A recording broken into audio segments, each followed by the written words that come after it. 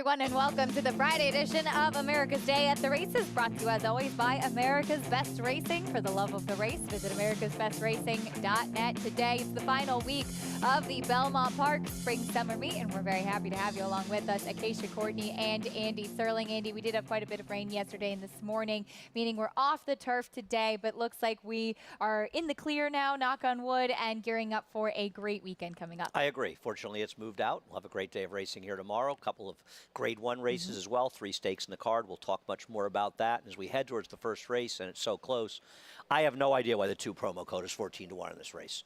I understand the entry. They may run 1-2. They're the horses to beat, and they are 1-2 right now. But promo code, to me, is the second likeliest winner based on the recent races.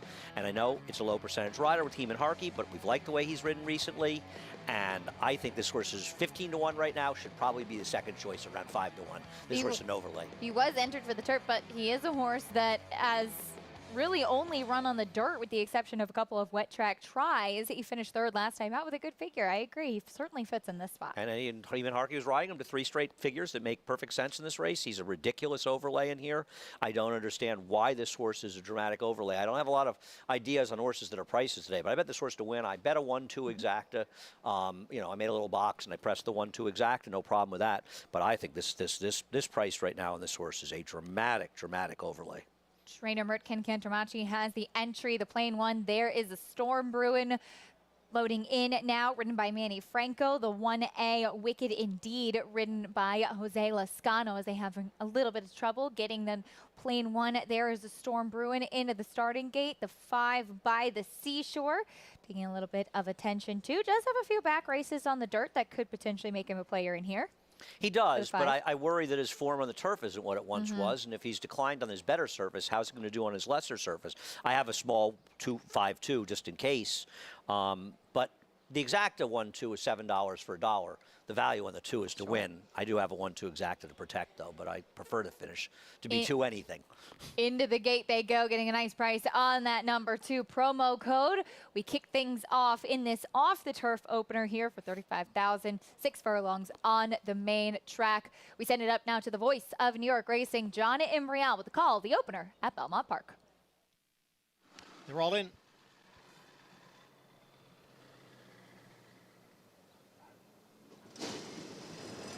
And they're off.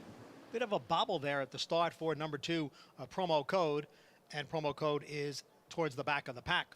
Up front there is a Storm Bruin and Bourbon Mission. The 2 of them are heads apart for the lead. They've got 2 lengths on Big Wonder in third. Now promo code advances down on the inside in fourth. In between horses, the gray Wicked Indeed, who is running in 5th. On the outside is Tap Bazirance, and By the Seashore trails the field in 7th. A battle up front. There is a Storm Bruin at the rail, and on the outside it is Bourbon Mission. As they continue along here, the front 2 have 4 lengths on a promo code who's down at the rail. Then Wicked Indeed, Big Wonders on the outside, Tap Bazirance, and at the back By the Seashore. They are at the top of the stretch.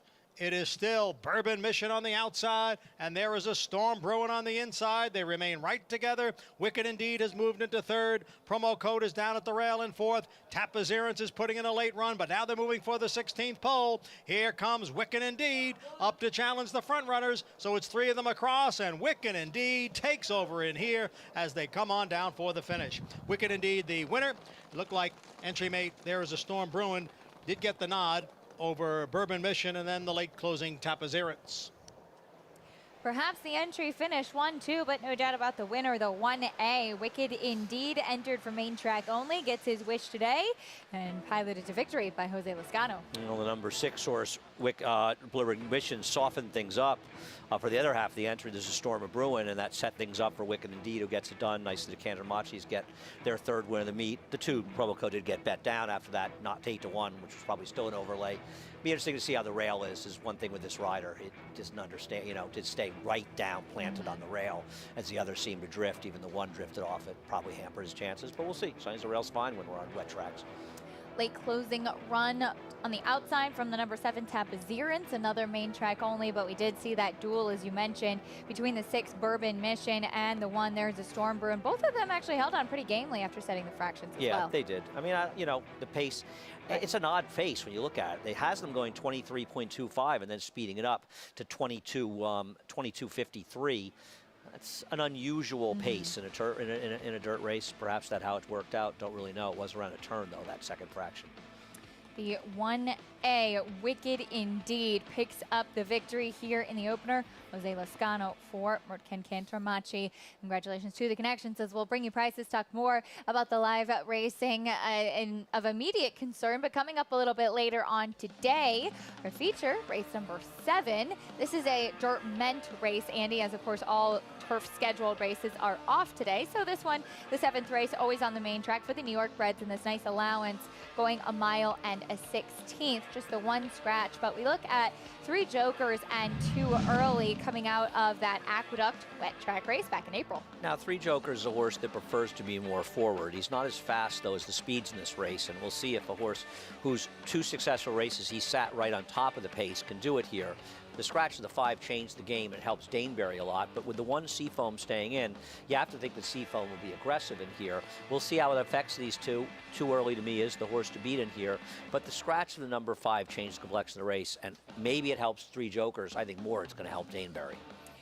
That was 3 Jokers back winning in April. 2 early. He's had a couple of starts since then, including a win going a mile and an 1/8, 2 starts back and a good second last time out. 2 early, as Jose Lascano will look for another one. We take a look at what's on tap today. Today's races, as always, presented by our friends at Claiborne Farm. We still have races 2 through 9 at Belmont Park. Off the turf, we are dealing with a muddy main track, but it looks like we have some peaks of blue sky.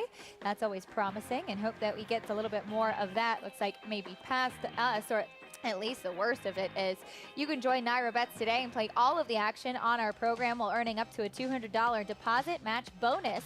New members can use promo code MATCH200 when signing up and earn up to a $200 deposit match right after your first deposit. Bet any track, anywhere, anytime, and join now at NairaBets.com to get that $200 deposit match. As you can also play against your friends and fellow fans with the Showdown. It's a free-to-enter handicapping contest following the New York racing on our program. Place your picks now and watch your name climb the leaderboard to earn real prizes. Always a lot of fun to take part in. Visit NairaBets.com/showdown to get started. Race 1 at Belmont Park is in the books. There go the familiar silks of Robert Amendola, ridden by Jose Lascano. And speaking of that owner, he takes the opener, and he gets to stand by for a winning interview with our Maggie Wolfendale. Maggie. Thanks, Occasion. Always a pleasure to be joining Bob here in the winner's circle. And Bob, I know you and the Cantormachi barn, it's been a struggle. It's been a tough meet. Yeah. We got Mercan's perspective when he won a race last week. What is it like, though, for an owner when you're so close yet so far from the winner's circle? You know, I've been in the game 51 years, and 3 to 5, they got no better chance of winning than if it were 20 to 1. That's my opinion, if you go by class and everything else.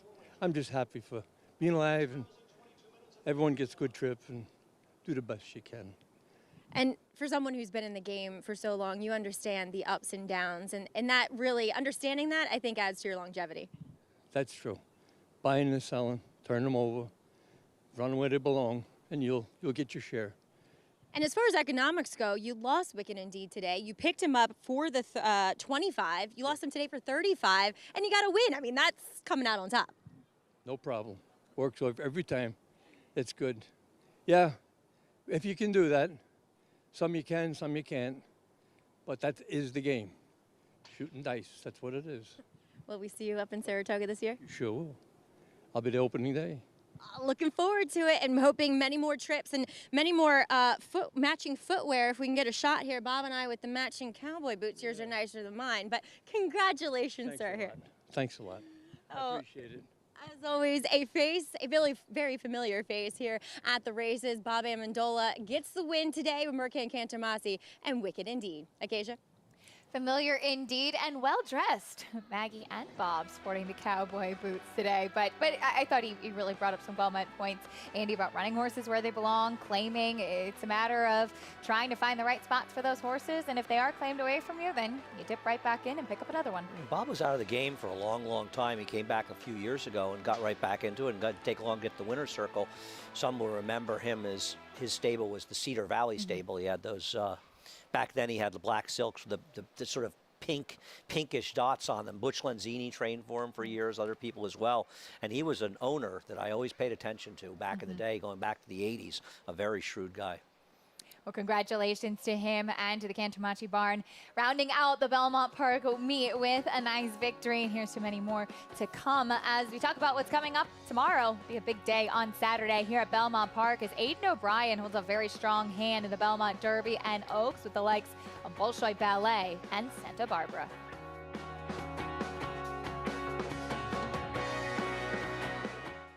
This son of Danzig ranks among the world's elite sires, with Grade 1 winners on dirt and turf and star performers both at home and abroad. Warfront's success as an international super sire is unmatched. Recent stars include War of Will, a classic winner on dirt and a Grade 1 winner on turf, Halliday, and Civil Union. In the auction ring, his progeny continued to command top dollar. Warfront, standing at Claiborne Farm. No sport in the world brings the wins home like racing. It's one-of-a-kind, high-speed, high-stakes action, and NYRA Bets takes you there. Place your bets and watch the races live from anywhere. With NYRA Bets, make easy, secure deposits and promotions every day to earn reward points or cash. Download the NYRA Bets app or visit nyrabets.com.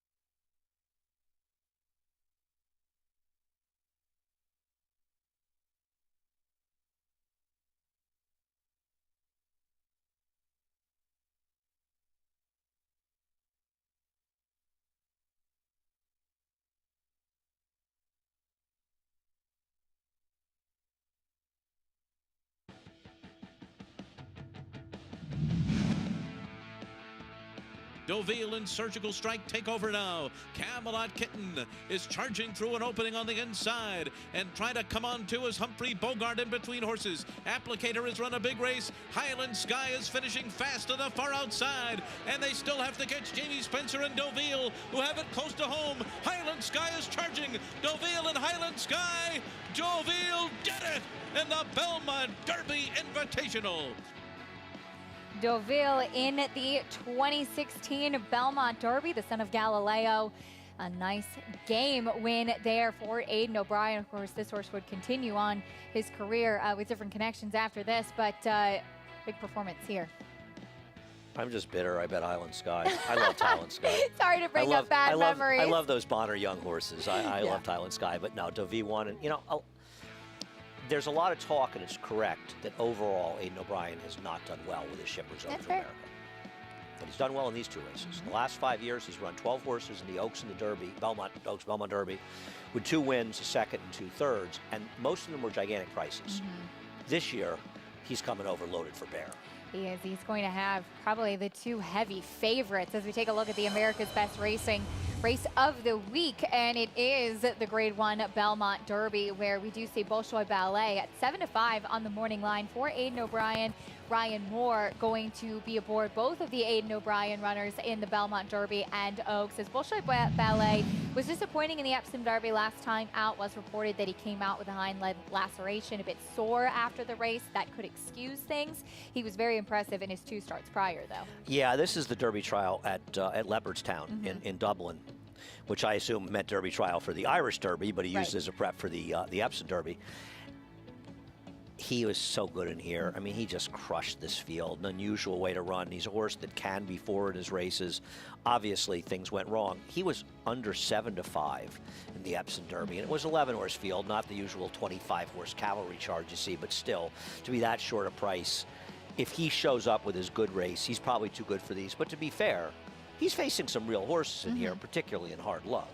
Yeah, it does seem like of the American contingent, Hard Love could potentially be the leader. As we take a look at his last race, he's done very little wrong in his 4-race career. He was beaten by Never Surprised towards the beginning of his career as a 2-year-old. He's now 2 for 2 in 2021, and he's coming into this in good form. He's got to face some perhaps more seasoned runners as well, though. But he faced some seasoned runners in this race. This was against Olders. What happened was the Pennine Ridge got rained off the turf, and that was the natural prep for this race. So there wasn't really a lot that Jonathan Thomas could do, and this race came up for older horses at 1 1/8 on Belmont Stakes Day, and I think that Jonathan went in with his eyes wide open thinking, I'm probably not going to win this race. I just want him to get a good run in here and see where he stands and give him a prep for the Belmont Derby. Well, he did more than just show up. He won the race. A 92 buyer really stepped forward, built on his races as a 2-year-old. And even Jonathan had said before the Woodlawn, his debut, which he won, but he won on a sort of talent alone. He wasn't cranked up, and why would he be for a race in the middle of April when this is the one they're pointing for? He's good. I don't deny it. And Bolshoi Boy needs to show up.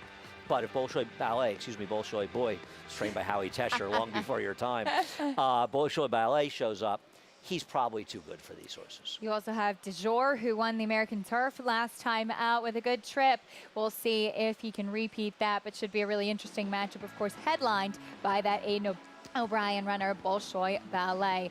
Well, this Saturday is your shot to win a seat to the 2022 National Horse Players Championship in Las Vegas in the Belmont Derby Challenge. Play the $3,000 buy-in contest online with Naira Bets, and you could win 2020 NHC seats, a seat to the 22 Belmont Stakes Challenge worth $10,000, plus excellent cash prizes. Registration ends at 5 p.m. on Friday. That's today. You have a few more hours to go. Visit NYRA.com/contests to register to play. Back here today at beautiful Belmont Park, race 2 is next, the $40,000 claiming race on the main track. Scheduled dirt race here, 1.16 as we take a look at the 2. Supreme Aura off a win last time out, and a 91 buyer speed figure for Rudy Rodriguez. Can he repeat that effort? That was with the addition of blinkers. We'll talk more about it after this break on America's Day at the Races. More to come after this.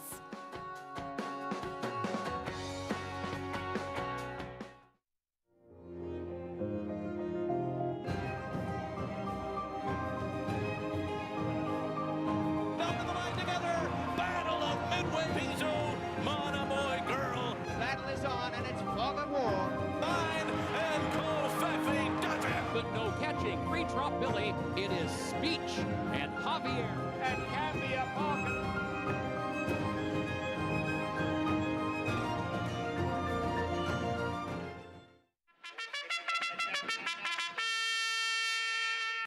This season, make Friday nights Monmouth Park nights.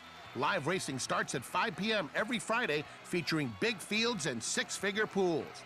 Unwind from a long week and kick your weekend off early. Take advantage of ample opportunities to pad your weekend bankroll. Fridays start at 5 at Monmouth Park Racetrack.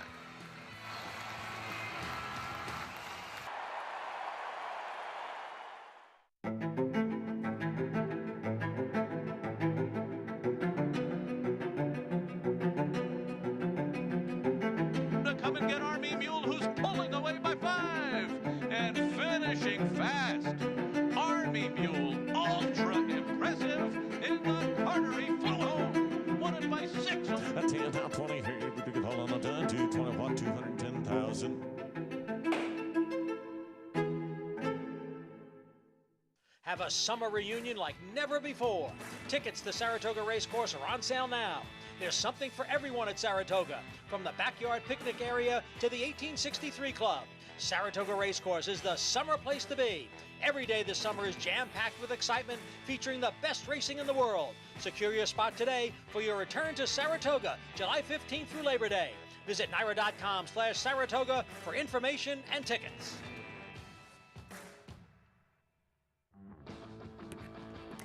Welcome back to America's Day at the Races, brought to you by Claiborne Farm. 100 years of doing the usual unusually well. Live racing continues at beautiful Belmont Park, and we have race 2 coming up next. Supreme Aura currently 7-2, while the 4 Heirloom Kitten is 4-5 for Rob Atras. For more on that horse and the rest of the field, let's get a paddock report from Maggie.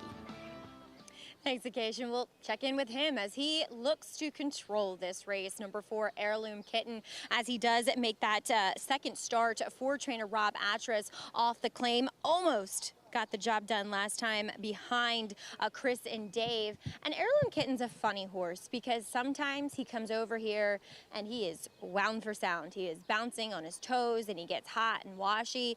Sometimes I've seen him fairly energetic but not hot, and sometimes I've seen him really quiet and relaxed. In fact, the one time I saw him prior to this start where he was very quiet and relaxed was that one start that he made for trainer Dave Duggan. So ultimately what I'm surmising is that it absolutely doesn't matter whatsoever how he acts prior to a race, because it really doesn't make any difference to what he does out on the racetrack.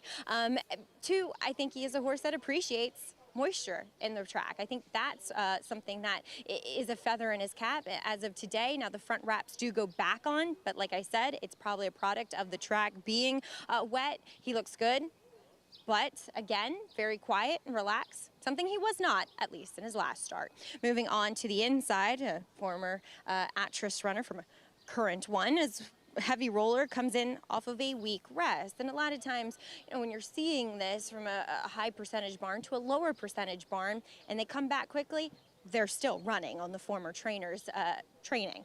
And Heavy Roller is a horse that appreciates some moisture in the ground too, but he's also a horse that, at least on form, it is showing 3 prior voided claims. So whatever reason they took him this time, you know, okay, fine. But he comes back off that short rest, and what my job here in the paddock is to analyze, does he tick the boxes for horses coming back off short rest? Are they carrying their weight well? Is their energy what it should be? And he's ticking all those boxes. He's saying that he is a horse that is fine with the short turnaround, at least here in the paddock, and he looks a lot the same of what he did in the Atras barn, as we do have riders up here in the paddock, Acacia. All right, Maggie, thank you. We'll see what Heavy Roller has to offer for the new connections.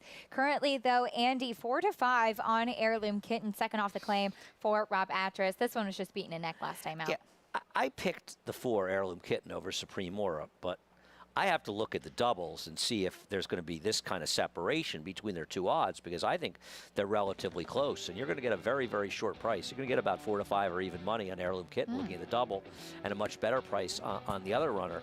Heirloom Kitten is fine. I don't have a knock against him. Obviously, I picked him on top. I thought he ran against a tough horse in Chris and Dave, who came back and lost in a tough photo, yes. and you know, just another Merten Cantermachi. Yeah. It's like unbelievable. I mean, you went back, that guy has had, I mean, if he had hair, he probably looks like me now, pulling it all out, because he's had a very frustrating meet. But I don't think that Supreme Aura, I mean, he's beaten Supreme Aura before. He beat him by a nose, and Supreme Aura, perfect trip or not last time, he really ran. I don't think the gap between these 2 is extreme. It does feel unlikely that one of these 2 isn't going to win, though.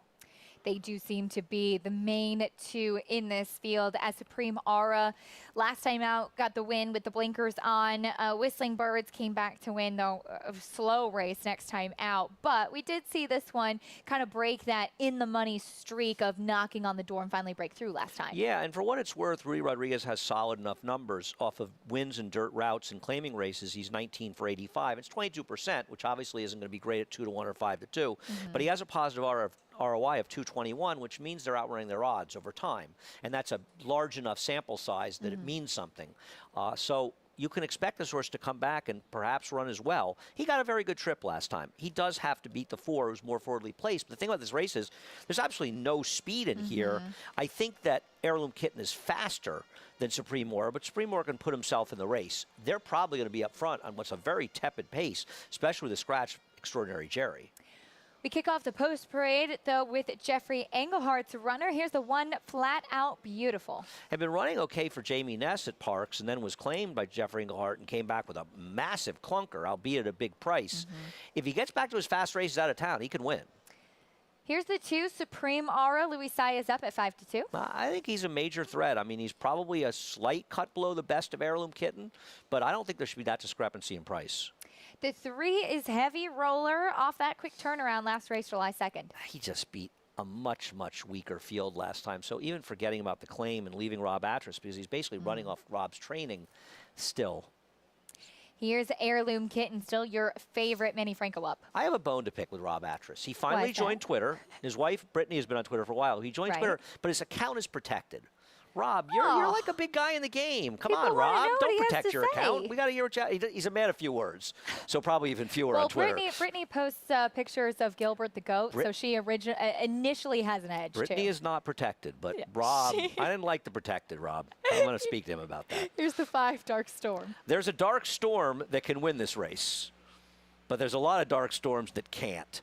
He ran a fast figure 3 back, but he has not been running well recently in his last race, a disappointment. But it was a 1.25 miles, so less distance might help. So did you request to follow Rob on Twitter? I know. I have a big problem with that whole protected thing on Twitter. I believe if somebody has a protected account and they follow you, that you should be able to see their tweets.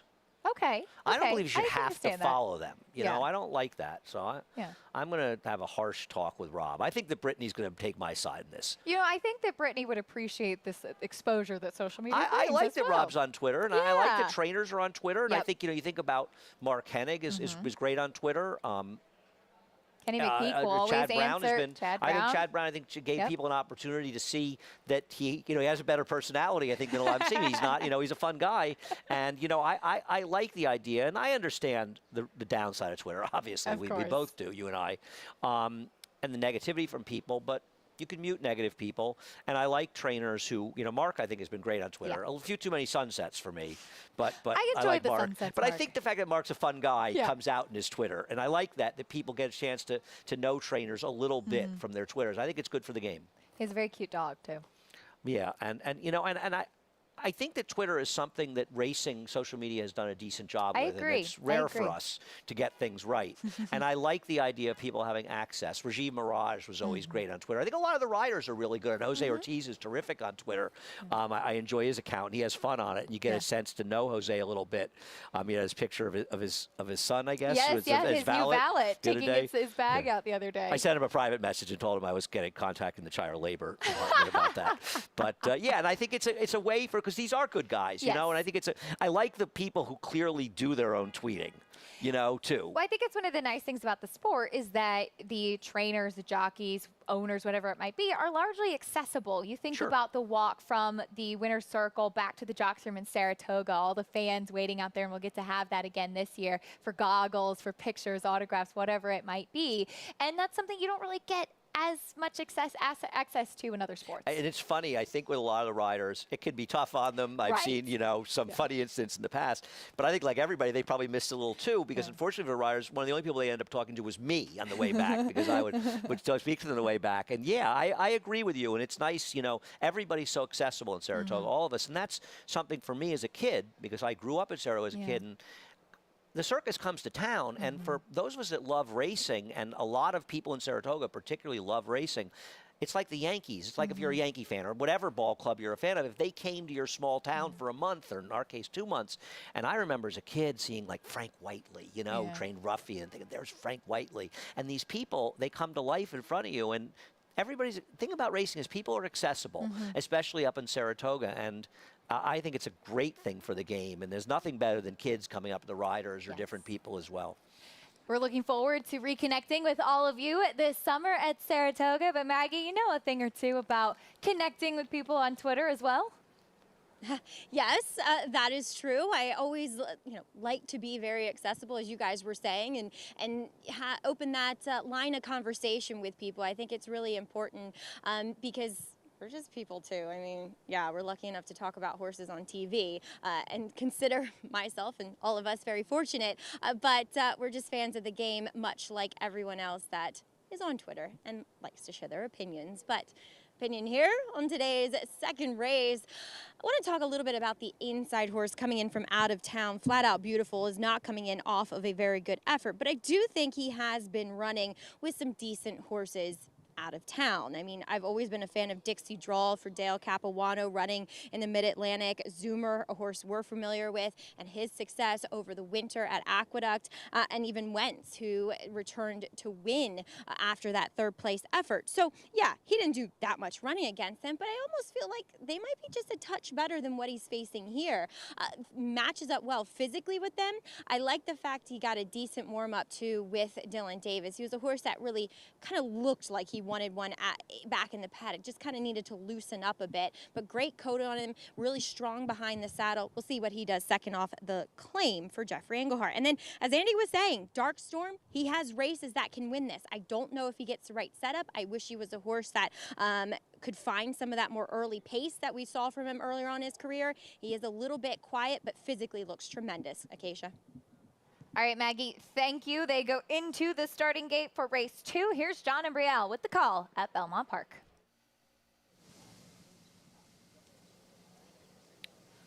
They're all in line.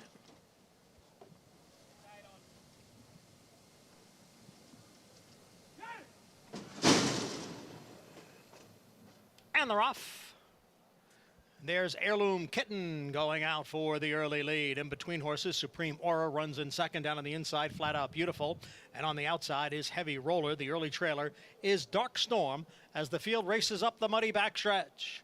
Heirloom Kitten by a length, and it's the trio of Supreme Aura, Flat Out Beautiful, and Heavy Roller. Dark Storm continues to trail. The quarter went in 24 and 4/5 seconds, and it is the odds-on favorite, Heirloom Kitten, who leads here 3/4 of a length. Supreme Aura getting closer now on the outside in second, then it's a length and a half to Heavy Roller in third. At the back are Dark Storm and Flat Out Beautiful. It is still Heirloom Kitten showing the way here. The lead's a half length. Supreme Aura on the outside in second. The half went in 48 and 1. Heavy Roller is racing in third, then a gap of 2 to the two trailers, Dark Storm and Flat Out Beautiful. They're midway around the far turn. Heirloom Kitten holding on to the lead here over Supreme Aura. It is Heirloom Kitten by a head. Supreme Aura now moves right alongside. So it is Heirloom Kitten and Supreme Aura right together. Heavy Roller drifting out there as the field comes for the top of the stretch. 3/4 in 1, 11 and 4. On the inside, Heirloom Kitten. On the outside, it is Supreme Aura as they hit the 8th pole. Supreme Aura is now in front. Heirloom Kitten is back running in second. A 16th to the finish. And now Supreme Aura is drifting out as they come on down for the wire. But Supreme Aura will get there first. Supreme Aura and Luis Saez. Heirloom Kitten was second. Heavy Roller finished third. Supreme Aura, the number 2 off that win last time out, makes it 2 in a row, though certainly had to work for it in the stretch. Yeah, and Heirloom Kitten was not right on the rail. He was probably in the 3 path or so. And I think it was a very good move by Luis Saez to allow the number 4 Heirloom Kitten to clear off on him and set up shop outside of him. We don't know this, but maybe he felt there was a chance to going a little outside would be better. And obviously, Supreme Aura was drifting significantly in the stretch as well. But Ree Rodriguez, another win. He's now 20 for 86, second off the claim, and move that ROI up. The second choice, big discrepancy in price, and the second choice gets it done. 2-4 under the line. It looks like with the number 3 Heavy Roller checking in third, but Maggie, Supreme Aura and Luis Saez get the job done here. You could, what Andy was saying is completely right with Louis, because you could see coming out of the gate, I mean, Manny must have looked over 5, 6, 7 times, wondering what was Louis going to do and where was he going to go. And I just feel like I mean, you know, in a way, Louis probably rode maybe a touch smarter race, but what was Manny supposed to do? You know, in response to that, he had probably the fastest horse early, and I think Louis just being lapped on, getting outside, really won this race and was able to get the job done. Best two horses, I think, in this affair, finishing 1-2, except like Andy said, you get the better priced of the duo on top. 2, 4, 3, 1 with Supreme Aura going off at 2-1. Luis Saez in the saddle, and it's been a big year for Luis Saez as well, of course, with the Belmont Stakes victory, and I'm sure we'll hear a lot more noise from him at Saratoga this summer. No, I agree. And I think all these riders are going to do well up there. How far behind IRAD is Jose coming into this week? Oh, I'll have to double I think check it's on that. I think 3, I believe. Yeah. We'll double check on that. Of course, Irad Ortiz serving a suspension, so we'll see. And Manny not far behind either. Manny About not 4 far behind either. Jose. It'd be tough to get all those wins. He needs a win like this, but it's well, close. there's a shot of Irad Ortiz talking to Todd Pletcher. He's looking for his first Belmont Oaks win. The future Hall of Famer is Todd Pletcher. Has Con Lima coming up tomorrow. We'll talk more about it after this.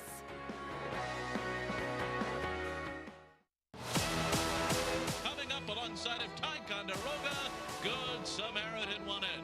And Good Samaritan has gone on by very easily. Good Samaritan in his dirt debut, and he's gone by them all.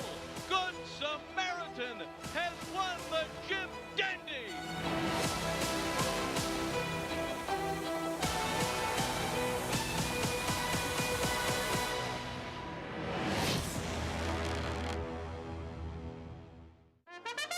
Now more than ever, it's time to get with the program because New York Reds start with an advantage.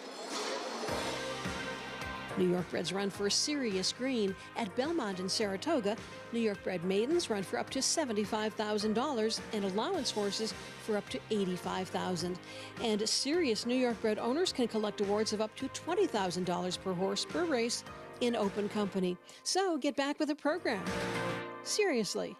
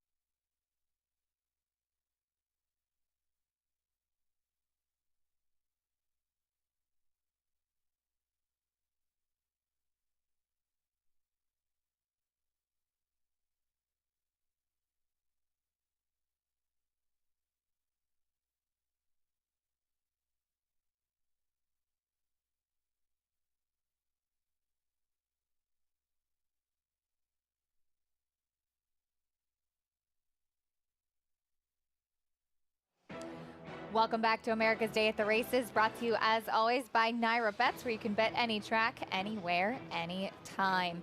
Race 2 at Belmont Parks in the books. It was the 2 Supreme Aura ridden to victory by Luis Saez as Rudy Rodriguez, the trainer here, 2 in a row for this 6-year-old gelding by Candy Ride. And Rudy is standing by with Maggie. Earbuds in, on his phone. Some things never change with Mr. Rodriguez. He's a busy man. 5 in today, 2 down already with a win here with Supreme Aura, Rudy, and a great ride, I think, by Luis Saez, who, allowed the 4 to go in front, got outside, maybe in the more preferable part of the racetrack, and the training actually pulled through for once. I'm kidding. I guess that's pretty much what you say. You know, we just tell Luis he's a very good rider. You don't have to tell him nothing. We just tell him as soon as you try to hit the stretch, trying to get him away from the horses because it look like he can get a little just big with big with the horse. So when he hit a left-handed, he looked like he dug out, but I wanted to see him out of the way from the other horse. So all good. All good, that's for sure. Now, you do have some more shorter price horses coming up, a 2-year-old first-time starter Sundays with Sandy. What can you tell us about this 2-year-old that you guys picked up? A Keen Ice picked up actually last year. Sorry, I thought he was it was 2-year-old purchase, but he's not. There's other ones. But what can you tell us about this son of Keen Ice? He's a straightforward baby. You know, he's been doing everything right. I just hoping that he break good and he like this kind of track. You know, I usually don't like to breeze my horse in the sloppy track. Once in a while we jog him, but you know, he looked like he's ready to go. So he's gonna have to show up the right way. Ridden by Manny Franco today, and then Danny California, one we're all very familiar with. He found the right spot, though, for him, I would say, second off the claim in this off-the-turf event in the 6th. You know, this is funny because Danny California, that race was not in the overnight extras. So that was an extra overnight. So when I walk in the office, I don't know, I was doing something. I said, you want to put Danny California main track only? I say, put him in. I'm going to make mass as well. So look like I'm going to give all the credit to the guys in the office. And you get a tropical storm, Elsa, to help you out. Rudy, best of luck later. Congrats out here with Supreme Aura. Thank you very much, Maggie. All right, well, sometimes, you know, the racing office, you help them out. They'll help you out, too, Acacia, and they'll grab you for a horse that maybe you weren't looking for that spot, and then they say, well, how about putting this one in here? And sometimes it works out really well, as Rudy has found a nice spot for Danny California coming up later. Oh, absolutely. You never know how those races may pan out, and the people in the racing office work tirelessly to make sure that the races do fill and are able to go as the condition book has them laid out. Well, I think that there are times when trainers don't do as good a job, and the racing office is involved too, but it's up to the trainers to enter their horses. They don't do as good a job entering for MTOs. And this goes for some of the top trainers in the game. Rudy's very good at entering main track only, because there are spots, I'm sure there are times when trainers must go, oh, I wish I entered my horse in this race MTO. And listen, you've got to enter and just be prepared. In all likely, you're not going to be able to run. And when this race was drawn, what was that, Sunday, there was a very slight chance of some showers, because at that point it wasn't predicted that that storm that was coming up was going to hit us. Usually they don't. Usually they end up going out to the sea. So you have to be willing to say, well, I probably am not going to be able to run, but man, sometimes you can, and it's certainly a good thing when you can get in as an MTO. Absolutely. Well, Rudy Rodriguez, a win here, and we'll look to add to that tally with some races later on. But we must pay tribute on today's show to a true trailblazer in the game, and in fact, one that really laid the foundation for what we do every day. Andy, I know you knew him very well. Harvey Pack, we lost a true legend at the age of 94 this week. We did. I was fortunate to know Harvey for 45 years, and Harvey passed away at 94 on Tuesday. He lived a great life, and he was a big part of so many of our lives, and the fans' lives as well. Harvey was somebody in Saratoga. No day went by in Saratoga where people didn't ask me about Harvey. There he is with John Imbriale, very young, plenty of hair. John Imbriale, I had hair back then as well. He started the replay shows. He started Inside Racing back in the early 80s. It was must-see TV. You couldn't get the races anywhere else, and everybody watched. All over the country, people watched, and Harvey was popular not just in New York. He made appearances around the country in different places. His signature red jacket. He's the original red jacket, Harvey Pack. He used to have different color jackets for different tracks, and here he is with John Nehru and Leo Veach and Woody Stevens, and he did some legendary shows with great trainers in the past, and Harvey really was one of the last links to a bygone era of people, and I brought him out here in 2013. I think it was the last time he was at Belmont Park, and we taped a segment together. It's available on YouTube. Harvey stayed as sharp as ever until the very end. He really did, and I spoke to him on the phone. I last talked to him a few weeks ago, and his health was starting to fail him, but his mind never stopped, and I was talking with John Imbriale about it. He was so sharp. He always was ready with a quip. He remembered everything. There you see, talking about this, Pack at the Track was before. That's how he ended up getting hired at NYRA, where he recreated stretch calls of races. He started Thoroughbred Action, Inside Racing. He was on the original Breeders' Cup broadcast, the first Cup with Pete Axthelm, the legendary spot they did going to Aqueduct out on the subway. Harvey made racing fun. He loved the game. He was a true horse player, but he had a tremendous sense of humor. And I'm fortunate to spend a lot of time with him, not at the track, riding back to New York together. We both lived in the Upper West Side. And he was even funnier outside the track, working with him at Ciro's and those daily racing forum seminars. They were the best things I've ever done in racing. I enjoy all my stuff. I certainly enjoy being on this show with you and the others as well, but there's nothing like working with Harvey. He was just so funny. He was capable of saying anything. We had so much fun together, and his popularity speaks for itself. The number of people that reached out with him passing away and the fans he had. Harvey is somebody whose legend will exist in a game, in a world where there are many self-proclaimed legends. Harvey Pack was a true legend. And I'll never forget him, and so many others in racing won't forget him, because he enriched our lives. He made racing more fun.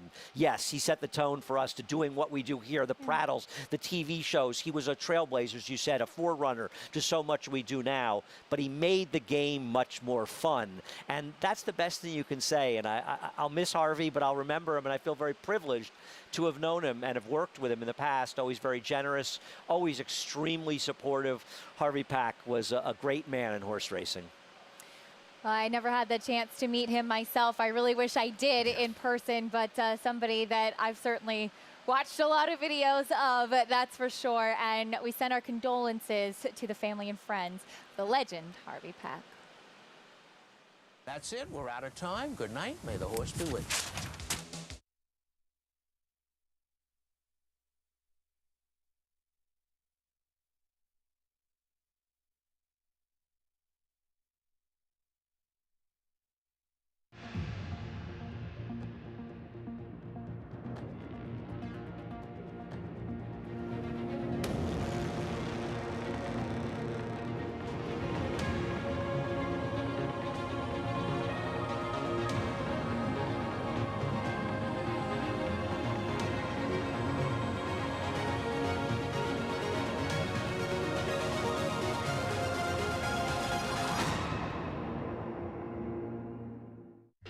Blood Horse Plus, available through bloodhorse.com, provides exclusive, timely, and unmatched content to subscribers, including Fox Sports, Blood Horse branded weekly programs, a detailed stakes winners section, behind-the-scenes videos from Blood Horse staff, on-demand access to deeper horse statistics, and a $5 monthly credit to equineline.com.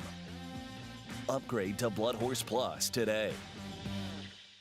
Following Sea and Happy Soul faced winners for the first time to kick off the Belmont Stakes week. Following Sea was in cruise control throughout and galloped home 6.5 lengths in front, scoring an amazing 100 Beyer speed figure. Happy Soul, who recorded the highest Beyer speed figure for a 2-year-old filly when breaking her maiden in May, came back and strolled by 11.5 lengths in the Astoria. Seeing is believing. 2 Run Happies, 2 freakish romps at Belmont Park by a combined 18 lengths. Run Happy, standing in stall 1 at Claiborne Farm.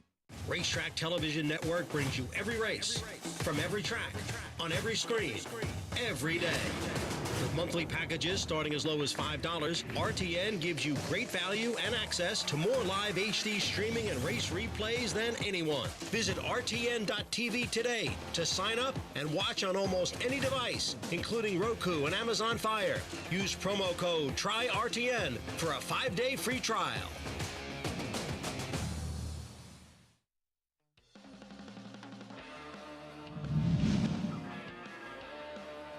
And here's Athena and Ryan Moore on the far outside, and suddenly they've gone by them all. Athena to the front, and she's pulling away late. And Athena will win the Belmont Oaks by 3 lengths on the wire. Athena in the 2018 Belmont Oaks as we get ready for an exciting rendition of the Belmont Oaks coming up this weekend. Those silks, very familiar on the world stage, huh, Andy? Yeah, they are. And it's interesting, and Athena is a very good segue to Santa Barbara because she was coming back just 6 days after running her prior race. And I could be wrong, and I probably am. She might have been coming out of the Pretty Poly as well at the Curragh. Oh, that I could don't know. be wrong with the same race Santa Yeah. Barbara's coming out of. Santa Barbara ran just 13 days before this race and 12 days from now. And she lost to a horse, Thundering Night, so we saw lose to Mean Mary by a nose when she was second in the New York Handicap. Mean Mary would be about 1 to 5 in this race, and justifiably so. If Santa Barbara runs her last race, she can't. She was second by just a neck. In fact, It was pretty impressive watching the two of them duel down to the wire. Santa Barbara settled. She just looked kind of like a coiled spring. Plenty of horse. Thundering Knights kind of got the jump on her there with the big white blaze, and these two were really best in that field. As you mentioned, Thundering Knights we saw was second in the New York. We saw Cayenne Pepper running in the Breeders' Cup Juvenile Fillies turf. There were some really nice horses in this field as well. Right, absolutely. And she was very good, and they easily beat Cayenne Pepper. Thundering Knights in the New York, and she had run very well in her prior start when she was second, I think, in a Group 2. Yes. She's a very strong member. She's a horse that could have a real say for Joseph O'Brien going forward. Like I said, Aidan O'Brien is not fooling around this year. He didn't bring over horses that are sort of mediocre that have a chance if nobody showed up. He brought over two horses. If they show up, they're running for second. Well, makes sense with a big purse and certainly prestige with this Grade 1 Belmont Oaks. She is the headliner, but we do have a rematch of a couple of fillies coming out of the Wonder Again Grade 3 Belmont Stakes weekend, finishing 1-2 were Con Lima and Plum Ali. Con Lima got a great trip, but really she's done a lot of good running throughout her career. She has, and I've been dismissive of her. I was dismissive of her in this race, and I was completely wrong about her. Good trip or not, she ran. Plum Ali, you see her in those yellow and pink, the pink hat, the Michael Dub silk. She saw us finish second her second race. She ran very, very well. This race did not fall apart.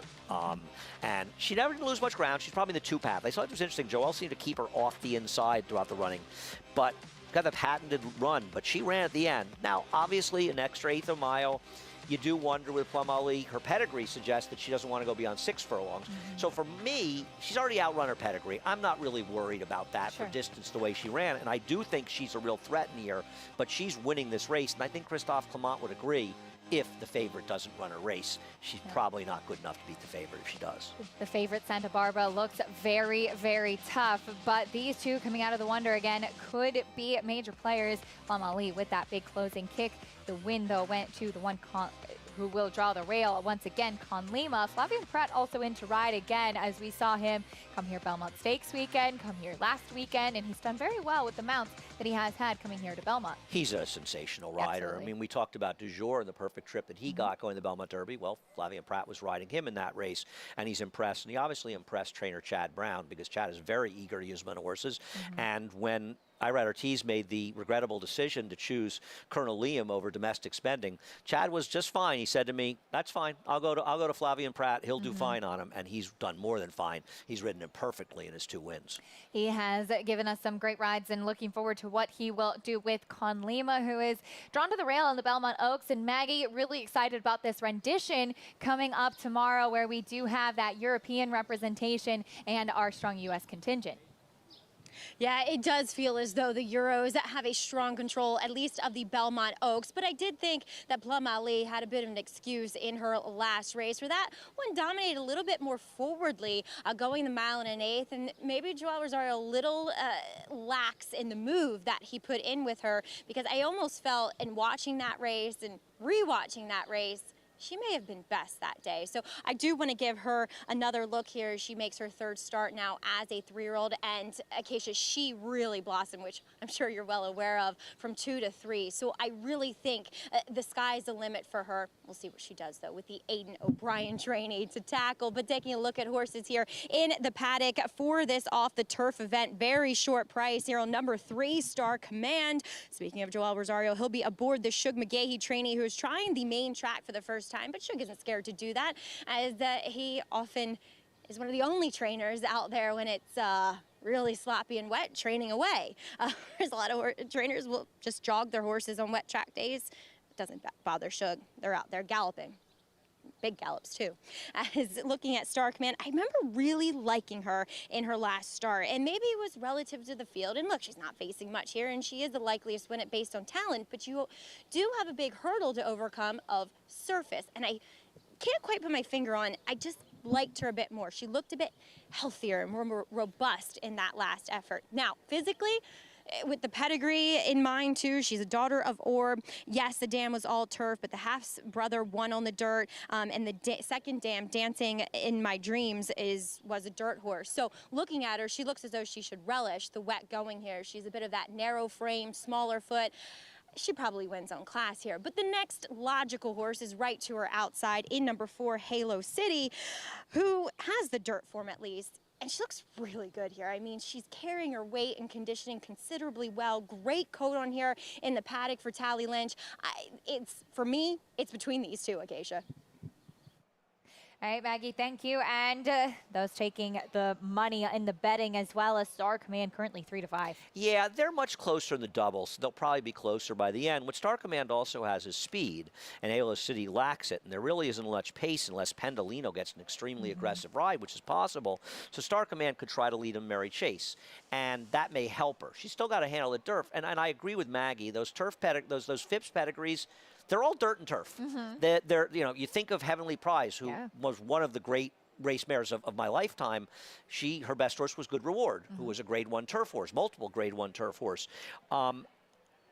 But the fact that Shug had never considered running her on the dirt, that worries me a little bit. Doesn't mean she can't win here and she's the speed. I would just prefer to take a better price on a horse like Halo City, who has good dirt races. I like Star Command this race in the turf, and I liked her speed, and that may help her here. I think Shug made the right move leaving her in to find out. It gives you more options. I just think Halo City at a bigger price might be a little bit of a better bet. Halo City currently 8-5 for Natalia Lynch. Luis Saez looks for another one, as this one ran well in the off-the-turf race last time out sprinting. Certainly has shown distance is no problem for her, though, with a win at a mile and an eighth and a mile, both at the start of this year. The number 3, Star Command, though, in those black and cherry Phipps colors, will kick off our post-parade, Andy. She does try the dirt, as we've all said, for the first time. Shug leaves her in. She's the controlling speed. If she takes the dirt, she's going to be very hard to beat.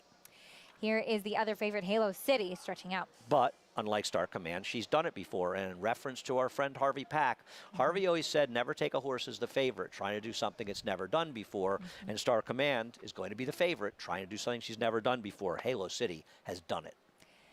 Looking at the 5, Creative Legacy, now in the Eddie Barker barn. Yeah, you know, she's a cut below these, but the reality is her best races on the dirt give her a chance, and she switched to Eddie Barker, and I have a lot of respect for Eddie as a trainer.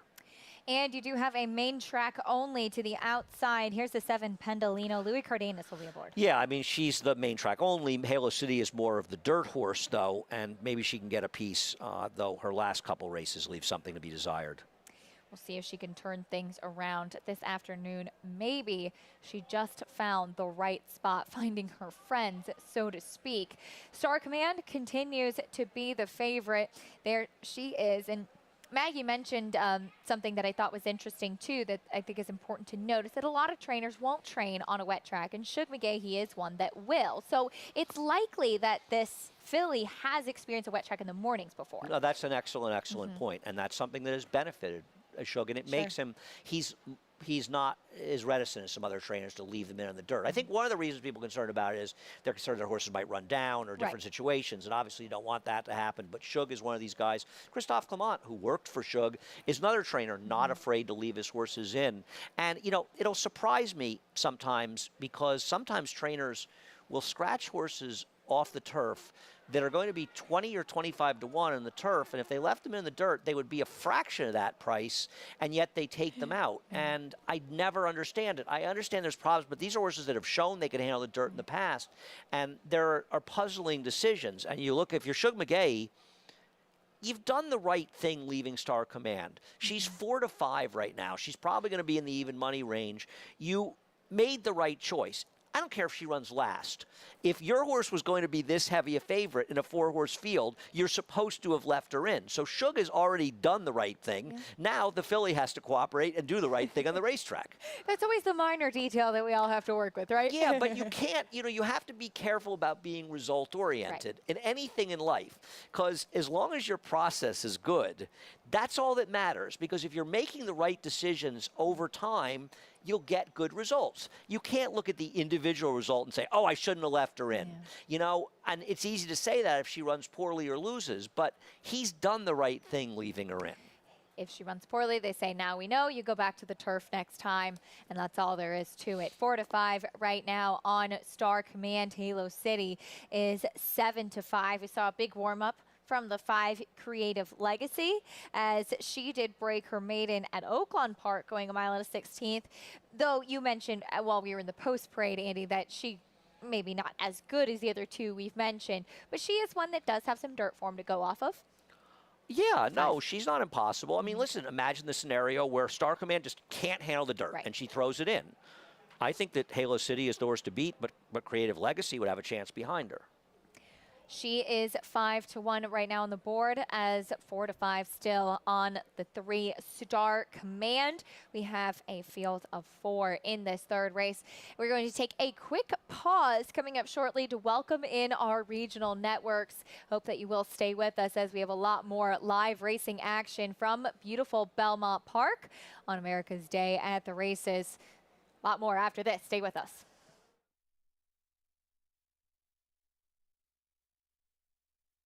You're watching America's Day at the Races. If you're just tuning in on Bally Sports Southern California or San Diego, thanks for joining us. Acacia Courtney and Andy Sterling here on the desk. Maggie Wolfendale with us down reporting in the paddock. And Andy, we're getting ready for the third race here. Of course, though, on the eve of the Belmont Derby and Belmont Oaks tomorrow. A lot to look forward to. No, I agree. I'm really looking forward to these races. There's a big European influence in these races from trainer Aidan O'Brien, but they're 2 Grade 1s. There's 3 stakes in the card. And listen, everybody's looking ahead to Saratoga. We're all looking ahead to Saratoga, but we're going out with a bang.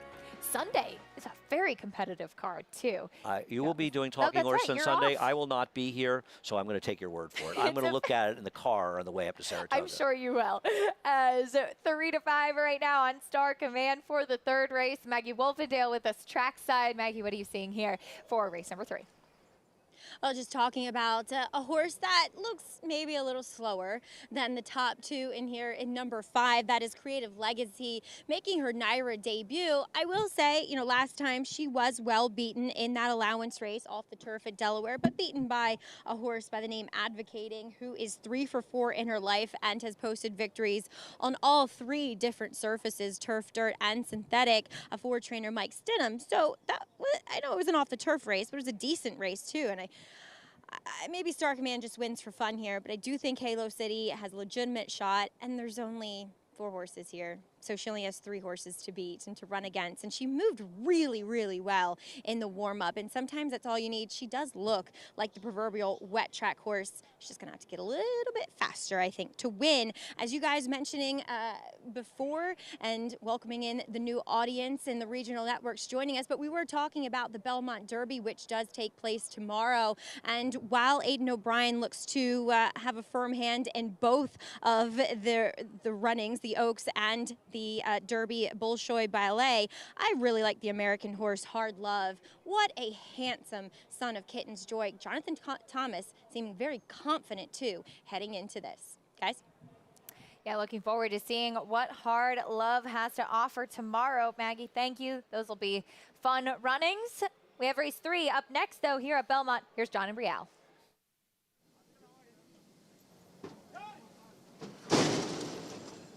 And they're off. A good start for Star Command.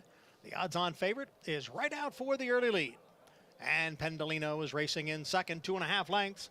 Back to Creative Legacy in third, and Halo City is the early trailer in fourth. It is Star Command at 3-5 in front by 3 lengths. Pendolino is second by 2. And then it's Creative Legacy. Halo City is moving up some down at the rail. It is Star Command showing the way here through a quarter in 23 and 3/5 seconds. Star Command hard held there by Joel Rosario, in front by more than 2 lengths. Then it's the trio, Pendolino, Halo City, Creative Legacy races in between horses. It is Star Command, and she's in front, heading for the far turn, ran the half mile in 47 seconds over the off-going Star Command by 2.5. The gray Pendolino's on the outside. Halo City is down at the rail. Creative Legacy has now tailed off. It is Star Command by 3.5 lengths now. Halo City moves through on the inside of Pendolino as the field comes for the top of the stretch. It is Star Command in command right now. A 4.5 length lead. Halo City and Pendolino giving chase. 3/4 in 1:11, and there's 3/16 to the finish.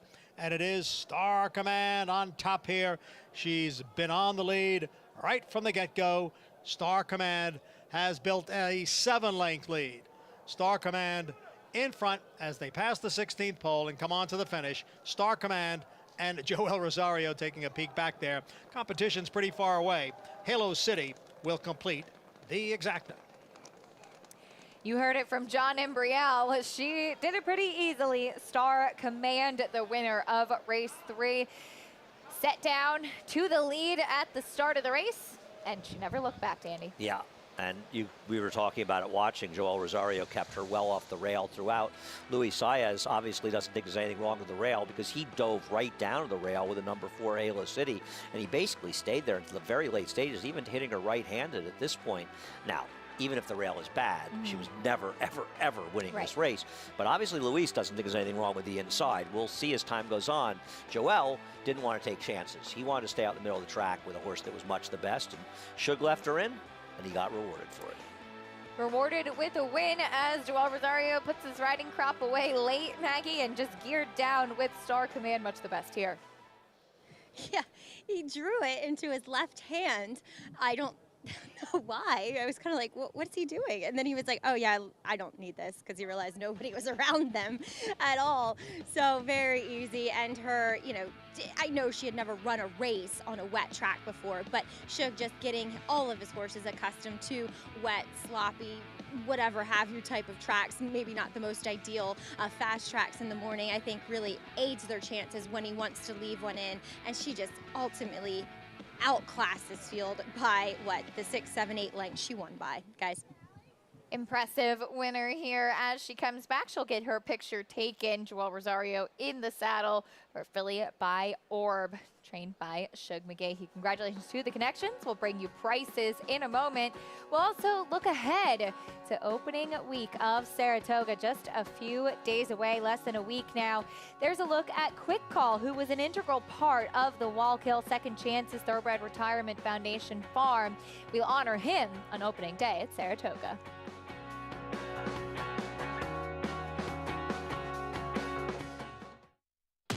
Speightstown, Munning, Echo Town. It's Echo Town for Joe Alamo, and Echo Town raced away. And Echo Town is drawing away in the stretch. Echo Town wins the Allen Jerkin Stakes. A sire line so prolific, it repeats itself. Echo Town, new to Coolmore, America. No sport in the world brings the wins home like racing. It's one-of-a-kind, high-speed, high-stakes action, and Naira Bets takes you there. Place your bets and watch the races live from anywhere. With Naira Bets, make easy, secure deposits and promotions every day to earn reward points or cash. Download the Naira Bets app or visit NairaBets.com.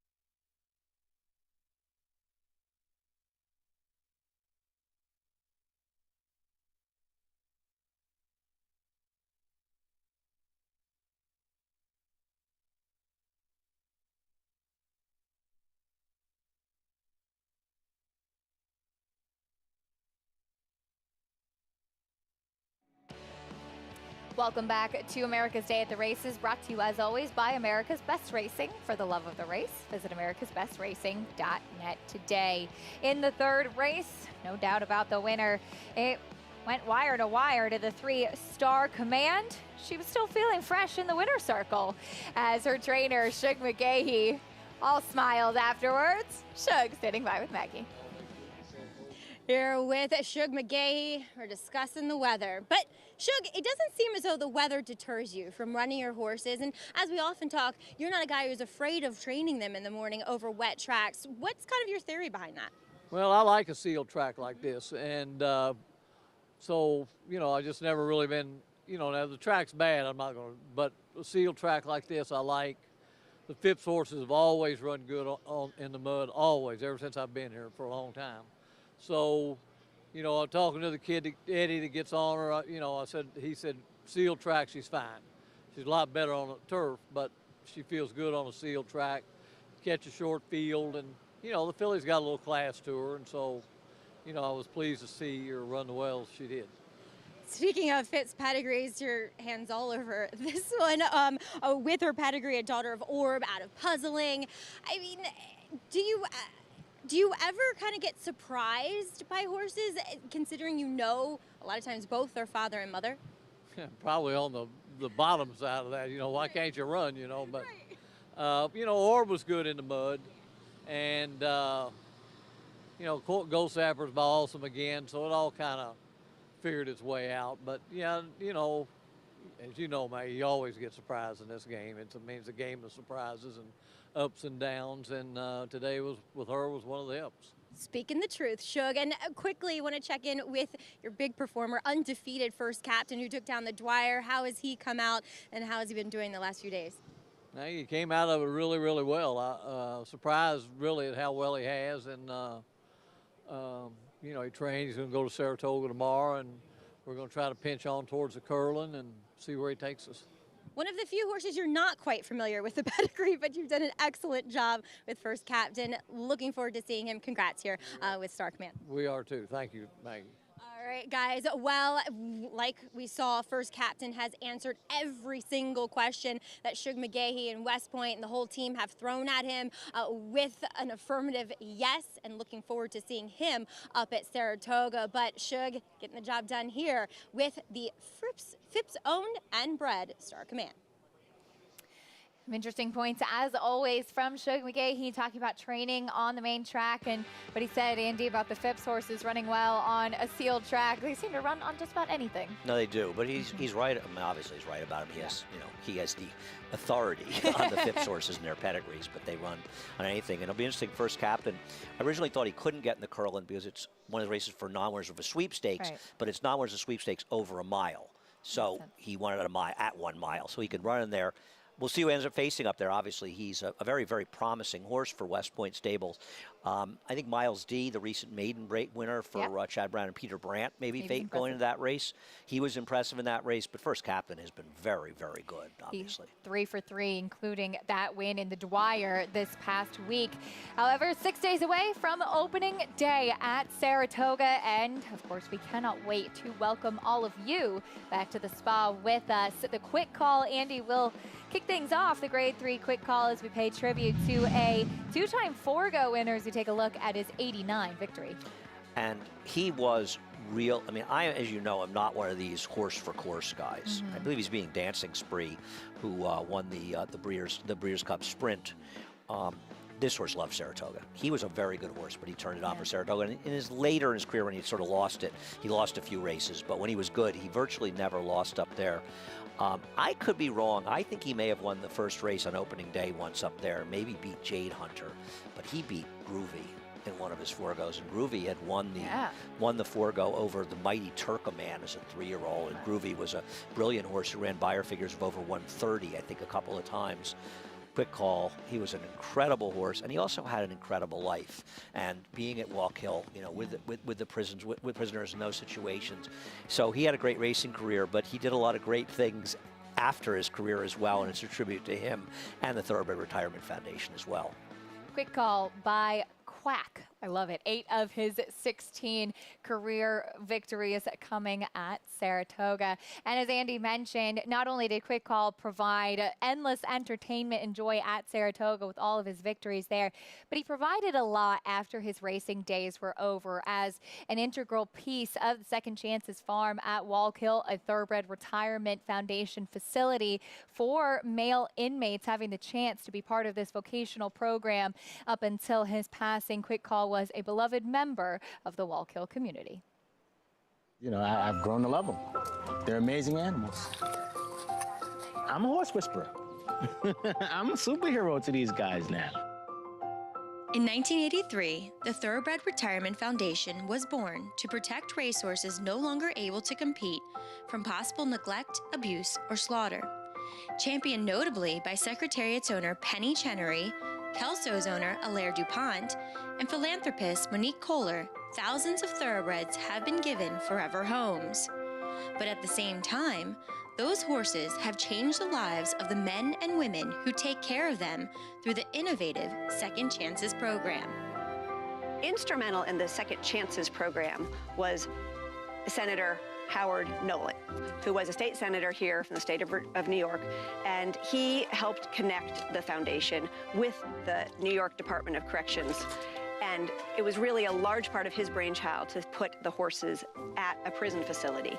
And thanks to a beautiful and amazing place like Wallkill, where we have the benefit of saving the horses and at the same time really saving the men who are here and changing their lives.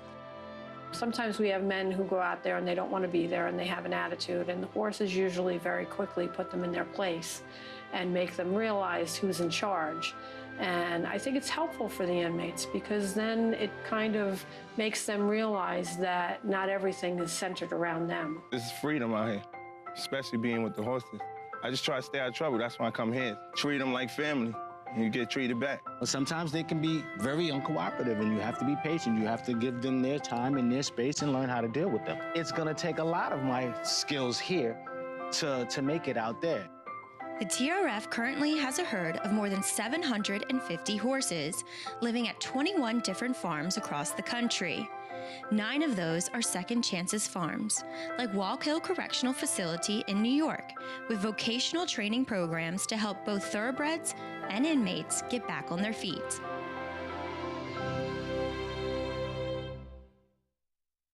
Of course, the Thoroughbred Retirement Foundation does such amazing work, and the Wallkill facility and what they have there, a great program, part of several that they have around the country, those Second Chances programs, and Quick Call was a member of that community as we pay tribute to Quick Call on opening day. And you saying that there could be some big names in the Quick Call this year. Yeah, I was reading the Golden Pal is pointing to that race for trainer Wesley Ward. Many will remember his impressive win in the Breeders' Cup Juvenile Turf Sprint. He's making his trail debut, I think his first start since that race, prepping to bring him over to Europe to run there. So he'll be the horse to beat in the Quick Call. He was very impressive in Saratoga last summer too, and very impressive in the Breeders' Cup. As coming up at Saratoga this year, we're very proud to say that we will have a New York Thoroughbred Aftercare Day. Of course, Take Two, Take the Lead, new vocations programs that we are of course really proud to highlight. And on July 21st, we will be set to take notice and promote these aftercare organizations, among others. And we talk about it a lot on this show, Andy, but it's worth repeating just how important it is to look after these horses after their racing days are over. And programs like these do such a wonderful job in doing so. Right. The last thing that any of us want to do is tell people how they should give money to people, because you know it's not easy to do that. But if you're able to give a few dollars to do something to any one of these organizations that look after the horses after they've raced, these horses have given me my life. You know, I love horse racing. I've loved it my entire life. Obviously, I have a career. I earn my living working in racing. You as well, and you've loved horses your whole life.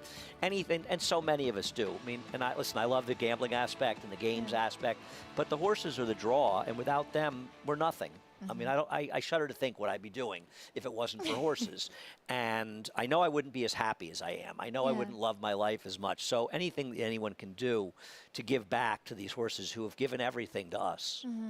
Could not agree more. Very well said. Please take a chance to take a look at some of those programs, and we'll be excited to highlight them this summer in Saratoga on New York Thoroughbred Aftercare Day, July 21st. The future, that's what it's all about. Coming up next in Race 4, New York bred 2-year-olds. We do have a son of Run Happy, currently 9 to 5. There's Rotney, owned and bred by Buck Butler, who we saw with a nice homebred winning the other day here at Belmont Park. We'll talk more about this guy and the rest of these 2-year-olds after this break on America's Day at the Races. Deep in the heart of horse country, from these Kentucky hills has sprung a legacy rivaled by few. From the all-time greats of yesterday to the breed-shaping bloodlines of today, our roots hold strong with the promise of tomorrow. For over a century, our passion has guided us to where we stand and everything we stand for. Claiborne Farm, the tradition continues. For 3 generations, the Bond Racing Stable has held to a simple philosophy. If you take care of the horses, they will take care of you. That guiding principle drives every aspect of operations at the family's Songhill Farm and Racing Stables. From breeding to breaking, racing and retiring, our commitment to our horses is reflected in everything we do. Now you can join our Grade 1 winning team with racing partnerships starting as low as $3,000. Bond Racing Stables, 3 generations of thoroughbred excellence.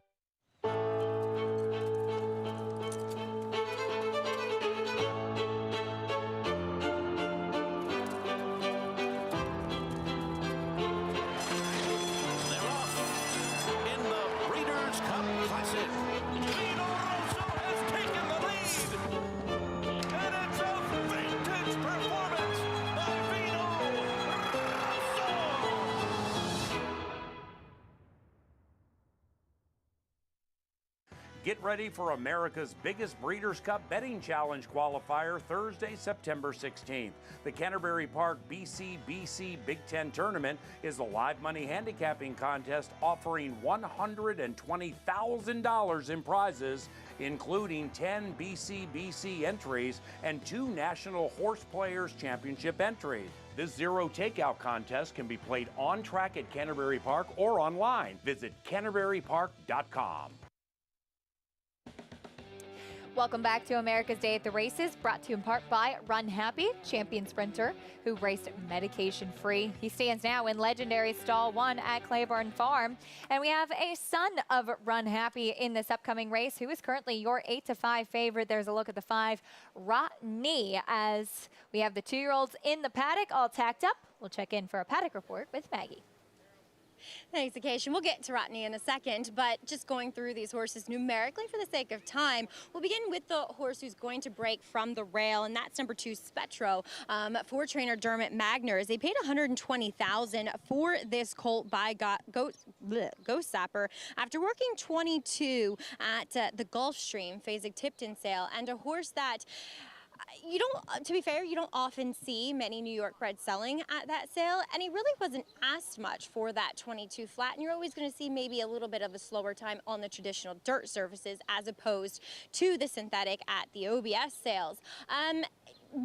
Did it, though, like a horse that wants to run longer, because the longer he went, the better his stride became, and he kind of worked into that 22 flat breeze. And looking at him here in the paddock, I think the same exact thing. While he's very fit, and this is something that I've come to expect with these Dermot Magner 2-year-olds, a lot of times, or most of the time, they are very well prepared mentally and physically, and that's what I'm getting here. I just don't know if 5.5 is going to be what he ultimately wants to do, though the pedigree does say sprinting will be a-okay. So we'll see what pulls through as we'll skip to number 4, we'll go to number 5, Rotney, as this son of Run Happy. He's taking all the money. He looks fast. Big hind end on him. Looks as though he should be quick, but so far he's been very professional, getting the tack on, just doing everything. He's done all of it the right way. He comes in here fit. I love the workouts that we're seeing posted at Keeneland, where many of the Mike Maker 2-year-olds have been preparing. So I think this horse is a deserved favorite. Lots of substance to him too, as a 2-year-old, bigger, more mature type that has that nice bottom side pedigree with the Run Happy on top. He's a half to Looking for Trouble, who ran well last year here as a 2-year-old, and the dam is half to Afraid of Mama, who is a New York bred stakes winner. But looking at number 6, Sundays with Sandy for Rudy Rodriguez. Now, you do see that workout coming in here on the training track out of the gate. Don't forget that it's not a true 4 furlongs out of the gate on the training track, because you're coming in from a bit of a chute. So a lot of times you will see times maybe a little bit quicker than what they appear on what they actually are, just because they're not totally sure about that distance. But Sundays with Sandy, he did have to have a shoe repair in here to his left front. So he's a big, good-looking son of Keen Ice. I just don't know how fit he is, honestly, and he just might be a horse that's not meant to win kind of first time out, that might need to race into fitness. As number 7 is Resilient Courage for trainer Dave Donk, a solid horse, lots of substance to him. I like the way this horse is put together. He's one that maybe at a bit of a price of 6 to 1 made every right kind of impression, but Acacia, I do think Rodney is much the horse to beat and the likeliest winner. 8 to 5 on Rodney. Maggie, thank you. The son of Run Happy out of a mare In Spite of Mama, who Mike Maker also trained. And we saw these connections just this past weekend. Andy had a great interview from owner-breeder Buck Butler and learning about his story with Richie. That was great, right? Yeah. It was Richie, not Maggie, and it would be in the show. That was great. I've seen his name for so long and never connected who the person was, and he was awesome. And he had his grandkids with him. Yes. That was a highlight. He has another big chance here as we have the post parade kicking off with the 1 Bourbon's Hope. This is the one they leave in, despite the other one having a better pedigree. I wonder if the wet track is why they scratched the 1A and ran this one instead. The 2 Spetro goes right off away from the pony. Thurin Magner debuted Fierce Lady here last year, who ran one of the fastest 2-year-old figs we saw all year for a debut runner. We'll see if that one can follow in her footsteps as we look at the 3, Beau in the back. I didn't love the sales workout from this horse. It's not taking, he's not taking much money, which can't be a good sign. Eric Cancel going to be aboard, went 10-2 in that sales workout. Here's the 4, Lord Brownie. But Lord Brownie worked 10-2 at the sales as well at Ocala. He was in March, and he's taking more money. I like the workout on him at 10-2. I thought it was a much more impressive visual, and you seem to agree. I agree. This one, a fun name as well, by Lord Nelson out of Judy's Fudge. Here's the son of Run Happy, Rodney. Well, we're always rooting for the Run Happies in this show. Run Happy's a great supporter of ours, and we're a supporter of his horses, and the public seems to agree. And they have picked up a lot of steam on the track this year, too. Here's the 6, Sundays with Sandy. We'll see how the Keen Ices do going 5.5 furlongs. There's more turf on the dam side. Second dam, multiple stakes place, all on turf as well. Here's the 7, Resilient Courage. Full to Courageous Girl, for trainer Dave Donk as well. The other 3 foals did a little running. He's taking some nibbles. Colt by Bourbon Courage. As we take a look at the 3, Beau in the back. This one, a colt by Majestic City. And it's interesting. You mentioned the sales workout. There is a big pedigree on the bottom side, too. While the dam didn't do any running, she is the sister to multiple Grade 1 winner Hollywood Story, who produced the likes of Grade 1 winner Honor AP, and yet only sold for $15,000. Hollywood Story was Marty Wolfson, I believe want to so, say, yeah. down in Florida, right?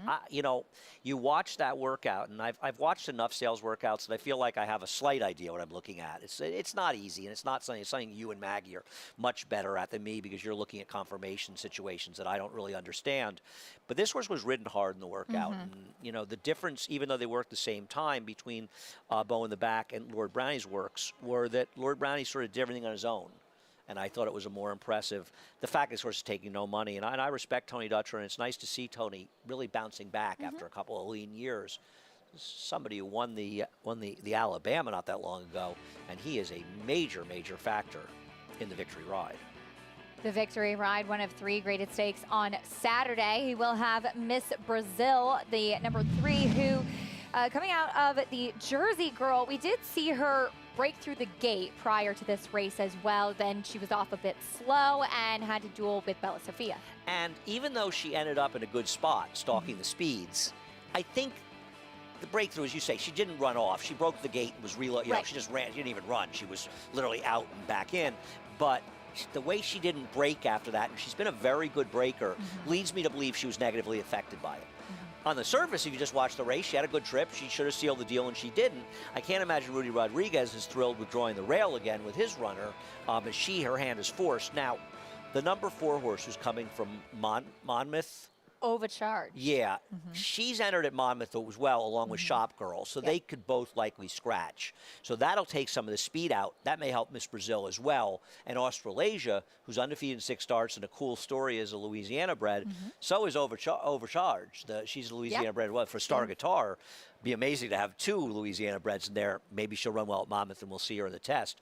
But it's hard to knock Australasia. She's undefeated, and she seems to run whatever the competition. Yeah, she started out with Louisiana Bred Company and has been successful in Open Company, including a win in that Jersey Girl. That's the victory ride tomorrow. Back here today, taking a look at the number 5, Rodney, the son of Run Happy. This one has been training sharply at Keeneland for his debut. And we've seen Mike Maker with a couple of 2-year-old winners, I think last week, as a matter of fact. One in an off-the-turf race, the other one in a turf race, that Buck Butler runner you talked about winning the first race the other day, a son of Freud. The money says this horse is a runner, and the money has been right with their horses. So you have to imagine where he's getting bet, probably a runner. But there's a lot of money for Spetro as well, or Spetro. And if horses are live first time out, they have speed. So in all likelihood, the 2 is at Spetro. Spetro, with I guess with the 2 T's.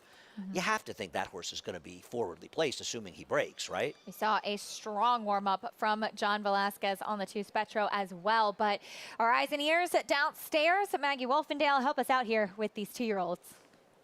Yeah, there's a lot of intangibles that is saying that Spetro will break quickly. I don't see it with him. I've been wrong plenty of times. But as my traditional thinking goes, horses with a big engine equals quick breaks. And that's what Rodney has, and that's not what Spetro has. We'll see. He is on the inside of Rodney, on the inside of this whole field.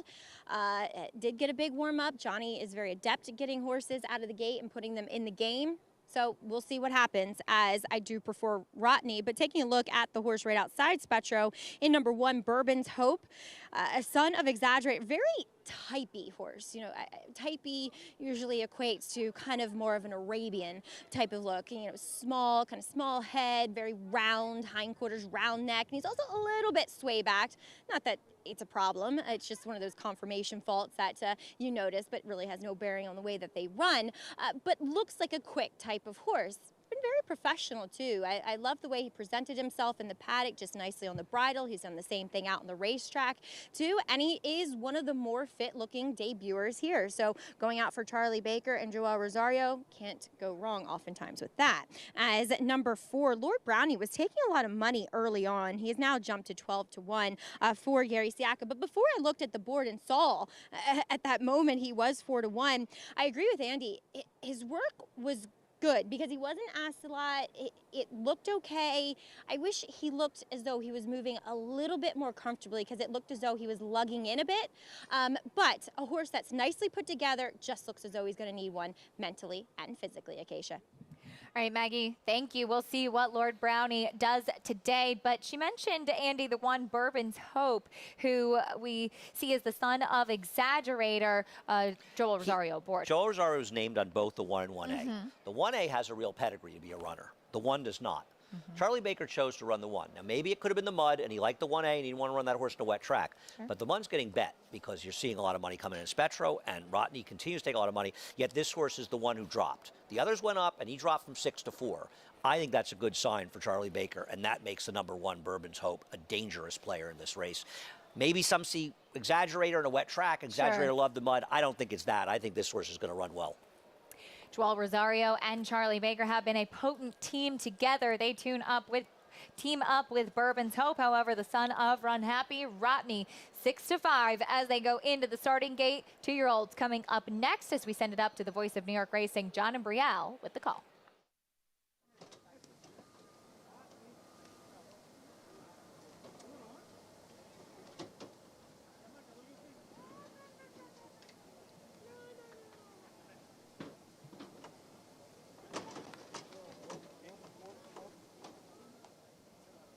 Waiting now for Sundays with Sandy.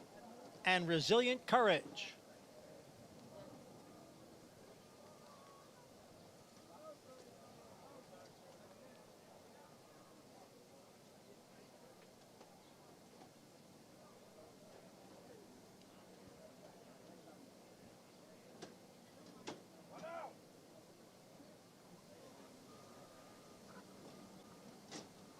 In the gate.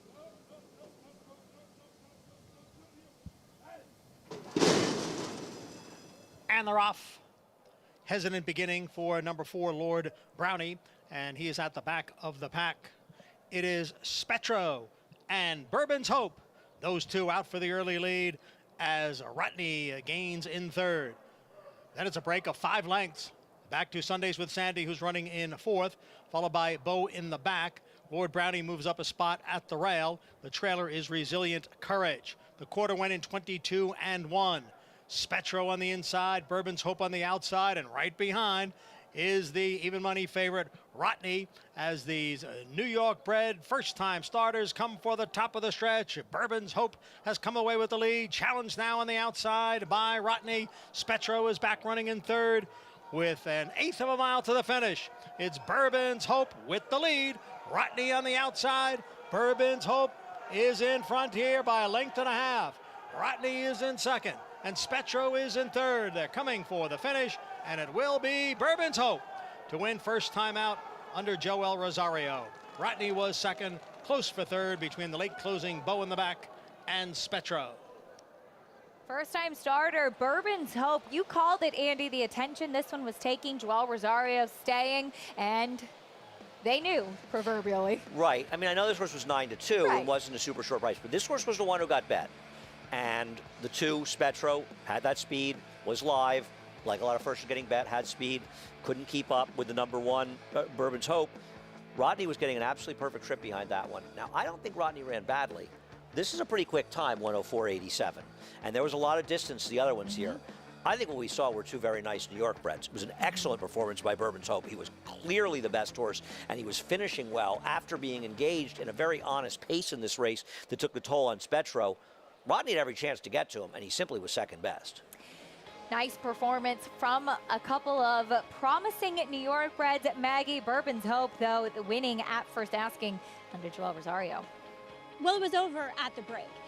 This horse, without even being prompted, got to the lead. Spetro, yes, he got to the lead, but Johnny, I mean, with the crop immediately, not even first a stride out of the gate, hustling this horse. And Joel never asked Bourbon's Hope at all. He just naturally took him there. He was fit, he was ready. He's a nice horse because, as Andy said, that's one of the faster times we've seen. And you know, the track not being fast, I look forward to seeing more from this horse. Charlie Baker looks as though he has a nice young individual in his barn. Yes, indeed. Could not agree more, Maggie. We have some nice New York bred 2-year-old stakes coming up this summer at Saratoga as well. I believe it's now the Rick Violet for the 2-year-old boys, right? We're running that on the day, That's right, on the 21st. 21st, That's right? right. Maybe. Yeah, Oh, I that's miss a bit Rick. soon, but there are some other opportunities throughout the summer where we will get a chance to see the New York bred 2-year-olds in the spotlight. We'll also get a chance opening weekend to see what looks to be a loaded field for the Diana. Harvey's Lowell Goyle, her name added to the mix on the back of a nice victory last time out.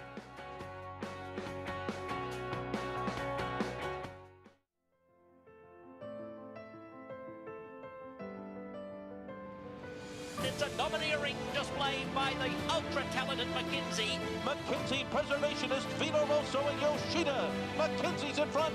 McKinsey, they've done it. McKinsey has it by 2. It's McKinsey in a dominant performance, pure class in the Malibu.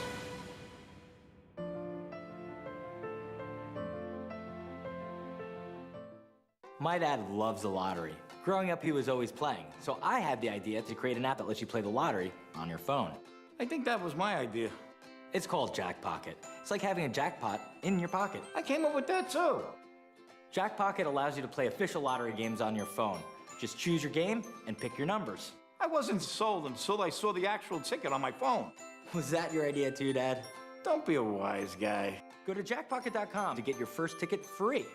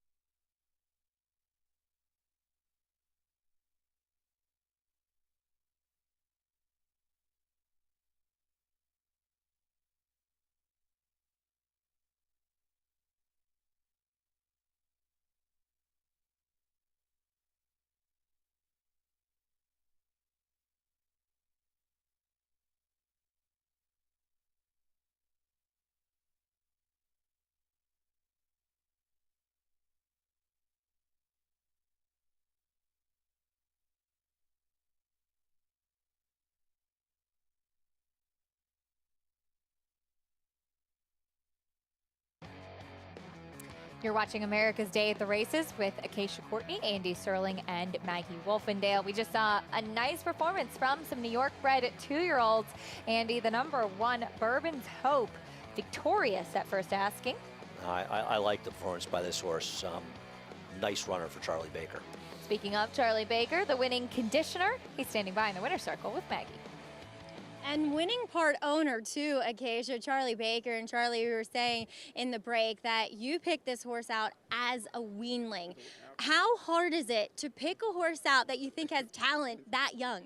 It's very hard. I mean, I'm used to buying yearlings. That's the first time I bought a weanling, but I just like his look. And he was a very smart horse at the time, and something about him caught my eyes, and so we took a chance there. You're such a natural horseman and putting up your own money too. But what has he shown you, 2 years onward from then, that you said he's just been doing everything right? You know what? When we sent him to the farm, he was always a leader in the paddock. And when he got broken, the guy told me this horse is pretty fast. He doesn't know how far he'll go, but he's pretty fast. So when he got here, he did everything right. He schooled right. He gait worked right. He worked good. Every time he worked, he was very in hand. We never asked him in the morning. It was always in hand. So we thought he could run, coming inside here, we thought he could run, not knowing who was going to face. And then I didn't want to wait for Saratoga, which I would naturally do, would wait for Saratoga. But I just figure, trying to get the money here before you got to get some beers down there. So this is true, but he won it, against the clock, depending on what he faced quality-wise. Against the clock, he ran a good time. And Charlie, do you like how he did it, A, because he finished up in hand, too, and 2, do you look towards the end of the Saratoga, the New York bred 2-year-old race? Definitely. You always hoping you got one that can compete in those races because they usually come up not that great for start with, and they got the Finger Lakes Futurity and all that stuff. So you're always hoping you have a 2-year-old that can compete. So that's great that he showed some ability, he got a little, and he got some class to him. That's his way about himself. So hopefully he goes forward from here. Well, he touted himself in the right way today. Congratulations. Job well done from weanling to 2-year-old winning on the track. Thank you, man. All right, Bourbon's Hope for Charlie Baker. I thought it was really cool. He told me he picked him out as a weanling because Acacia, as someone working the sales, picking out weanlings is so tough. Yeah, that's really, really difficult. And you could fit them inside a matchbox. They're so tiny. Well, I don't know about that. But they are tiny. I mean, they really small. are. Yeah, you don't know what they're going to grow up to be. To buy a horse at that age, you have to have a lot of luck. And then you also have to be able to hope that they progress well and they stay sound until they can make it on the racetrack a couple years later. No, I agree. That's exciting for Charlie to pick that horse out. And I have an extremely high opinion of Charlie as a trainer. He is really kind of an under-the-radar guy that you don't really know about unless you're really following our game closely. And he has more lower-level type horses in general. This is somebody who claimed Palace, won multiple great, not Palace, I'm sorry, Joking, and won grade 1 with him. He's a great trainer. He really is, and he's got a nice 2-year-old in his hands. That race came back pretty quick. I won't be surprised if that buyer to be at least in the mid to high 70s, and they're a very promising 2-year-old in a year so far, and Saratoga's coming. We haven't seen a lot of good-looking 2-year-olds. No, it's very true, and I'm sure there's a lot waiting in the wings as we get closer to Saratoga, but Charlie Baker with that infectious smile with a good one as well. Opening week coming up at Saratoga, though, just 6 days away. July 15th is opening day, and we will have the 2-year-olds in the spotlight in opening week with the Schuylerville and the Sanford. We're also going to have the Grade 1 Diana on July 17th on opening Saturday, as the probables, Andy, is making this race look like it's going to be a very competitive field, as it always is, such a prestigious race. It is. It's really a great way to start the Saratoga meet. We'll be on the big Fox network for an hour covering the race, and the Diana is so much what Saratoga is about. Great horses in many cases. Some of the best horses in this division over time, going back 50 years and more, competing at a high level, and this is going to be an excellent running, and one of my favorite horses, Harvey Little Goyle, could be heading the race. She has some big fans up on this set as well. She won the Beaugay last time out, and she's really, 2 starts back, I'm sorry, as she has just been so fun to watch and to follow as well. And this was a big performance, I thought, coming back here to New York for her. Right. She'll look to bounce back from a subpar effort in the New York, where perhaps she didn't like the course, had a lot of give in it. She's beating a very nice horse named La Mista for Peter Brandt, who won this race back-to-back years. with sister Charlie, and I watched this race actually with Chad Brown and Peter Brandt, and Chad said right to Peter after the race, that's our Diana horse. Yeah. And she's waiting for this. But Harvey's Little Goyle, Lamista's got to take another step forward. Though she ran well, it was a slow pace in here. Harvey's first Little US Goyle, start as well. right? Harvey's Little Goyle has done it. She's got the Grade 1 win in the Queen Elizabeth last year. That return win, she has speed. She can put herself in the game. I'm still unsure that she's better on turf than she is on dirt. And I think Bill Mott at some point wants to try her on the dirt. She has more speed on the dirt, Yes. on the turf, though. Yes, and I think that's one thing that we've talked about, that she'll often be so much further back on the main track versus on the turf when she's right up involved in the pace. And Bill looking for his 5th win in the Diana as he won 3 in a row from 2005 to 2007. My Typhoon, she a half to Galileo? That I don't know. She might be. She's got a gigantic pedigree. Yeah. And she was purchased overseas for, I think, $2 million, maybe $1.5 million. And she was a very good one, as were other runners in there. Bill Mott won those 4. Chad Brown has won it 5 straight times. Right, 6 Incredible, total. incredible achievement. Looks like he'll have a couple of chances. You mentioned Lamista, also Pocket Square, who was 5th in the Just a Game last time out, but this is her allowance win at Keeneland, 2 starts back. She beat nobody in this field, but she made them look like nobodies. And Right. she just crushed them. And she was one of the favorites, if not the favorite in the Just a Game. And she was not good. Now, she was wide the whole way, and she never got herself into a comfortable spot. But she got dominated by a couple of Godolphin runners that are coming back in this race. I think the question with her is she ultimately good enough? Will step up to face just such tough competition and look to add her name to a very salty list as well. These are Chad Brown's Diana winners. You mentioned the 5 in a row. His first one, Zagora, in 2011. I'll tell you a funny story in the gap between 11 and 2016. You know, he was really slacking during that time. He was. Well, Christophe Clement won it that year with that nice filly. Hard Not to Like. Hard Not to Like. It was a 3-horse photo with one Chad Brown runner and a horse who's entered the race as a rabbit who just got beaten. And I think it was probably Stephanie's Kitten, because I think it was Perhaps, it was Ken Ramsey. And the rabbit just got beaten and had been trained by Mike Maker in the past. And I watched the race with Chad, and it was obviously a tough beat. And I said to him, wow, Mike Maker's rabbit ran really well. And he turned and looked at me and said, I trained the rabbit, you idiot. And I did feel like an idiot, and it was close. I'm sure he didn't let you live that one down, and rightfully so.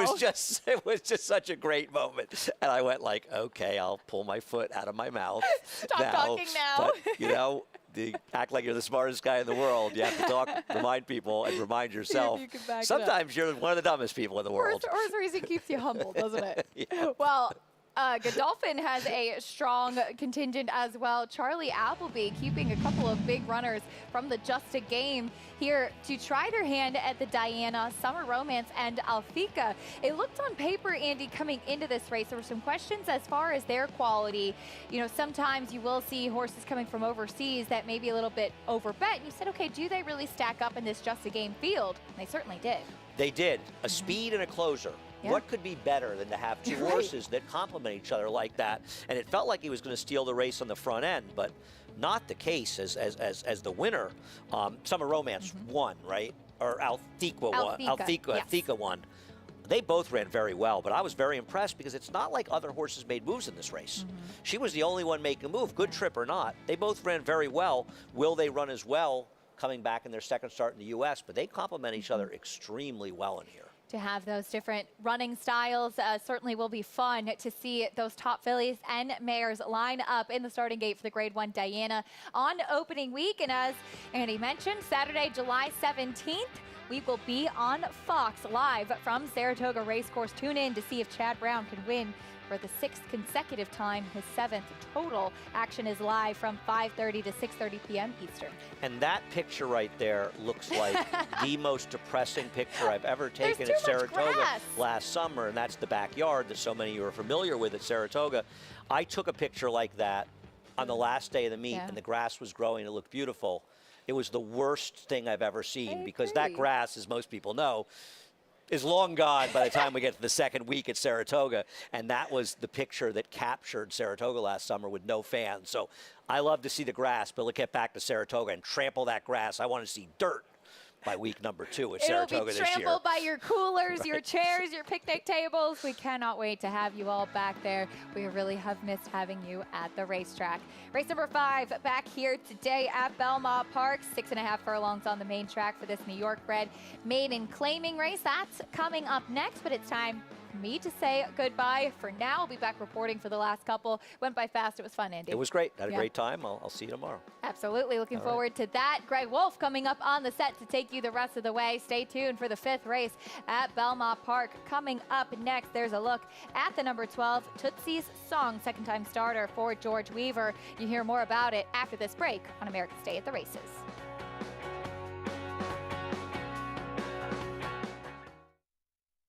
The ultimate accolade for a racehorse is to be named Horse of the Year. To be enshrined to the Hall of Fame is to achieve immortality. As a stallion, genetic immortality is defined in 2 words: breed shaper, plain and simple. 2-time Horse of the Year and Hall of Fame inductee, Curlin, is just that. Breed shaper, Curlin, the classic sire. Monmouth Park's premier race is the TVG.com Haskell, Saturday, July 17th. Don't miss our incredible wagering menu, including a $400,000 guaranteed pick 4, $100,000 guaranteed pick 5, and $200,000 estimated win early pick 5. The nation's top 3-year-olds are coming to Monmouth Park for TVG.com Haskell Day. First race, 12 noon. For information, go to monmouthpark.com/Haskell. A Grade 1 winner on both dirt and turf, War of Will became a classic winner with this victory in the Preakness Stakes. This year, he added turf credentials to his resume with a determined victory in the Grade 1 Maker's Mark Mile, a winner and Grade 1 placed at 2, multiple graded stakes victor at 3, and Grade 1 winner again at 4. This son of Warfront has proven his class at every level. A classic winner with a stallion's pedigree. War of Will, standing in 2021 at Claiborne Farm. Racetrack Television Network brings you every race, from every track, on every screen, every day.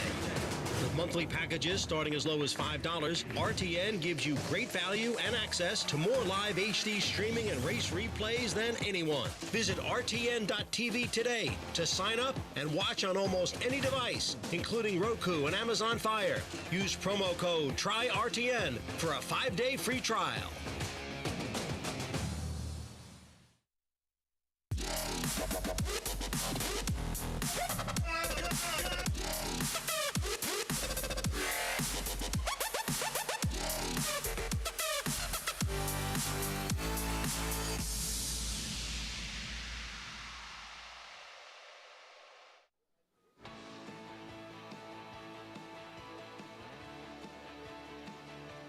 Thanks for joining us here on America's Day at the Races on a now nice Friday afternoon here at beautiful Belmont Park. I'm Maggie Wolfendale, as we do have horses here in the paddock for today's 5th race. New York bred maiden claimer on the main track, going the 6.5 furlongs. And we do see favoritism kind of hovering around 2 horses who are lightly raised. And that's often the case in these types of affairs where, you know, the chances they start to add up. But let's take a look at a filly who once again is making another start on a wet track, and that's number 9, April Antics. And the context of that first race back on May 30th ran particularly well, I thought, for Jimmy Ryerson. You know, she wasn't the quickest into stride out of the gate, and the race was dominated more on the front end with those kind of 3 horses all making the early running and therefore the late running. She comes in here, she is sharp today. She's very, very fit, and she looks like a wet track horse. And then 2, she was the only one making up any kind of ground late in the game whilst a bit green and on a wrong lead until, I don't know, about 10 strides before the wire. So she makes a lot of sense in here to me for Jimmy Ryerson, considering the number that she ran. It makes her a legitimate player. As number 12 is Tootsie's Song for George Weaver. It was and I know Andy Serling and Anthony Stabile on our in-house or simulcast show talked about this horse's trip first time, and it looked as though, you know, Joel Rosario had a firm hold on her from the get-go, and I think he was doing that because she was green. And there's a difference with a horse who is traveling and running into your hands, compared to a horse that is just running off and running because they're scared. And I think he was trying to educate her more so than anything, and try to get her to settle from the dirt more so than just running off into it, because I think they get more when you can do that. So she's not a bad looking type. She's had some size.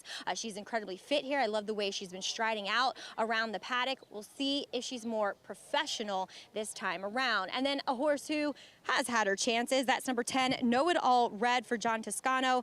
She needs to run faster, I get it, but she was just the horse that when I walked in here, the one who caught my eye. Sometimes that means something, sometimes it means absolutely nothing.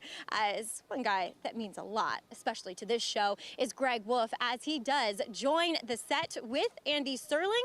Greg, pleasure to have you on board. Thank you, Maggie. That's very nice of you. Glad to be here. It feels like we've been gone for a while, waiting to come back till this Friday. I get a short segment with Andy Serling, then Mig comes in as we get set for this late pick 5. But it's supposed to be flash flood warnings, storming, which may still come, but it's beautiful right now. No, it's already come. There's a but it's supposed to come again. No, there's a 30% chance of about 2 hours of rain. Stop. It's going to be fine. The weather's going to be great. We'll be great After for tomorrow for a big day. Stop with the weather. It's going to be great. There's a 30% chance of a quick shower moving through. It's not going to happen. 30% means it's 2 to 1 or more against. We'll be fine. Weather's going to be great. Great day tomorrow of racing. We lost the turf today, but tomorrow, big stakes, good stuff. Meanwhile, does Manny Franco does Jose Ortiz catch his older brother, Irad? I was teasing Jimmy Riccio, Jose's agent, the other day. I said, sure, Irad's off the last 3 days. You know, it's like the Wizard of Oz. Oh, you liquidated her, you know? He's going to pass him. And he said, yeah, but now I have to make sure I do pass him. We'll see if it works out, obviously. What is he doing with his time, not able to ride these last 3 days, serving a suspension? Well, you know what? I got to wonder if he's thinking, let me get a few days off before Saratoga and get myself ready for Saratoga. Here's our post-parade. We start with New York banker Dylan Davis, Mike Maselli. We'll see. A horse that just never really has run fast enough to be competitive. Off a layoff. Emerald Banker's had 4 starts, and 10th beat 21 is the best she's done so far. Yeah. The top buyer of 3 makes 33 to 1 an underlay. Andy's not kidding. That is the top buyer speed figure to this point. Haya Harry debut effort was 28 to 1. Yeah, on the turf. Not much for me to recommend unless you think the horse will improve going from turf to dirt. Wish for Magic, Bruce Brown, and a young man who we saw collect one of the first wins of his career just last week. That's right. Not much to recommend, is slow like the other ones. But listen, there aren't a lot of horses that have run particularly fast in here. That's Omar Hernandez Moreno, who is aboard, the 10-pound apprentice. Benji Hernandez on Spun for Lulu for John Kimmel. Yeah, I thought a little interesting cutting back from a mile last time where she showed speed. And I thought if you were looking for a bit of a price that maybe she was a little interesting. Let's see our favorite next. And there is the 9, April Antics. 5 to 2 on the board. Jose Lezcano for Jimmy Ryerson. Yeah, this horse probably should be favored. Broke a little slow first time out. Good trip thereafter. Probably is a little bit more professional out of the gate today and the right favorite. I Know It All Red. Here's the 10. John Toscano dialed in. Philly making start number 9. Not impossible. A cut below what we've seen from the second-time starters, but good enough that not surprising to be the third choice. That last effort might be good enough to get it done. Almost it was just a 40 buyer speed figure, though. Captivating Kara, 16 to 1 on the 11 with Heeman Harkey. Actually, this is the long shot I would use in this race. She's got races that are fast enough to compete. She's also had a lot of chances, though. 16 to 1 as mentioned on that long shot. And we backtrack to the 3 here. This is Masu. Rudy Rodriguez takes over training duties here. Well, the or question did is, previously. We wonder if this horse can run it all in the dirt. That's the problem. But it's the first start in the dirt for Rudy, and so I thought maybe a little interesting on that angle. Taking some money. And at least there's upside with the 12. Tootsie Song, she's only started once, gone off a bit slow in that debut, and did take some money. Yeah, I like this horse. She was very hard held for much of the running in there, and I think she's a horse that will benefit a great deal from her debut, and she's my top choice. Let's look at it. By the way, Joel Rosario on board. He's looking for number 3 this afternoon on this Friday card. So here is the debut, and here's that beginning. Yeah, he doesn't break that badly, about a half length slow. But even right here, you can see what a tight hold Joel has on her at this point. I don't know what the story is right here. He's taking her back even farther, and you can see it's unusual to see Joel really sort of holding the horse at this point. Now, when she gets out in the clear in the stretch, you're going to see her riding to the wire, and she only gets beaten by a few lengths in here, but boy, was she restrained back, and the question is, will she be more professional in her second start, and will you see her much more forward? Because she probably could have been more forward, and even here, Joel is sort of has a handful with her. Maybe she was sort of green on him, and he had to really work, and he's a very strong rider, and he's keeping her back. Now, he'll angle her out in the stretch and sort of ride her out. It's not like he never ride her or ever tried. I'm not suggesting that, but I feel like she's a horse that maybe was just a handful first time out that should really benefit from that debut. 5-2. She's the second choice on the board.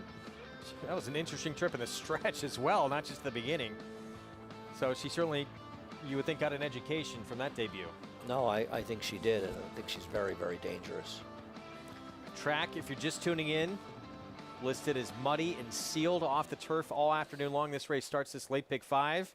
And there's the one we just showed you, her debut, the Daughter of Stay Thirsty for George Weaver. 156,000 and growing in this pick 5 pool. With our final weekend of action here at Belmont Park before we shift upstate to Saratoga with opening day on Thursday afternoon. Yep, can't wait to get to Saratoga. 6 days until opening day, but good racing this weekend. And we're going to preview a lot of it for you, including at Belmont Oaks and Derby, and some of the imports coming in, among others, for Aidan O'Brien. Meanwhile, Masu, Manny Franco, we talked about him at the top of the show, still got a chance in these jockey standings. It's these three who it's come down to. Irad Ortiz Jr., he's done riding for the meet, serving a 3-day suspension. So can those 57 wins stand? Well, let's see. What does Jose Ortiz have? He has Lost in Rome in the 6th, who's not impossible. He has 3 Jokers in the 7th, who's not impossible. I'm not sure. He has Secure Connection, who's tough to make in the next. And he has Miss Brazil in the Victory Ride tomorrow. She's certainly dangerous. Be nice if she got a win today. It won't be easy, but he could get a win today. He's likely to pass his brother in this case, and Manny would have to get 5 more wins than Jose gets to tie him. Manny finished second at a short price, but he's had a great meet. But I think Jose's a pretty big favorite to get at least 2 wins over the next couple of days. Regardless what happens for all 3 of those guys, and Great. for several others, too, who we've been talking about a lot at this meet. Tremendous Belmont meeting for them, no question. Couldn't and that's agree what it's more. all about, creating momentum for you before you head later this summer and just a few days from now up to Saratoga, where things get serious. No, I agree. They've all had great meets, and Manny in particular. You expect to see Jose and Irad up towards the top. Not to say that Manny's not close often, but he's really had a sensational meet. Post time coming up for the start of our late pick 5 of this Friday card. Let's head downstairs to Maggie. Bit of a wild card, as you guys were mentioning, is number 3, Masu in here. Second off the layout, second time for Rudy Rodriguez. And what she has always lacked throughout her career is any sort of engine, any sort of hind end to her. But I will say, having the one race back, she's developed a little bit more. She's a little bit stronger. When she ran on a wet track in the second start of her career, it was going long. I'd be willing to give her another shot because she looks like a horse that should handle a wet track. Rudy does put the blinkers on, just a short cup cheater blinker. I don't know. I think they're just kind of grasping at straws with her, to be honest. But at least there's a bit of an improvement from that first start on June 24 to today. Number 6, Spun for Lulu. She will turn back in distance. I like that for her. I like the fact, she showed the speed going long and that the winner came from further back, and now she has that kind of foundation in her. She's built more like a sprinter. I think at double-digit odds, she's kind of the long shot that I thought deserved a look here. Okay, Greg? All right, Maggie, thank you. 2-1 favorite is this 9 still. It's April Antics. That 12, we showed you the debut race from Tootsie's Song, not far behind. Second choice, 5-2 on the board. There she is. And that man, Joel Rosario, looking for number 3 on the card through the first 5 races. Let's go to John Imbrial for the call.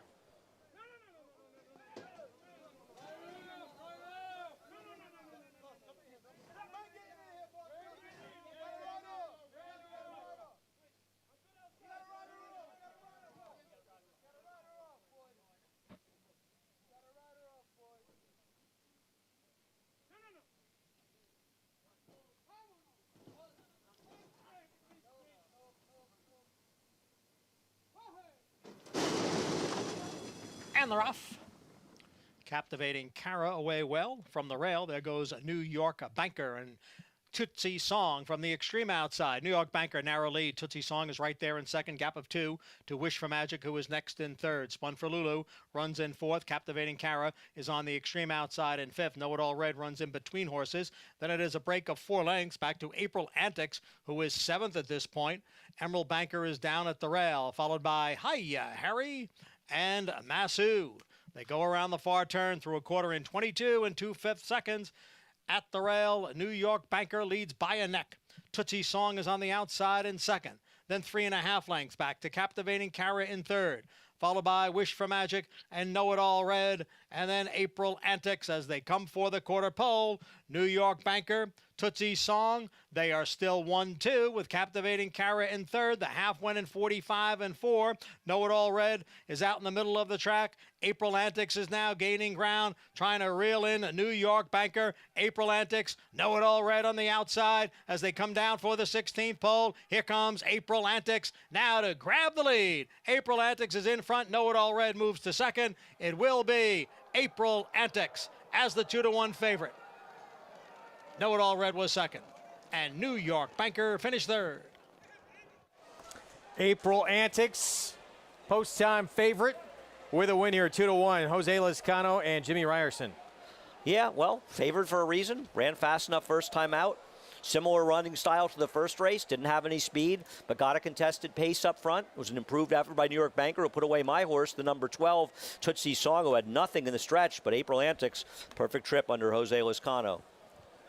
2 today for Lezcano. As we take another look here into the stretch, this one was pretty game. 10-1 here under Dylan Davis. New York Banker is a big reversal of form for this horse. I agree. Actually ran very well, held on reasonably well. I think finishing third, I want to say. Got a little leg weary towards the end, but put away my horse. That was a quick pace for this quality of horse. And the one New York Banker did run a big improved effort. 9, 10, 1, and 11. Maggie, it's April Antics, second time out, the win for Jimmy Ryerson. April Antics in July, Greg, as it was pretty much a carbon copy of the trip that she had first time out. She just had an extra half furlong to work with. Still didn't want to switch leads. Still lingered on that inside left lead for quite a while until she hit the front, weaved in and out of traffic like she did first time. Jose knew how to ride her today, and it worked out on top. And Jimmy Ryerson having a good little tail end of this Belmont meet. Horses have been running well. We actually saw her acting up in the gate. We saw Jose Lezcano off of her briefly. Didn't matter though. She got it together right in the nick of time, Greg. Indeed, 2-1 favorite. The win to start off the late pick 5. So again, 9, 10, 1, and 11, 2 on the day for Jose Lezcano and a daughter of MC. Second time out in the mud. Breaks her maiden. Let's say goodbye to Andy Serling for the afternoon. Bye. When are you back tomorrow? I'm with you tomorrow late. I think a little after 3. All right. You and Oaks, Derby. We get that Turf Triple Series going here. It's going to be a fun Saturday. Does feel like a very fun Saturday, and feels like it could be Aiden O'Brien today, but if you have some ideas for prices, they'll be short prices. They will indeed. We'll preview both those races coming up a little bit later on in the show with Mig joining me right after this to step in for Andy, and we'll talk Curlin Jr. That's his nickname.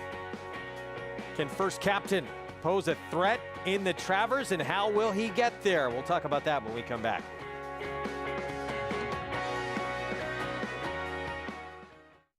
The Run Happies keep winning. What a day at Belmont Park when a pair of Run Happies crushed the competition. TDN Rising Star Following Sea delivered yet another emphatic performance, sailing down the stretch to win by 6.5 lengths. Then 2-year-old filly Happy Soul soared to victory, winning the Astoria Stakes by a whopping 11.5 lengths. Price for success of just $10,000. Call Bernie Sams and book your mare to Run Happy, standing in stall 1 at Claiborne Farm.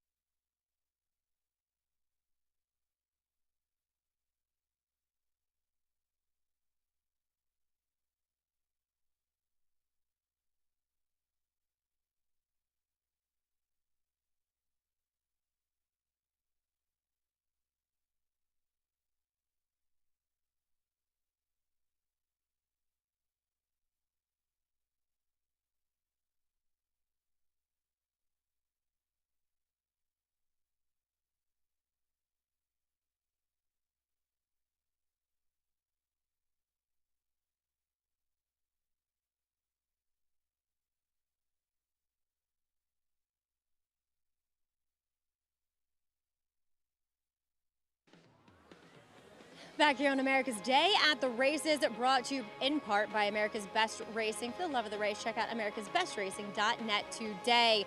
Race number 5 going to April Antics. She had the right antics today and getting the win for trainer Jimmy Ryerson. And Jimmy, it seems like I've been catching up with you quite a lot recently. Your horses have been running very well.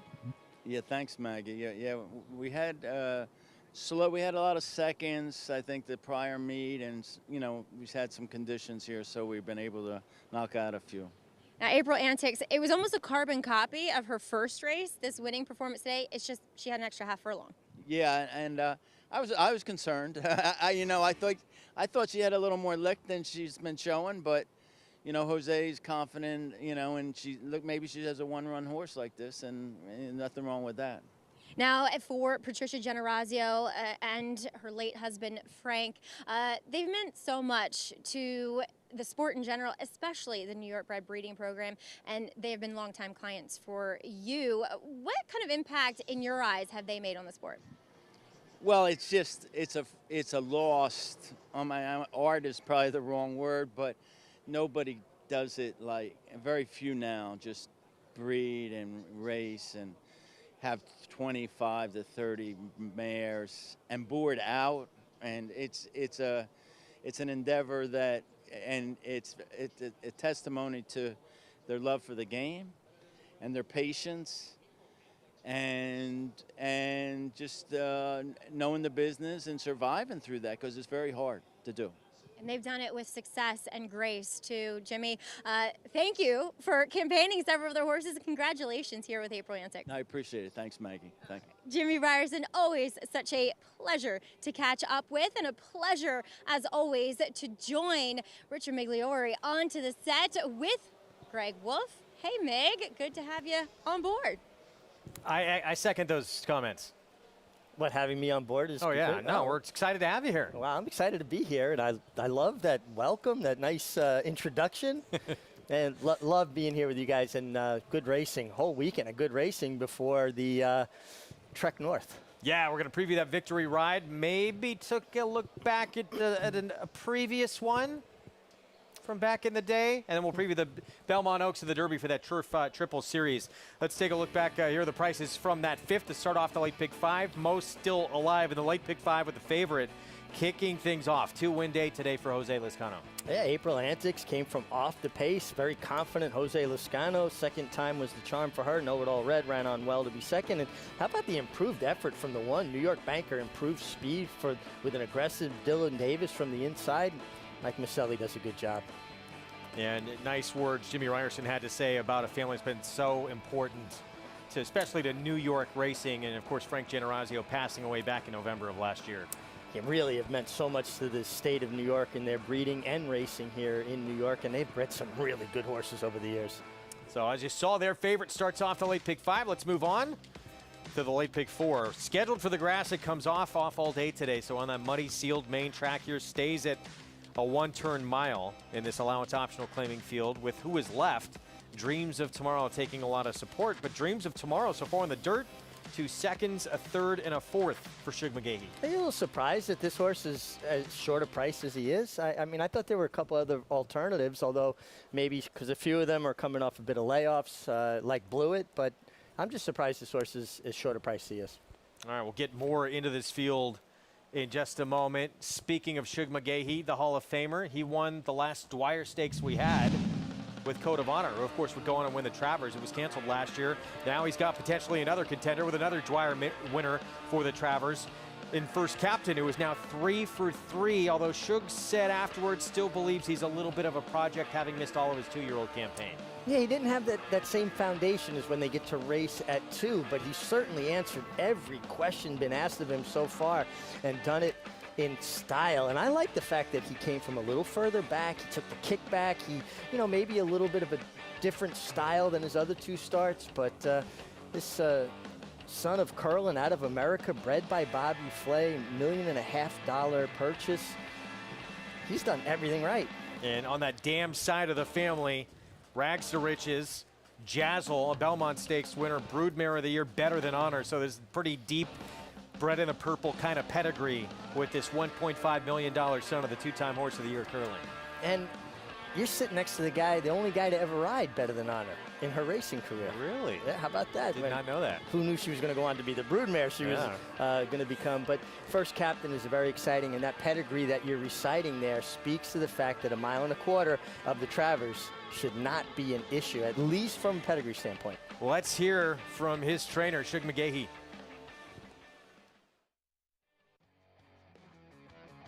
I think it's still a project. You know, I think, he lost his whole 2-year-old year, and that's a good learning experience for him then. I really liked his race today. He was back maybe a little farther than I thought he'd be, picked up his horses. He kind of showed me today that, the farther the better. And I really hadn't gotten to that point yet. If this race hadn't come up the way it did, I would have probably I was planning on running him in the curl in 2 turns. Now I'll have to figure it out from there. We'd like to get to the Travers, but, we're not going to do anything stupid either. So you think if you do make it to this Travers, it will be with a race in between? I would like for that to happen. Now, Code of Honor won the Dwyer, and then he won the Travers, but he had already run, they'd run in the Derby. So, this horse, I think race is going to help him, So it sounds like we're going to see, there's Shug, his First Captain at Saratoga, July 30th in that 1.125 mile Curlin. They'll use that likely as a prep for the Travers if he wins that race. Looks impressive, comes out of it well. Likely the Travers, but that's going to be his first test going 2 turns. Well, again, he's answered every question so far asked of him. That'll be a new thing. The way he looks, and even Shug saying that the way he finished, his legs underneath him, ran through the wire. You don't believe going further will be an issue. And I think he'll even appreciate 2 turns more. He'll probably be in the race a little more the right way. He's got one of those strides. He's got that impeccable kind of way of going, and just an efficient way of going. Kind of runs with his head out and down and covers a lot of ground. You look at what he did to, like, he got a 90 Beyer speed figure for that win. He's got to improve to compete with the best 3-year-olds, certainly on Travers Day. He lost all of his 2-year-old campaign, so another race before he even gets there, he's still developing. He could make up a lot of ground by then. Oh, absolutely, and these horses are always constantly changing, developing. Compare them to human athletes. This would be like a kid stepping into the major leagues, not having played Little League or Sandlot ball. He's kind of on-the-job training. He's competing at the highest level. Well, the 3-year-old that everybody is chasing right now in this division, it's the Belmont Stakes champion, and that is Essential Quality. His target is the Travers as well. He, of course, was sensational. The performance he and Hot Rod Charlie put together on Belmont Stakes Day. This was some performance by both winner and runner-up. Essential Quality, always in position, never far away from that fast pace. We've talked a lot about Hot Rod Charlie being, setting that fast pace. Well, Essential Quality was never that far away, and they put on a really good show. This was a terrific horse race. 2 horses that did not want to lose, and this Belmont delivered on the hype. Essential Quality, your 2-year-old champion, I think sits firmly on top of this 3-year-old division, but with plenty of racing to come in the Travers, the Midsummer's Derby. He's going to have a lot to say about who is going to be sitting on top of this division. Yeah, everybody wants to see this rematch between these two. At least for now, it sounds like we're on target to get that with horses, intriguing newcomers like First Captain. Some others we're going to no doubtedly get into the mix, but at Travers, again, as it always is, this summer seems like it's going to be an exceptional group. Absolutely, and we focus so much on the Triple Crown, but there's such a long season, and we've seen in the past, second half of the year, 3-year-olds come along and take the crown. I go all the way back to Wajima when he took it away from Foolish Pleasure by basically running the table later in the year, winning the Travers, winning the Marlboro Cup, races like that. So there's still plenty left to do to figure out who's going to be the best. I think it's a very deep group of 3-year-olds. I think we're very fortunate, and we got some exciting racing to look forward to. Yeah, well, as you said, Essential Quality in pole position right now in that 3-year-old picture, but whole second half of the year to go, long way to go. We'll see how it plays out. We have the late pick 4 coming up next here at Belmont. Muddy, sealed going on this Friday card. And our 6-5 favorite for Shug McGaughey, the trainer of First Captain, dreams of tomorrow, trying to get his first win on the dirt. Can he get it on a race taken off here in the mud? We'll be back with the post parade next.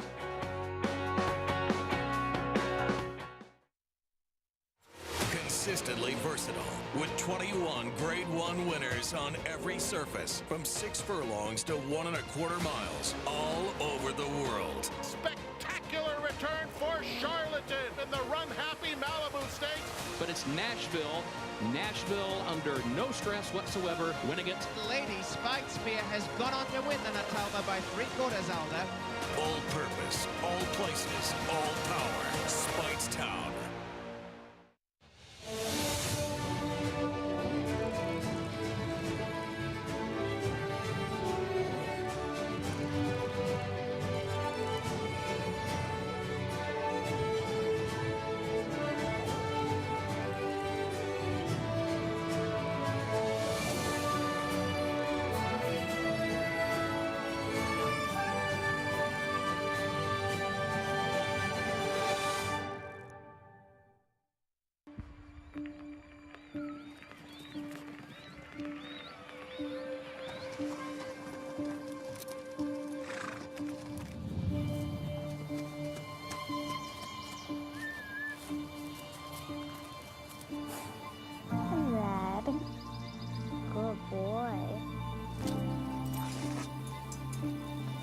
Hey, Red.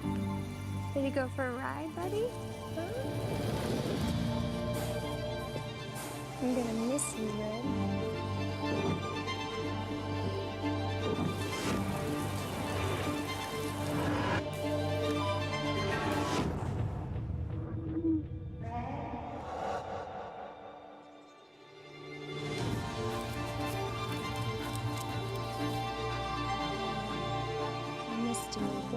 Grayson Jockey Club Research Foundation provides the best equine research to treat the horses we love.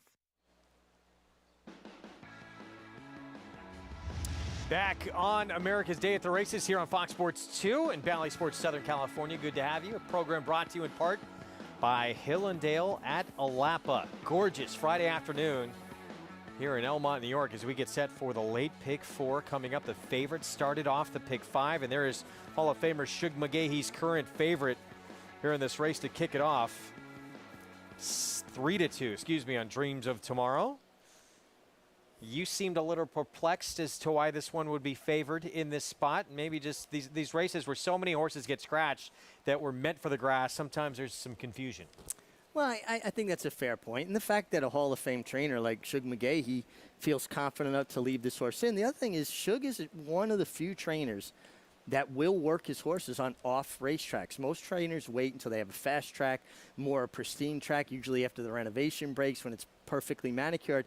Shug will let them work in the mud. And, it's an old school move, Greg, because they have to race in it, they compete in it, so why wouldn't they train in it? He's going to be tackling horses like Danny California, who's a main track only horse, who's a stakes winner, has won in the mud.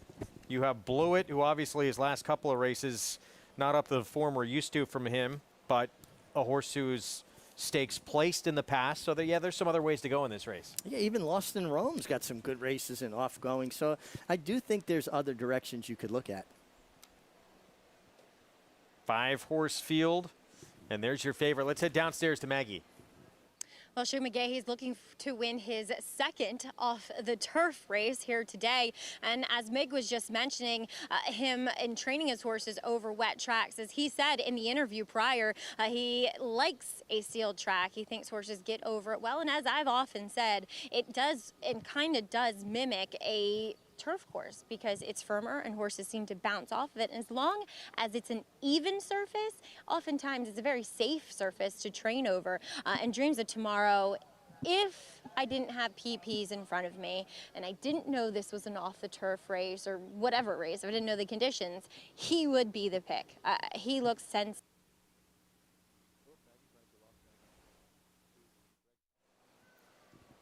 Some audio issues with Maggie. We'll try and get that resolved and get back to her in a little bit. But I believe she was saying, yeah, looks-wise, this guy looks the part at 7-5. He's got that regal pedigree. The mare Sabbatical out of Daydreaming, multiple graded stakes winner for the Phipps family. And when you talk about the Phipps family's horses, the pedigrees run so deep, and there's just such quality that usually it comes out somewhere along the way. And, of course, they have a Hall of Fame conditioner like Shug McGaughey to bring it out of them. And he's trained generations of these families, so he has a bit more insight into each horse's idiosyncrasies, things or similarities he's seen in the families. I believe we have Maggie back, so let's head back downstairs. Good thing I carry some batteries in my pocket, Greg. The mic just died on me. Yes, I was saying that Dreams of Tomorrow looks sensational here. Does he look more like a turf horse? Absolutely. But as I was mentioning, it's okay when the track is as sealed and as tight as it is today. Now, taking a look at the 2X Blewett, who actually break towards the inside of Dreams of Tomorrow, or right to the inside, for Todd Pletcher, a 7-year-old only making his 16th career start. Yes, he has trouble staying on the racetrack. He's one that I really want to watch in the warm-up because that's usually where he tells you what kind of race he's going to run. Physically, he looks great. He looks very fit and well-conditioned in here. His job doesn't get any easier, though, Greg, as he's going to have to deal with the likely speed, too, of Lost in Rome. Yeah, thank you, Maggie. Mig and I were just talking about that here off screen. It looks like the 5 Lost in Rome, and there he is in the background there in those silks of Zilla Racing. Has to go. He's got sprint speed. I know Blewett likes to, some of his best races have come when he's out in front on the lead, but this horse just seems quicker. He appears to have more speed on paper. They don't run the race on paper. They run it out on the racetrack. TV screens. But Blewett does run his best races when he's involved early, so we can see a potential for there to be a pace battle. Also, I think I noticed Mike Rapoli in the paddock came out to see Blewett, who he named for Jason Blewett. And Mike is not bashful about telling his jockeys to use a horse's speed. Let's see what happens here. He has one, though, from off the pace, so why would you want to again, it's going to be all what happens out of the break, isn't it? You don't want to have to use your horse when you don't have to and sort of at the detriment of the horse because he's shown the ability to win from off it. Well, he has shown the ability to come from just off it, and he is drawn outside the other speed. So that gives Manny Franco, as we see him here aboard Blewett, options. He's well drawn outside the other speed. It's going to be his first start. He's a 7-year-old now. First start since October 17th, coming back now as a 7-year-old. He's only tried an off track. He was a runner-up, ran second. He'll be second to the outside.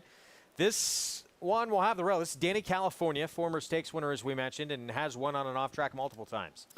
Yeah, and he comes out of an effort where he was a well-beaten second, but to bank it, and he's making his second start for Rudy Rodriguez. He used to be with Orlando Nota. He was just claimed by Rudy Rodriguez one start ago.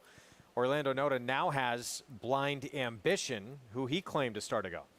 Yeah, who's been in turf sprints, and you know, it's going to be interesting to see how that translates to this sealed racetrack going further.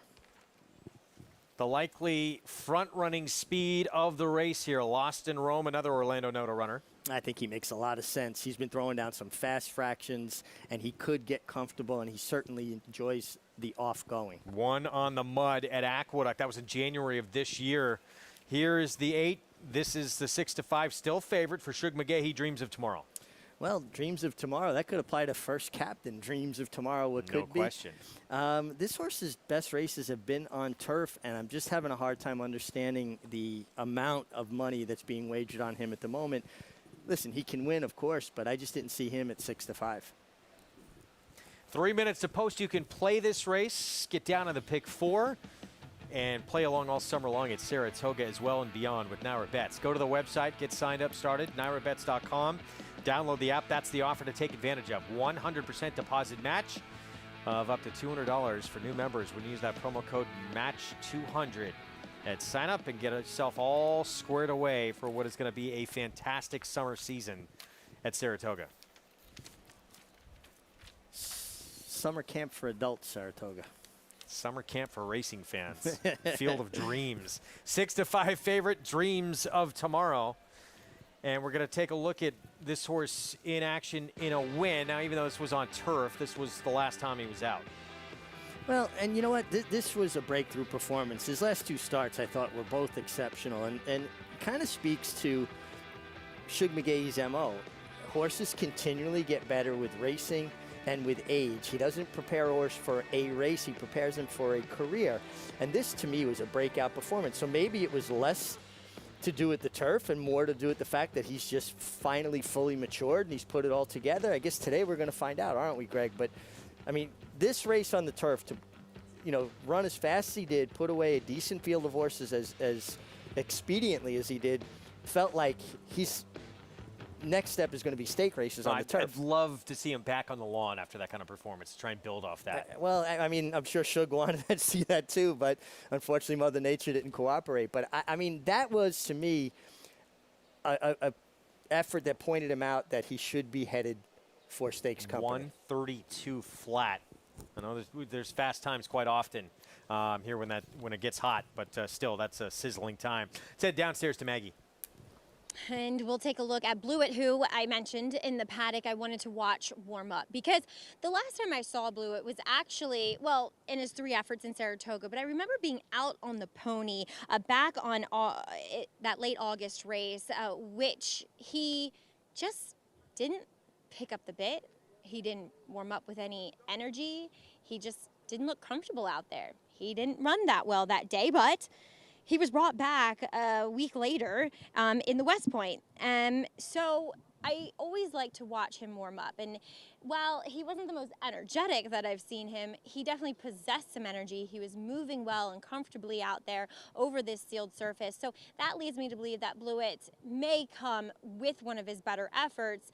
It's just dynamically, I'm not exactly sure what kind of trip he works out, because too, I feel as though some of his better efforts have come around 2 turns. One of those horses that appreciates kind of running around those 2 turns. Where, yes, he's been competitive at a 1-turn configuration. It's just, I think he's more of that type of horse. As number 3 towards on the rail, Danny California. Second start out here for Rudy, I like what I'm seeing. And I know he ran well in the Noda Barn, but I didn't always love his appearance. And a horse that I'm very familiar with, actually, my husband Tom trained him, Morley, when he was a 2- and 3-year-old, so I galloped him too. And he just looked as though he kind of lost a bit of that muscle mass across his top line. And now it looks as though he's put it back on. His coat looks resplendent out there. And I do think he's a horse that can get over a wet track in an effective type of manner. Greg? Thank you, Maggie. That's a nice price, yeah, on a horse with his resume. 3-1 right now, Danny California. I agree. It's a nice price. I like what I was watching there. He was without the pony. Luis Saez was taking him towards the gate. He kind of balked a little bit, put his toes in the ground. Luis didn't force him, kind of pet on him, reassured him, let the pony catch back up to him and hook back up. I like when a rider is thoughtful with their horses and handles them with that kindness, those kit gloves. He could have tried to force him to go forward to the gate. Instead, he was like, okay, buddy, we'll just wait on our pony, gave him a pat. I like when a rider's thoughtful that way. Saya, will be aboard this afternoon. Horse that Joel Rosario has had a lot of success on in the past. Even money on this Shug McGaughey favorite, Dreams of Tomorrow. Still really taking a lot of money right now. Again, I'm just a bit surprised. And I won't be surprised if he wins. I'm just surprised that he's your favorite. I thought there were viable options, horses with proven form on off-going. And look, one of the main dangers, too, in this race, you're getting 3-1 on a horse, that 5, who's going to likely be in front, potentially all by himself. We'll see what Blewett does, but this horse, Lost in Rome, has sprint speed. Yeah, he does. I mean, maybe his last 2 races left a little bit to be desired, but if he runs close to his best race, he's going to be tough to get by. Jose Ortiz looking for his first on the afternoon. Entered the day 2 back of his older brother, 55 wins at the meet. Of course, I read unable to ride the rest of this meet. So can Jose get 3 wins over the final 3 days of racing? Seems like a very likely proposition. Been winning races in bunches. I'd be surprised if he didn't. We're set here. Late pick 4, and it's even money on Dreams of Tomorrow from that outside post. Jose Lezcano looking for number 3 on the day. Let's go upstairs to John Imbrial. In the gate.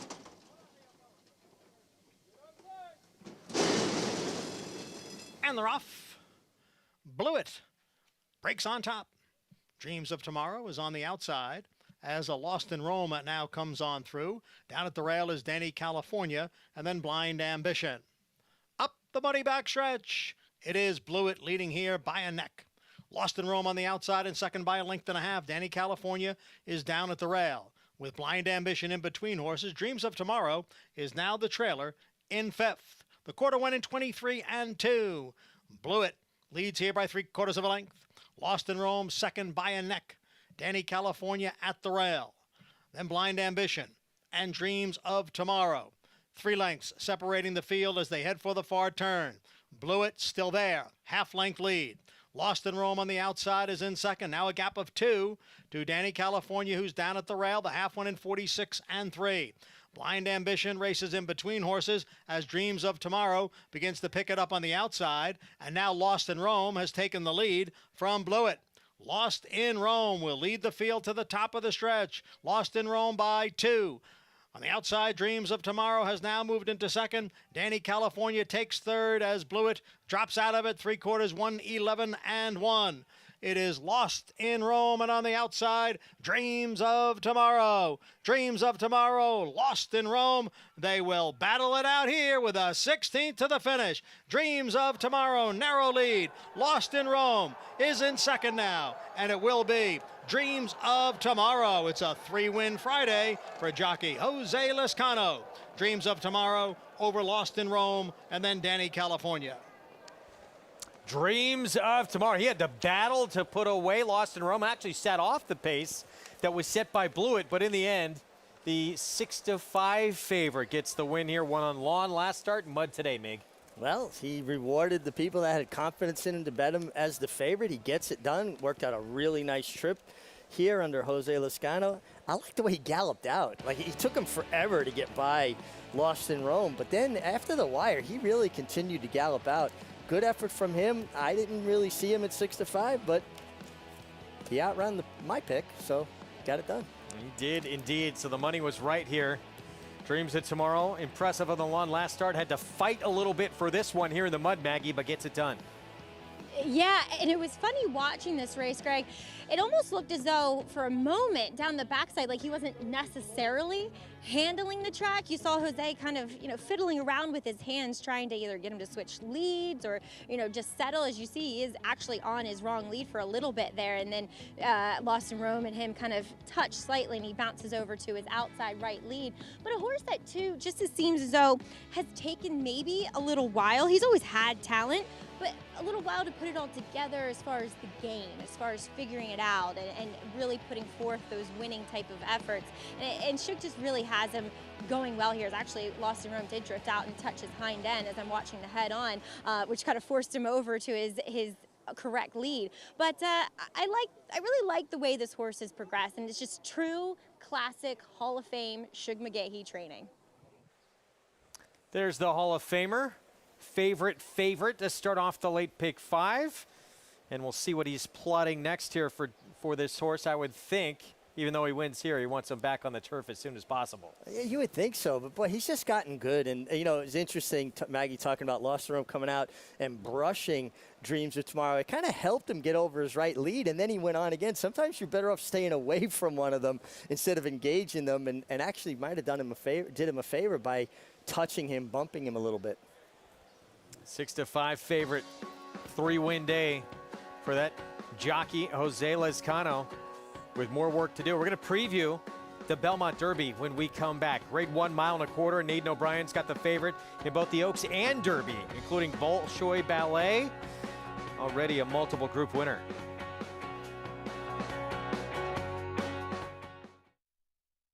No sport in the world brings the wins home like racing. It's one-of-a-kind, high-speed, high-stakes action, and Naira Bets takes you there. Place your bets and watch the races live from anywhere.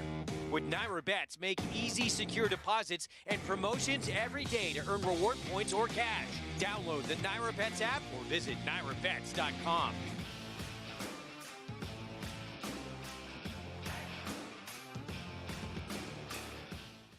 Undefeated Grade 1 winner Mastery was a multiple graded stakes winner at 2, including this victory in the Los Alamitos Cash Call Futurity.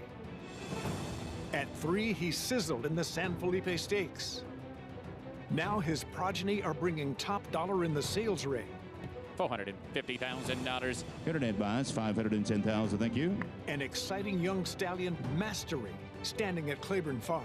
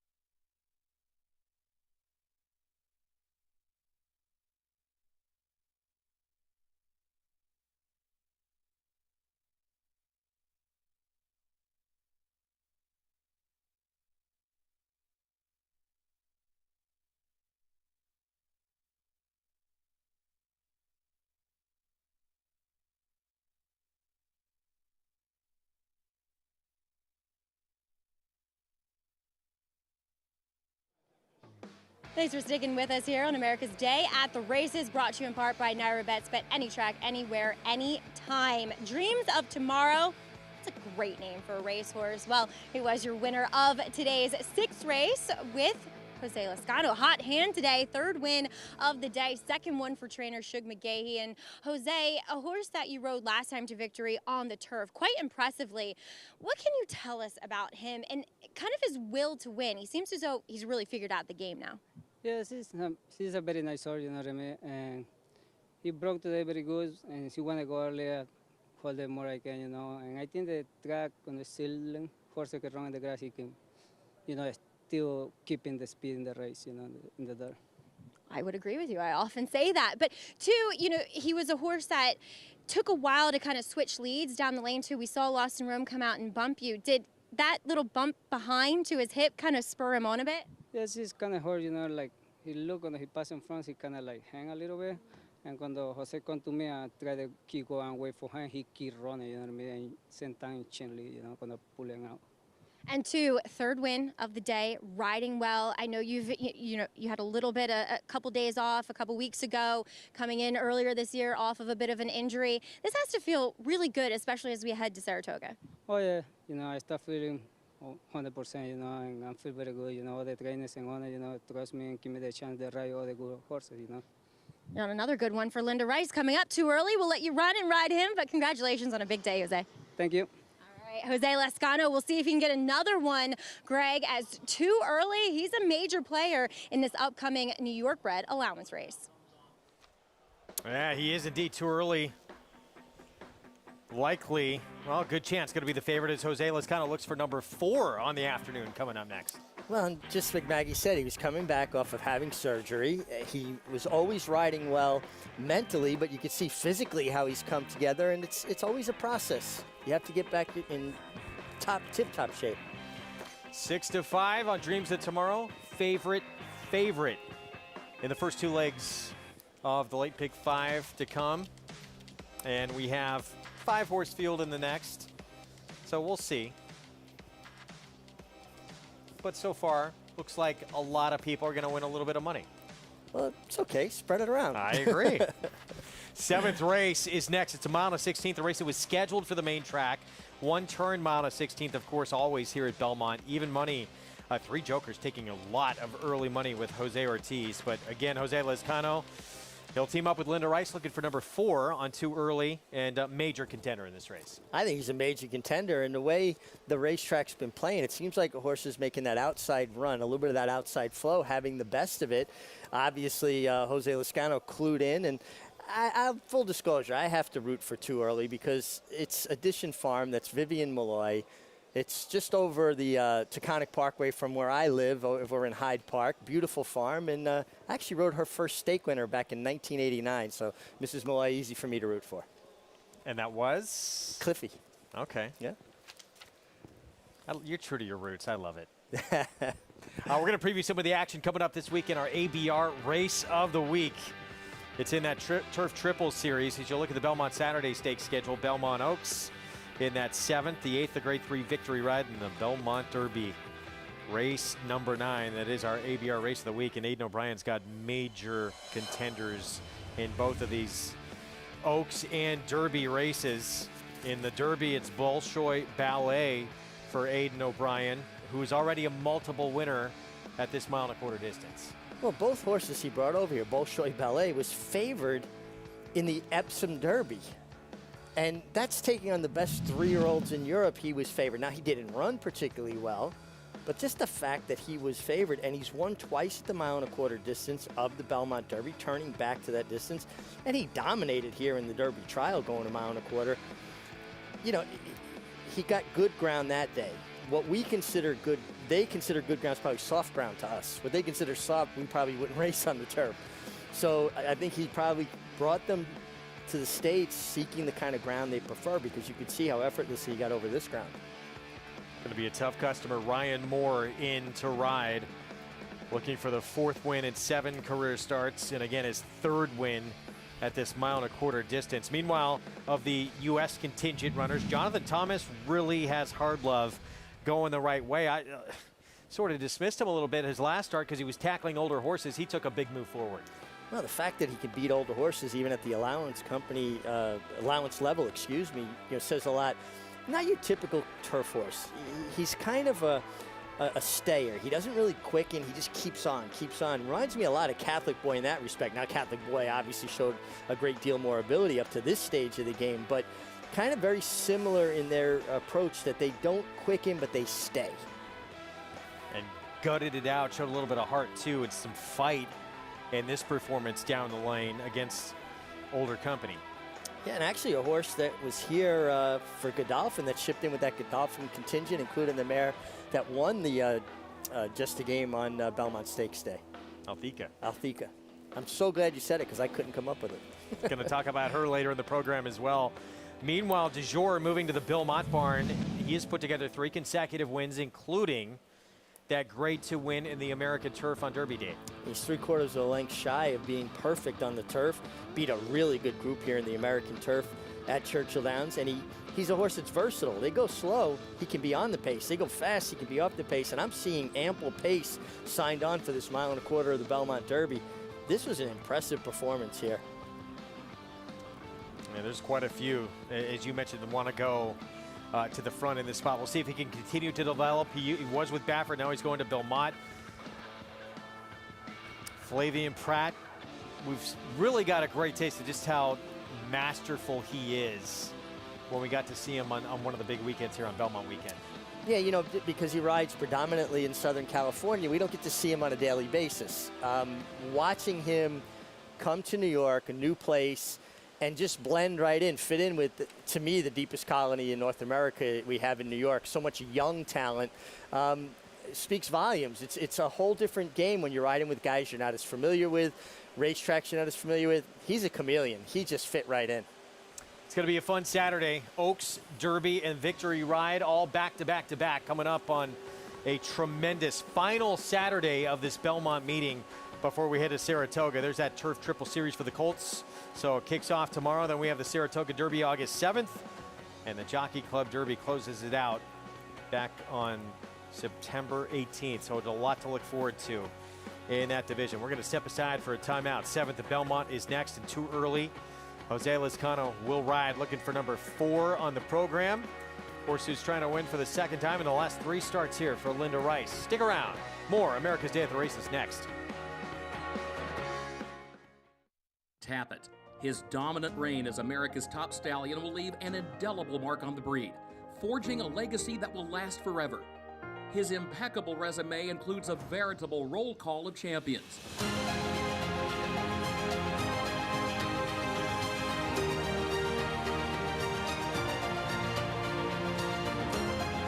the only top 5 sire 10 of the past 11 years. Tapit, standing strong at Gainesway. Now more than ever, it's time to get with the program because New York Reds start with an advantage.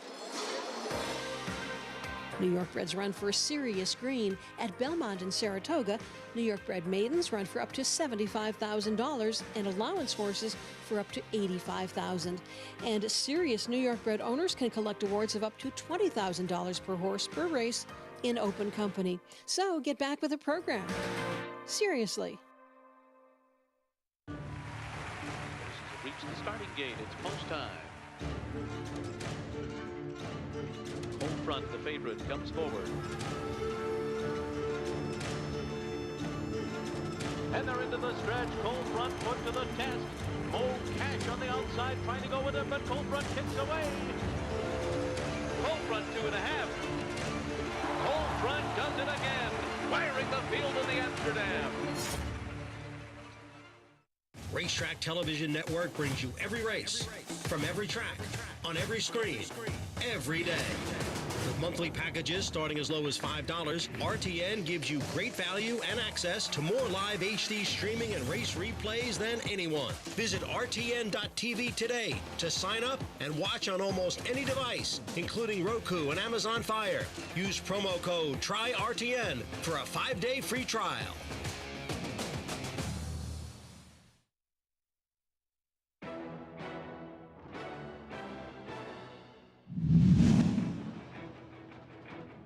Here's Nothing But Fun now with an advance up to 4th on the outside. Hot Storm back to 5th after a half in 44-4. Sizzling pace here. Madalena as Megascape has given way. Nothing But Fun coming with a rally on the outside. Madalena softened up by a bruising speed duel. Here comes Nothing But Fun on by to win. Nothing But Fun. Getting flat out Miggy with it. You had Nothing But Fun on this filly to start her career. 4 for 4 to begin things, all with Mig aboard. Oh, such a nice filly, daughter of Dixie Union, owned by Barry Schwartz, trained by Michael Hushin, and that's when we're talking about getting Miggy with it there. When she ran by these horses, had a big smile on my face, and just a really good filly. And then she used that as a springboard to win the Cotillion by a nose, to win her 4th in a row. Really nice filly. Then I broke my leg right before the Breeders' Cup. I didn't get to ride her there. But Barry Schwartz and Michael Hushin, big part of my career, and had a lot of fun with Nothing But Fun. Daughter of Dixie Union. Well, we have the victory ride coming up, as we mentioned, on Saturday, sandwiched between that Oaks and the Derby. This is a look at the field that is going to line up in Australasia. She is a very intriguing story. Don't see many start their career like this. Well, the filly you rode started 4 for 4. Australasia has started 6 for 6, including a win in that Jersey Girl last time out of Belmont. She has been so impressive, and the fact that she did it with a different style this time, coming from off the pace. She was a little further back than normal, but Joel Rosario kind of tipped her out to the clear. She lengthens her stride and gets it done. This was really impressive because she showed a different dimension, and you never know if a horse is capable of that. You know, they all look good when they're dominating fields, showing speed, but when they can come from off the pace and do it with a different style, speaks of their quality. Can she keep it going? We will find out. She certainly took the Belmont with the biggest buyer number she has run yet in her career for Brad Cox. Meanwhile, Overcharged, daughter of Star Guitar, bred by Britland Stable and owned by them as well. 2 for 2 to begin things, including winning the slop at Monmouth. 2 for 2 and very impressive as well. And she has that daunting speed that we talk about. She may have some company on the front end, or she's just fast enough to run everybody off their feet again. She's done it on a fast track. She's done it in the slop. Now she's got to do it against better and probably facing some pressure early. Love seeing multiple undefeated horses going at each other in stakes company. Grade 3 victory ride. Should be fun coming up. Bella Sophia impressive too. That maiden win was so big, and second start of her career, she had to go against Australasia, but now maybe a little more ready to do it. It's unfortunate for her that she draws the inside again because it kind of, sets in stone what her strategy has to be. You're not going to experiment now and allow her to get kicked back and be in behind horses. So it appears they're going to have to use her speed again. Showed a lot of quality to step up from that maiden race to face a more experienced foe like Australasia. Well, good luck. I'm sure Evelyn Benoit, Britland Stable, going to be watching with Overcharged. They may have a real nice filly with that one. That's coming up tomorrow on the program. Right now, it's the 7th, mile and 16th on the main track. Let's head downstairs to Maggie Wolfendale. And I think a few horses in here were aided with the late scratch of Seafoam here as he looked to be another pace presence. But the two horses I will talk about are ones that are going to want to be up on the engine. And the horse that inherits the inside post position is number 2 in here, 3 Jokers, who does come back off yet again another break in his running line. But last time we saw him winning fairly emphatically that mile in which he was forwardly placed, decent pace for sure, and just kind of drew away with the utmost ease. And a horse that he is that half-brother to Funny Guy, and a horse that earlier on in his career was always such a handful in the preliminaries. Took a lot of time to get him to settle, to get the tack on, and now he does it. It's kind of figuring the game out. A lot of horses, when they hit 4, that's when things start to click. And while he looks incredibly fit heading back to the races today, I am still of the thought that I don't think he gets better with more ground. Like I said, I totally realized he won quite easily going a mile.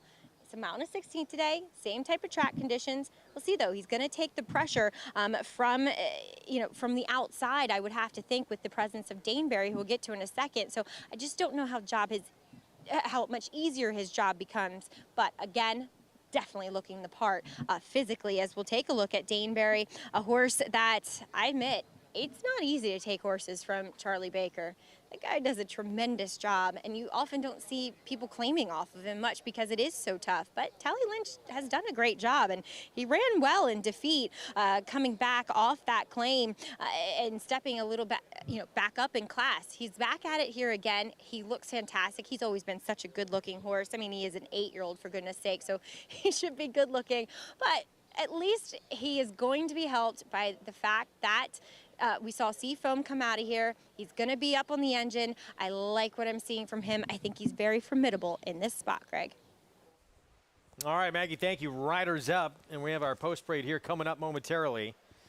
3 Jokers. Jose Ortiz, we all thought we'd see Lost in Rome out in front in the last race. It didn't happen, and he sort of had to rush him up a little bit. Is he going to be even that more focused now on a horse that has speed and can be, first of all, has the rail as well, to say, oh, okay, one got away from me there.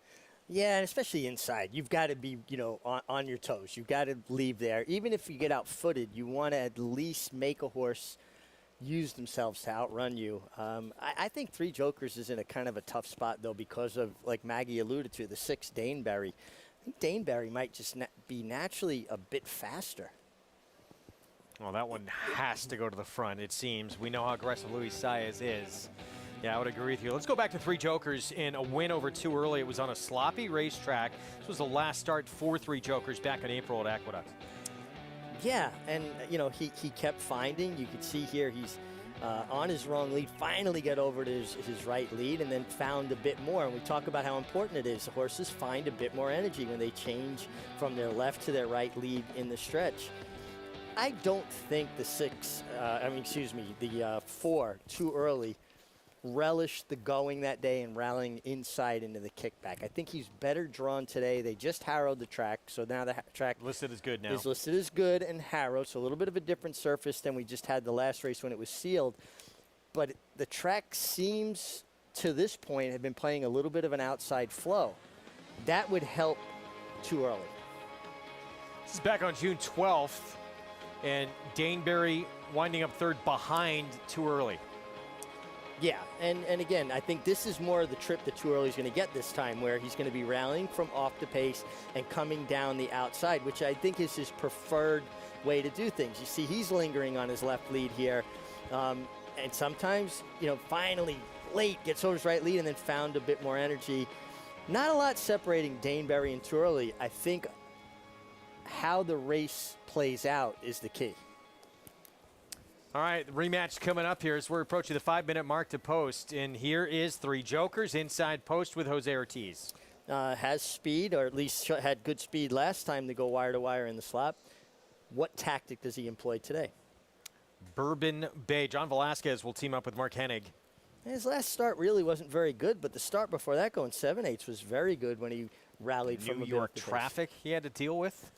Yeah, New York traffic. Not a bad name there. Yeah.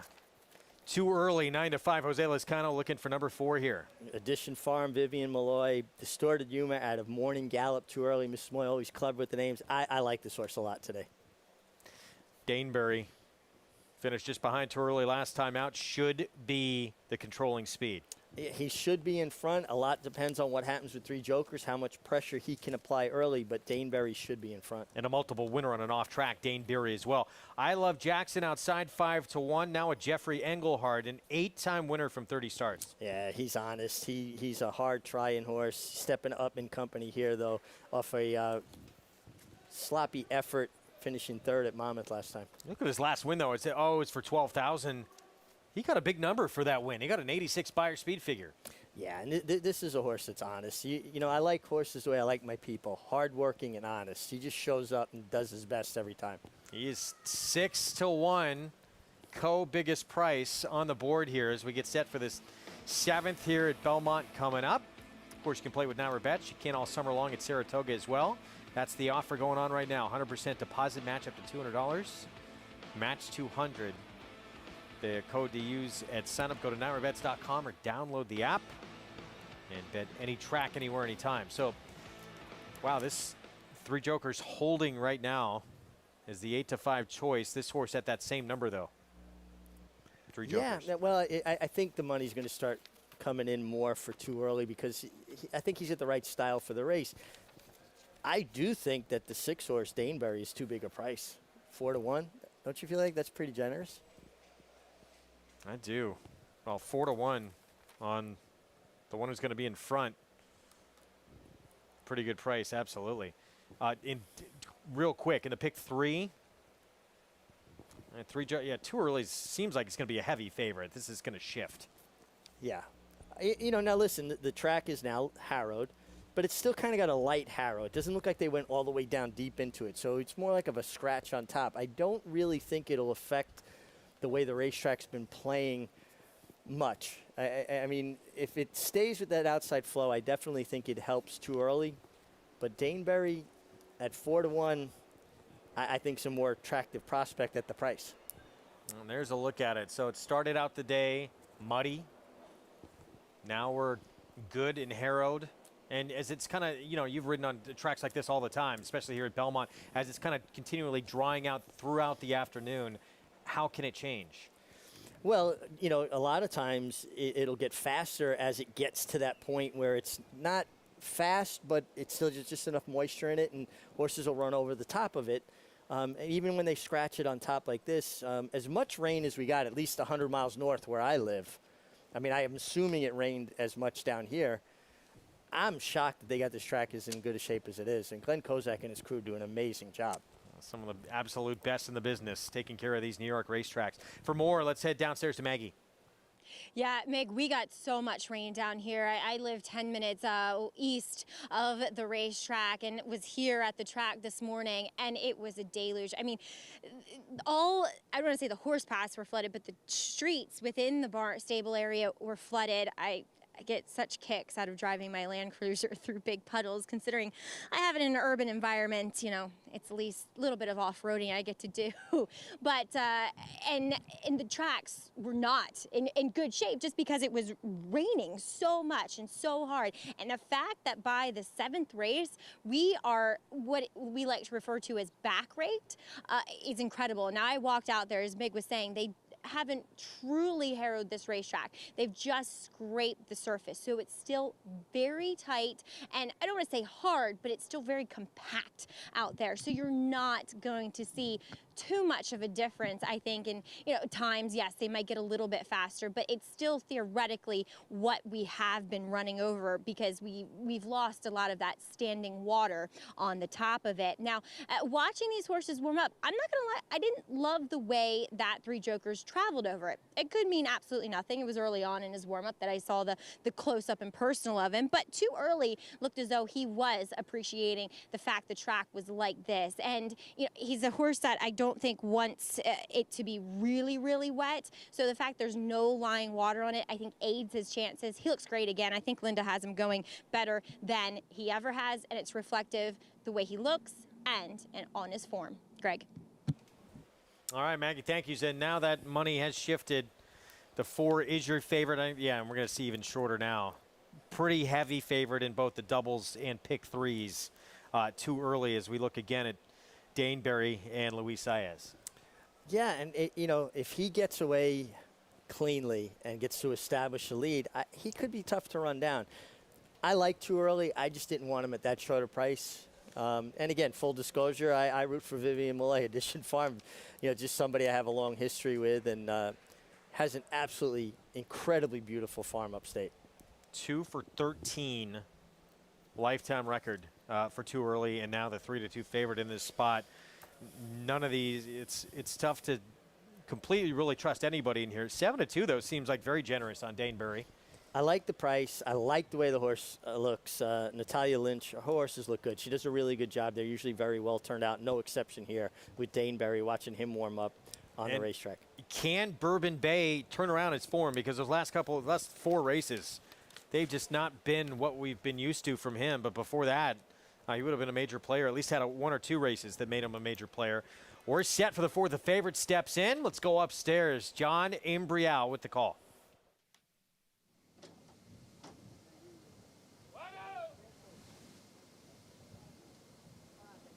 In the gate.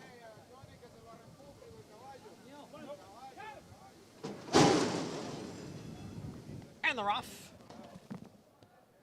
3 jokers, Bourbon Bay and Daneberry. Those 3 go out for the early lead, and they quickly open up 4 lengths on Too Early and I Love Jackson as they move up the back stretch. It is a battle up front. Bourbon Bay's in between horses. 3 jokers is at the rail, and on the outside is Daneberry. A gap of 2 to the favorite, Too Early, who sits in 4th, and I Love Jackson is the trailer. They continue along here. 3 jokers leading here by a neck. Bourbon Bay in 2nd. Daneberry right there on the outside in 3rd, and just in behind those front 3 is Too Early running in 4th. Another 2 lengths to I Love Jackson. It is still 3 jokers on top here. 3 jokers now clear by a length. Daneberry and Bourbon Bay, they are heads apart, 2nd and 3rd. Too Early is in 4th and will look to come through down on the inside. I Love Jackson trails midway around the far turn. 3 jokers holding on to the lead here. Daneberry on the outside in 2nd. Too Early continues to advance down at the rail. Bourbon Bay, and on the outside is I Love Jackson as they come for the quarter pole. It is 3 jokers trying to take them on the front end here. Too Early has now moved into 2nd. It is 3 jokers with the lead. Too Early is all out in 2nd as they pass the 3/16 pole. 3 jokers on the inside and Too Early on the outside. 3 jokers still in front. Too Early on the outside. It's 3 jokers by 3/4 of a length. Too Early is in 2nd. They're coming for the finish. On the outside, Too Early surges. 3 jokers is there. It's a photo finish. It's a head bob. A head bob between 3 jokers and Too Early. A mile and a 16th in 1:43.1. Too Early might have just got there in the final jump. This was awfully tight. Jose Ortiz trying to get just a little bit extra out of 3 jokers. This was some horse race. The 4 Too Early got off the rail and finally kind of leveled off the last 5 strides. Its nose is up and down, inside, outside. Oh, that is so close.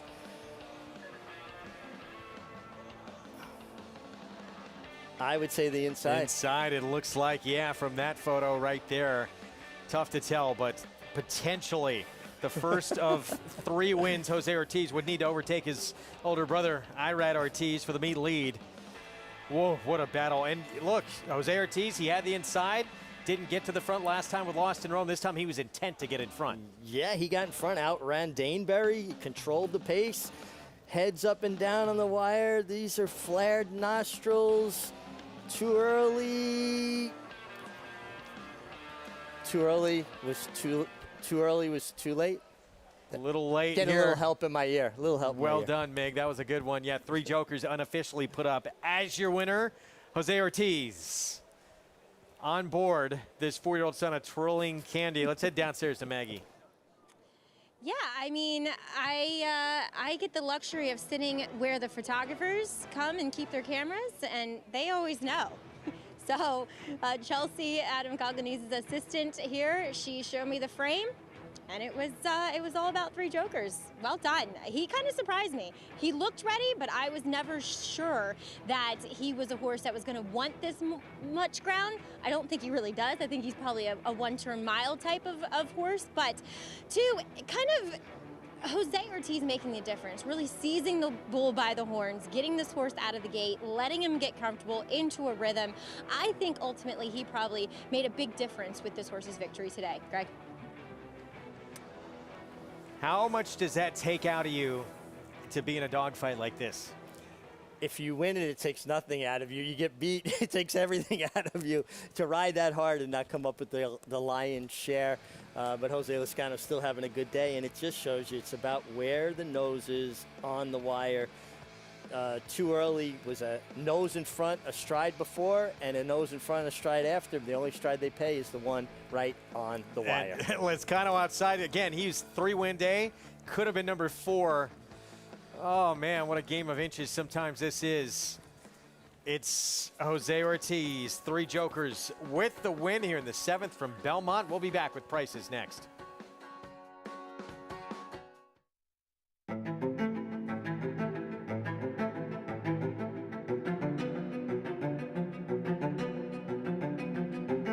To come and get Army Mule, who's pulling away by 5 and finishing fast. Army Mule, ultra impressive in the Cartery flew home. Won it by 6. A 10 top 20 here. We can hold on the done. 221, 210,000.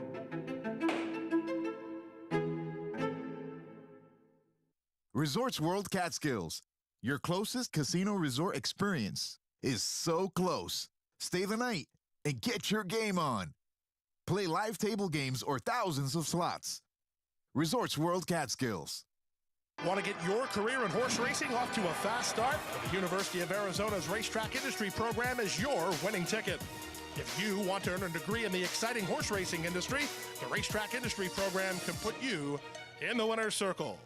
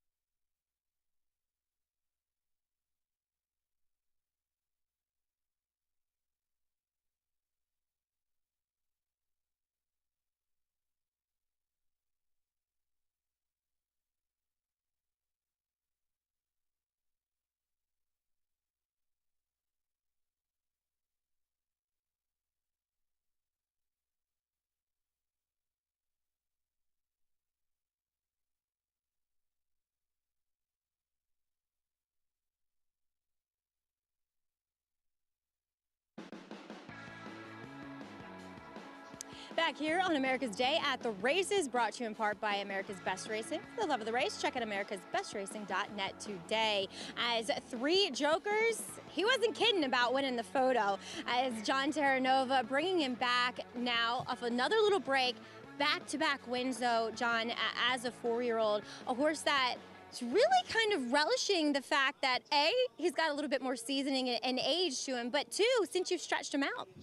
Yeah, I think so. You know, he appreciates the distance. He's got speed to control the race and the situations he's been in. We've added blinkers to him, which gave him a lot more focus.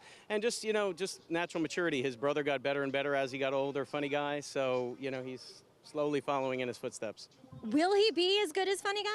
Hard to say, you know, it's, we'll see what comes, but you never know. I mean, he's got all the qualifications to be and some ability, so hopefully it keeps going forward. And you told me Funny Guy retired, but such a beautiful horse. But it has to be nice, though, to have one of his siblings still on the racetrack. Oh, absolutely, yeah. And they have similarities, you know, here and there. But, you know, this one's a little bit more refined, more smaller than he was. He was a big tank, and, you know, you could see this one carrying his speed, the distance. So, you know, hopefully it keeps working out well. Was it Chunk or Chubby? What's Chubby gonna? What would you and your wife Tanya and your daughters, or your daughter who has shown, what would be an ideal type of retirement situation for Funny Guy? Well, I mean, whoever gets him is gonna, you know, love him to death. I mean, he's a beautiful horse and just a smart one too. So, you know, hopefully, you know, he'll have a good, long, happy life from now on. Looking forward to it, and congratulations here with his little brother, 3 jokers. Thanks so much. All right, John Terranova, guys, and as he was saying, Funny Guy, yeah, he was such a pleasure to watch on the racetrack, but whoever gets him in retirement, they're going to be lucky because that guy was a looker. So in the show ring, I'm sure he will excel much like he did on the track, but good to have his brother filling in the footsteps of his older sibling. Greg? Some big shoes to fill there. Funny Guy, he was quite a performer. He had a good little run, especially the first couple of races back of his 4-year-old campaign. For big time. Well, 3 jokers, 2 for 2 as a 4-year-old now also, albeit by a nose and maybe a little easier coming. His brother. You know what? I'll throw my hat in the ring there. Funny Guy looked good on my place. I just brought a new horse home yesterday. He'd fit in perfect at Camp Mig. Well, he's a funny guy. I'm a funny guy. No. No, he's going to be a great one to have. 3 jokers, that is a tough beat. You got to feel for Jose Lezcano, but Jose Ortiz now first of 3 wins he needs to overtake his brother for the lead here, outright lead at this meet. So he's 1 behind. Now, let's be fair to Irad, you know, missing that time, getting injured right before the Belmont Stakes, and he gave up a bunch of winners, Grade 1 winners, as a matter of fact, too, to his brother Jose. But again, very talented colony. You've got Irad, Jose, Manny Franco, all graduates of the Jockey School in Puerto Rico, 1, 2, 3 in the standings. And we're just scratching the surface there. Hall of Famer Johnny Velasquez, Joel Rosario, Hall of Famer Javier Castellano, Eric Cancel coming off a big Aqueduct Spring meet. Dylan Davis coming back off injury, riding terrific, as is Jose Lezcano. This is a seriously deep and talented pool of jockeys. 8th race coming up next here at Belmont. Another one that was scheduled for the grass. Now on the main track here, mile and a 16th, that one turn, mile and a 16th configuration here, Big Sandy. And here's who's left in this group. Allowance optional claiming race, always late. The one to beat, Bill Mott and Joel Rosario. Last seen on the dirt in the Grade 3 Gazelle against Search Results, who gave Malathot all she could handle in the Kentucky Oaks. Yeah, I mean, we're talking about a serious, different level of horses there. Always late, very well drawn towards the outside as well. Rosario, Fermat, a lot to like. First of our 3 stakes tomorrow, back-to-back-to-back on the program, is for 3-year-old fillies on the lawn. Belmont Oaks, part of that Turf Triple Series, mile and a quarter. Inner turf, purse of $700,000. And Aidan O'Brien, he's got the favorite in the Derby, is the favorite in the Oaks as well. Santa Barbara won her debut, 3 starts since she has not won, but she just missed in Group 1 company at the Curragh in Ireland. And again, she was favored in the Epsom Oaks. Epsom Kazoo Oaks, Grade 1, did not run particularly well that day, but came back with a big run, going the mile and a quarter in the Pretty Polly Stakes, Grade 1. So Obviously, a lot to like here, and probably going to get ground that she's going to favor, even though it'll have some give to it because of all the rain we've had recently. Compared to what they're used to running over there, I'm sure they'll handle it. Daughter of Camelot, out of a Dane Hill mare. And it just missed at that 1.25 miles on the turf there. She's going to be a lot to handle. Meanwhile, Cone Lima, Plum Ali, they went head-to-head in the Wonder again. They were 1-2. Yeah, I think Cone Lima just had a bit of a tactical advantage. She laid up closer going around an 8th, where Plum Ali was having to kind of work her way through the field from far back, but a very good effort here. And I think everything being equal, I like Plum Ali a little bit more out of this race because I just thought she had to overcome a tougher trip, where Cone Lima had already kind of, you know, gotten out and gotten her ability to kind of pick up that momentum, hits the front at the 16th pole, where Plum Ali is finally in full stride and was getting to her late. Out of this race, I like Plum Ali a little bit better than Cone Lima. They'll go at it again, so will Gams Mission and Spanish Love Affair. Gams Mission, Cherie DeVaux has done a really nice job with this filly. She's reeled off 3 consecutive victories on the turf. And I love when you see that steady progression. You know, she ran okay first time, well beaten second, then ran better second time to win, better third time to win, even better in her 4th start to win a graded stake here in the Regret.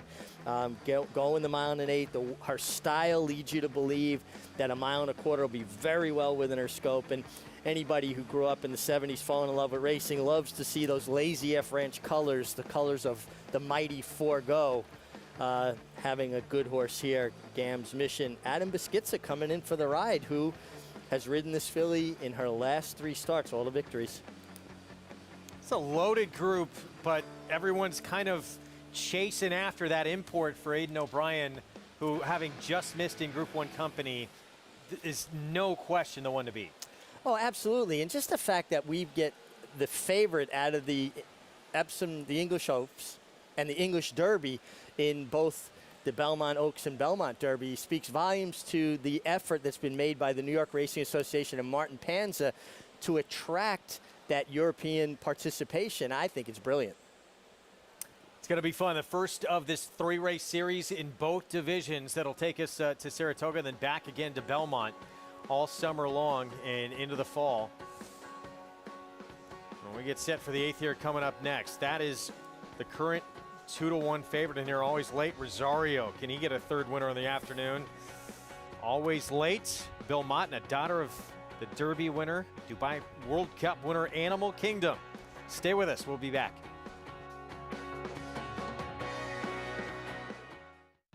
Definitely be looking at Always Dreaming yearlings. Florida Derby's always been a key stallion-making race. Constitution, Scat Daddy, Quality Road. The 2017 Florida Derby to Always Dreaming. I see a lot of similarities in Constitution and Always Dreaming. They're a little more angular, aerodynamic, and athletic than some of the other stallions by those sire lines.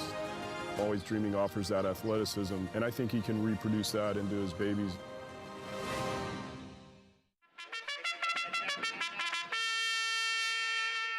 This season, make Friday nights Monmouth Park nights. Live racing starts at 5 p.m. every Friday, featuring big fields and 6-figure pools. Unwind from a long week and kick your weekend off early. Take advantage of ample opportunities to pad your weekend bankroll. Fridays start at 5 at Monmouth Park Racetrack.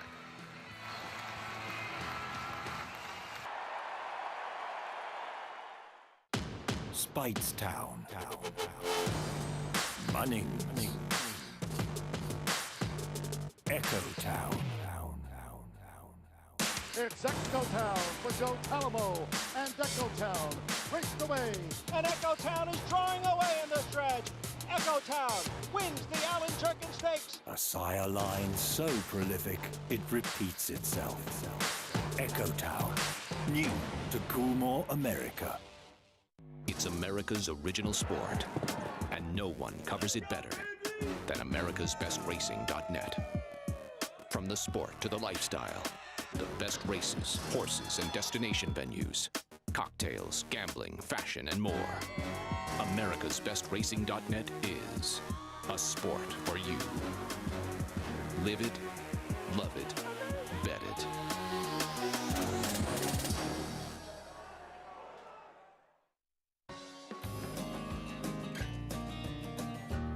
Elate is a mare that really probably doesn't need much introduction. She was a multiple Grade 1 winner, earned just a little bit over $2.6 million on the track. It's always exciting to raise one, have it go on, be incredibly successful on the track, and then see them come back as brood mares.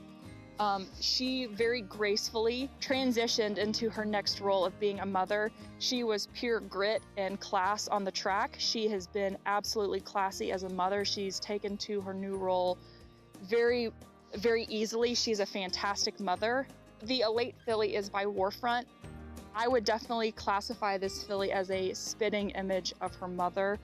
I remember Elate as a foal, and watching this baby, it's bringing me back a little bit to when Elate was a baby. Spitting image, very classy baby as well. I can tell that she's definitely going to follow in her mother's footsteps. She's classy, she's easy to work with. She, so far, taken every lesson in stride, has a really great start so far. Elate is a mare that I think for most Claiborne employees really holds a special place in our heart. It's really gratifying to see our horses go on and be successful, but to watch Elate blossom into the just powerhouse that she was on the track. She was classy, she was gritty, she was tough against the boys, she beat the girls, she did it all. Leaving the others behind, Elate dominates the Beldame. And then to see her come back and be a mother and just be so natural at it, it's like part two. She'll most likely stay with us and go on and race under Del Schneider Silks, just like her mother did. She'll be here until the summer of next year. During that time, we're going to be concerned with her growing, being happy, being healthy, and really developing into the racehorse that we think she can be. She was special. Two-time Grade 1 winner in her 3-year-old campaign. She won the Alabama Beldame against older fillies and mares back-to-back. Homebred for Claiborne and Adele Delschneider. And here is a daughter of Claiborne stallion Blame, Kilkea, who we have coming up in the next race.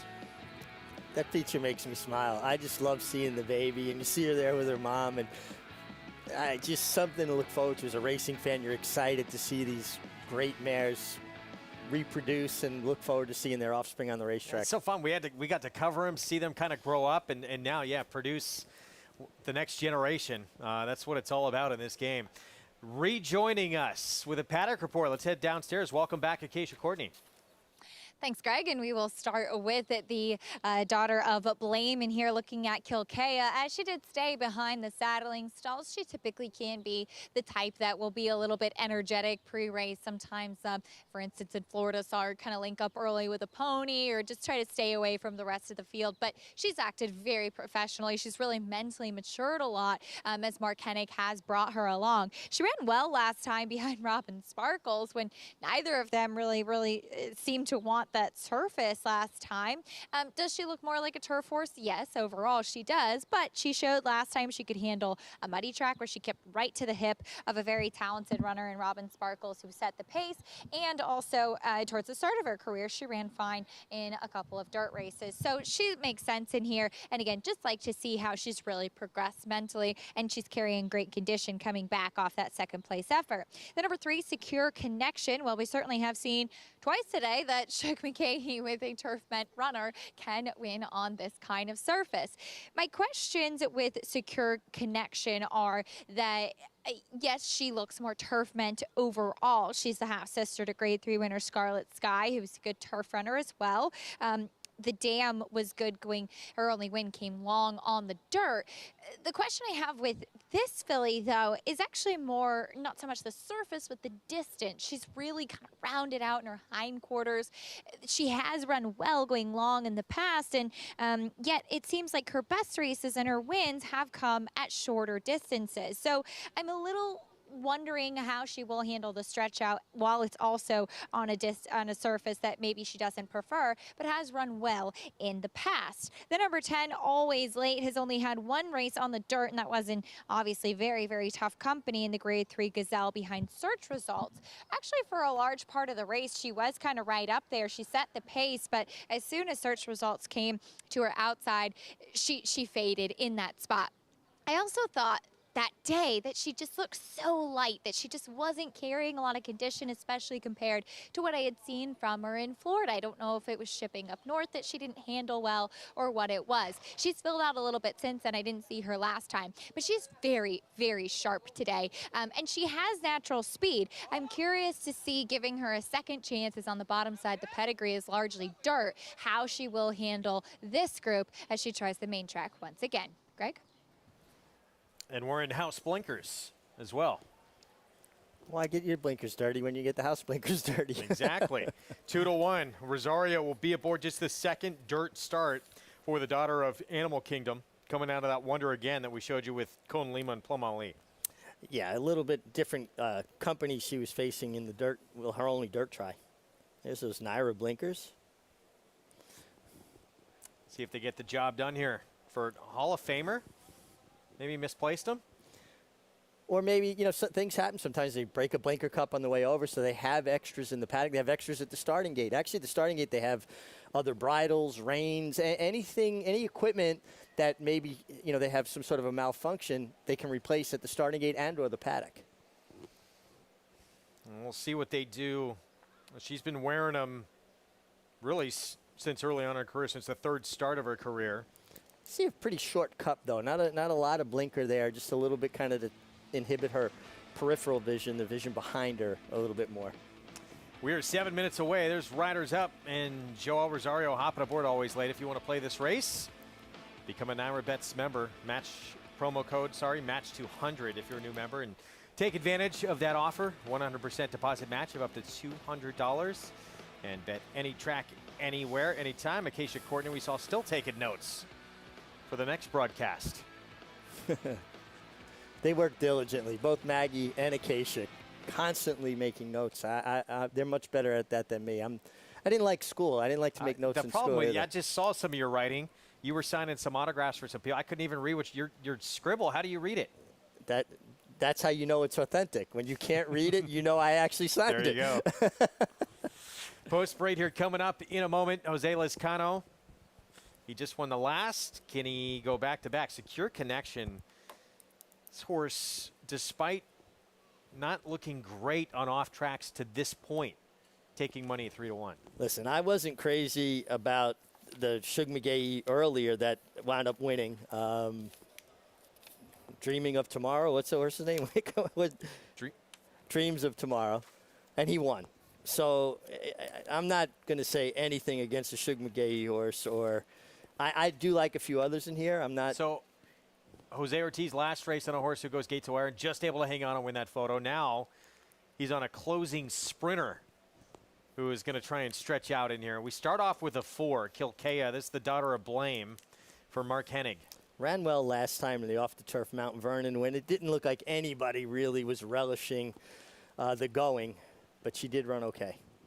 7-2 on a filly who's 3 wins and 5 seconds in her 11 career starts. Here's the 1A at 5-2. This remaining half of the entry gets the outside post and is a main track only entrant. Well, this filly to me makes the most sense. I think she's got the best recent form. She's handled off going. She gets a good outside draw. And she's a granddaughter of My Flag. There's a lot of that Phipps blood running through her veins. 5-2. Wow, just about everybody closely bunched on the board with the exception of the 7 and the 8. Slowly making their way through that tunnel. We're going to see Secure Connection next. So Jose Ortiz looks to go back-to-back here, teaming up with Shug McGahee. Cleverly named Secure Connection by Datalink. I do think this horse is more turf meant. To Dancing with Daffodils, Eduardo Jones trains, comes in off a win that was sprinting on the grass here at Belmont. Yeah, that's what she really wants, sprinting on the grass. I don't see her in this spot. And dirt efforts don't inspire much confidence in here. She's the biggest price of the board at 12-1. Next door, main track only runner, Foxtail, who is a 7-time winner. 7-time winners, actually run the fastest races on dirt. Her last 3 races left a lot to be desired, but that was over at Aqueduct when the weather got cold. Some mares don't like cold weather, and some horses don't like Aqueduct. And be forwardly placed as well. Then the 10, Always Late. Again, her only dirt start, grade 3 Gazelle against Search Results. Yeah, showed speed against Search Results, against much, much tougher, was well beaten. Did take money that day, 4-1 in the grade 3 Gazelle. And that's your field. We're going to look at the remaining half of the entry in here. Main track only runners stand for the flag. It's Manny Franco on board. And again, it's the extreme outside post. There's the 1A.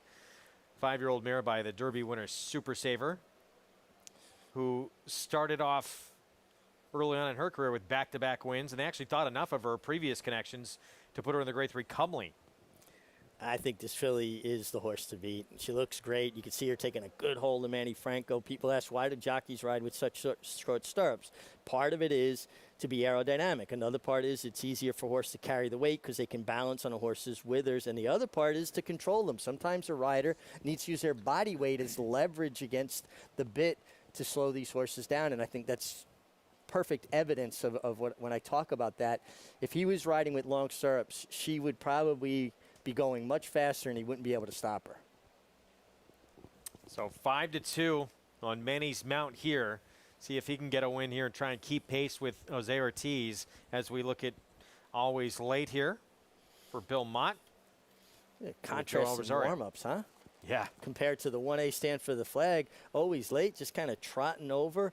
We saw Too Early get beat a nose last time. Will Always Late get there this time? And what is it like as you look at these warm-ups? Obviously, there's intention a lot of times.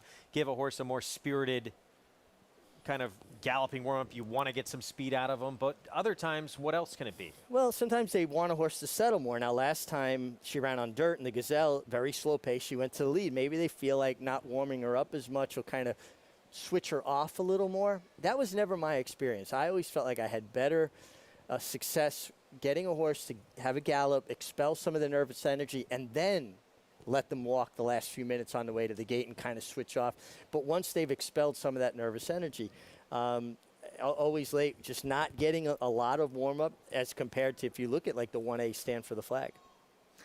With more, let's head downstairs back to Acacia. Yeah, and just to piggyback off what Mig was saying, Always Late is the type of filly that sometimes can kind of almost run her race before they even put them in the gate. When I first saw her down in Florida, her first couple starts in the Mott Barn, she had cotton in her ears. It was just every step to kind of try and keep her quiet, and I think that's what we're seeing Joel Rosario doing on the track, whereas Stand for the Flag to the outside is wearing the blinkers for the first time, and Manny Franco typically will be one to give a little bit more of an aggressive warm-up. As far as the other main track only goes, though, wanted to touch on the number 8, Foxtail, who's off of a layoff. And as far as fitness goes off the bench, it's not that she's carrying excess weight. She's fit enough. I just wish overall she was a little bit stronger across the top line. And that's something that will come with having a race under her belt. She hasn't raced since February. And unfortunately, before that layoff, her form was tailing off with those last couple of starts. The 1A, Stand for the Flag, you guys talked about the warm-up a bit. She moved beautifully out there on the track under Manny Franco.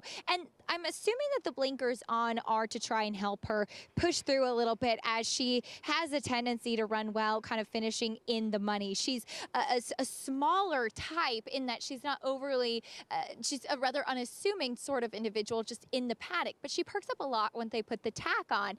And those types, while we do have a lot of sunshine out and the track is drying out, but those types typically get over a track with moisture in it quite well. So that does seem to bode well for Stand for the Flag. Some youngsters taking in the action here on this Friday, final weekend of the meet coming up.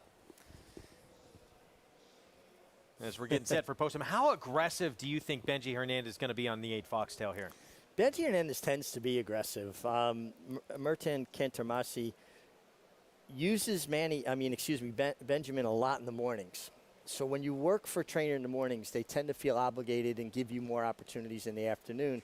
Obviously he had options. Benji, not as high profile as some of the other riders that might, still be left in the room, but because of that work ethic, he gets an opportunity. I think on a horse, Foxtail, that's a player, and Benji allows horses to run freely. So I think she's going to be forwardly placed. Will she be by herself in front? That's the question. Waiting to see this 4 cooperate and get in, being a little stubborn right now. Kilkea is the daughter of Blame, who on occasion she showed some speed on the grass. Has really not translated, though, on dirt to being forwardly placed. That long shot, the 7 moves in, but it's going to be Always Late, the 10. Joel Rosario looking for number 3 today. Last dirt start, only dirt start, that Grade 3 Gazelle much softer company this time around. Let's go upstairs to John Imbrial.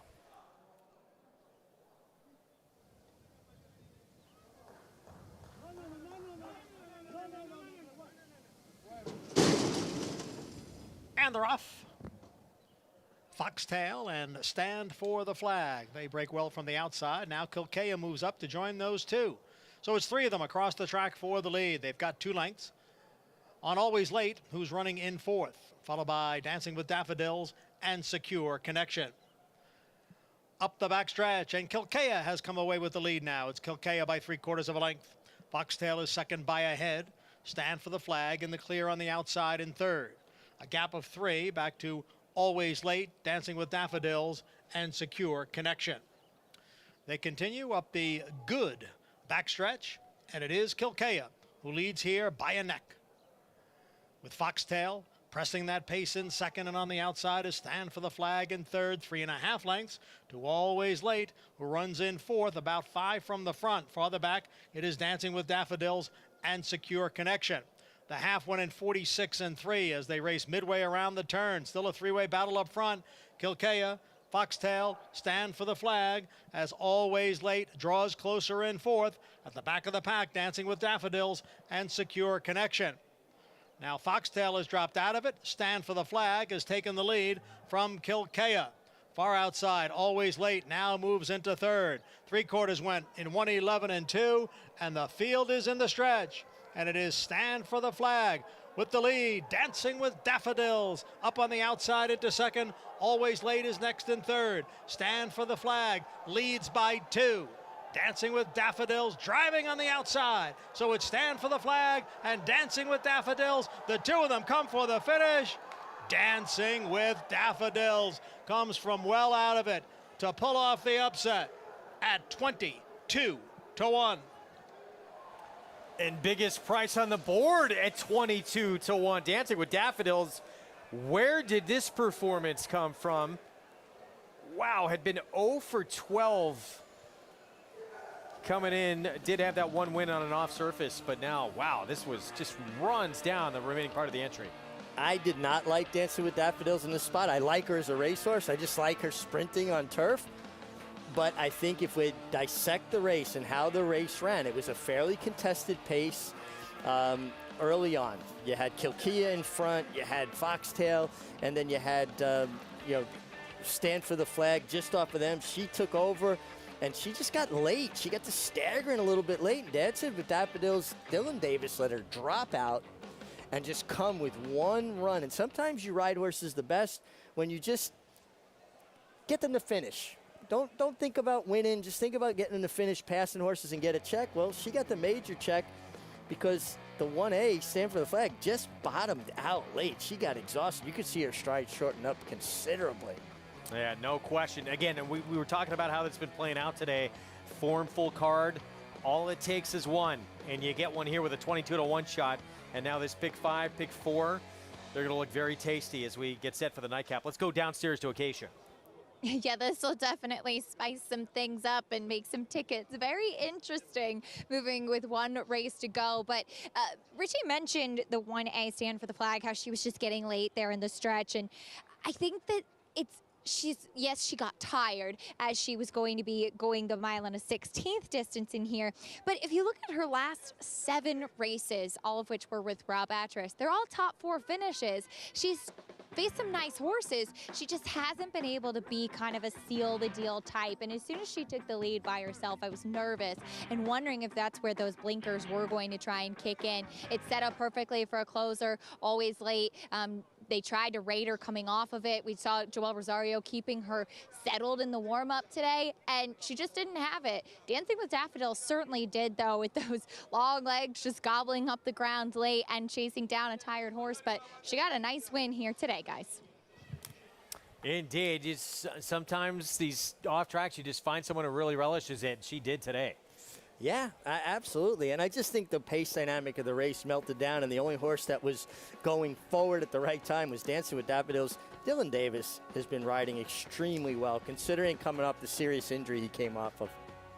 We're going to take a break. 22-1 shot takes this feature on the Friday card. We'll be back with prices set up the nightcap next.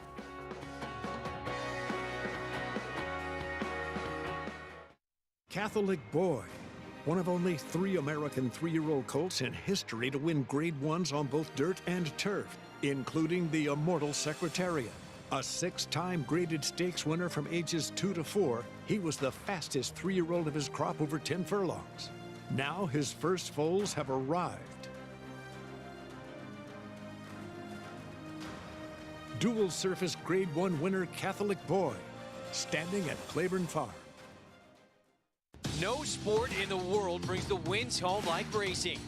It's one-of-a-kind, high-speed, high-stakes action, and Naira Bets takes you there. Place your bets and watch the races live from anywhere. With Naira Bets, make easy, secure deposits and promotions every day to earn reward points or cash. Download the Naira Bets app or visit nairabets.com.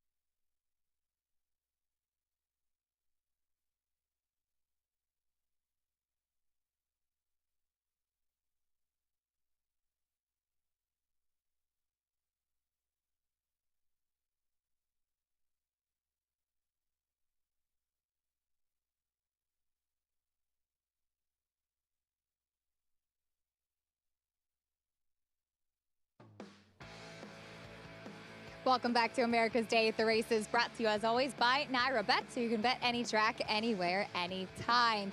In race number 8, it was an upset, 22-1 on Dancing with Daffodils, and I'm pleased to be joined by her winning pilot, Dylan Davis. And Dylan, she's a cool mare. She's in good form right now, having won her last, and you said she just kept giving you a lot there in the stretch. Yeah, she broke well. I just got her into a good stride down the backside. There was enough pace for me to look at, and she got a good rhythm, and the most important thing was to get her to the outside, and I was able to do that. And once I did, I was fortunate enough that she still had some more turning for home, and she wasn't giving me whatever I was giving in, and so I had to ride her really hard down to the lane, to the wire, and she prevailed and was able to get by that other horse. She did it well and at a big price too. And we've been talking about you coming back from injury and just really riding so well right now. I saw you up in Saratoga last week working horses. I mean, tell me what it's been coming back and building up business again. It's phenomenal. I just got a lot of hunger coming back. I just really couldn't wait to come back, and I just want to do better than I did before. And I'm getting very lucky. I'm getting nice mounts, good mounts, and I'm getting the job done. And I got great momentum coming back, and I'm looking for a better year at Saratoga. I really think I can do better than I did last year now. How important are those relationships, working horses in the mornings and carrying that over to the afternoon? Oh, it's big. It's all about building relationships and showing the trainers and owners that I can get the job done, and I'm doing it now, and I'm going to keep going. Well, wishing you all the best in Saratoga coming up. Congratulations on the win here, Dylan. Thank you. Thanks. That work ethic, guys, that we always talk about on full display. We always see Dylan working hard in the afternoons, but working hard in the mornings too, and building up those relationships, and that business once again is paying off. Thanks. Okay, so biggest price we've seen today, 22-1. And, you know, we've talked a lot about Dylan Davis, and I know obviously you have a close connection with him, but he was getting better and better, and we're seeing big progress. And then to have that injury, but he's come back great, right at a good time before Saratoga starts. But what's been the biggest thing with him that you've seen that has sort of helped propel him to the next level? Well, he's matured. He's just gotten a lot more mature in his approach and his preparation. You know, and he and I have talked a great deal about that and going in with a plan, but also having a plan B, a plan C, and knowing your competition, doing your homework. His approach has really strengthened and improved, and being aggressive. I like the fact that in turf races, he's saving ground. In dirt races, he's aggressive, puts horses where they need to be. He is really taking it to another level. And the intangible, the thing you don't know about a rider until it happens, is when they get injured, how do they come back from injury? He has come back stronger, better than before, and I think it is partly because he was hungry. But again, you don't know how a rider's going to react to it until they have to deal with it. And you have to get better because you won't survive on this circuit with all the talent in that room. No, absolutely not. He's a good, strong finisher. Reminds me a lot of his dad finishing on horses, Robbie, who I competed with a great deal. And I'm just very proud of the way he's developed and continued to mature. And I think he's like one good horse away from being thought of in the upper echelon. Nightcap coming up at Belmont, mile on the main track. Race taken off the turf, 40,000 claiming race. Non-winners at 2 lifetime, and again, it just takes one. We got it with Dancing with Daffodils, $46 winner, which means this late pick 5, if you're alive, all of a sudden got a lot more interesting.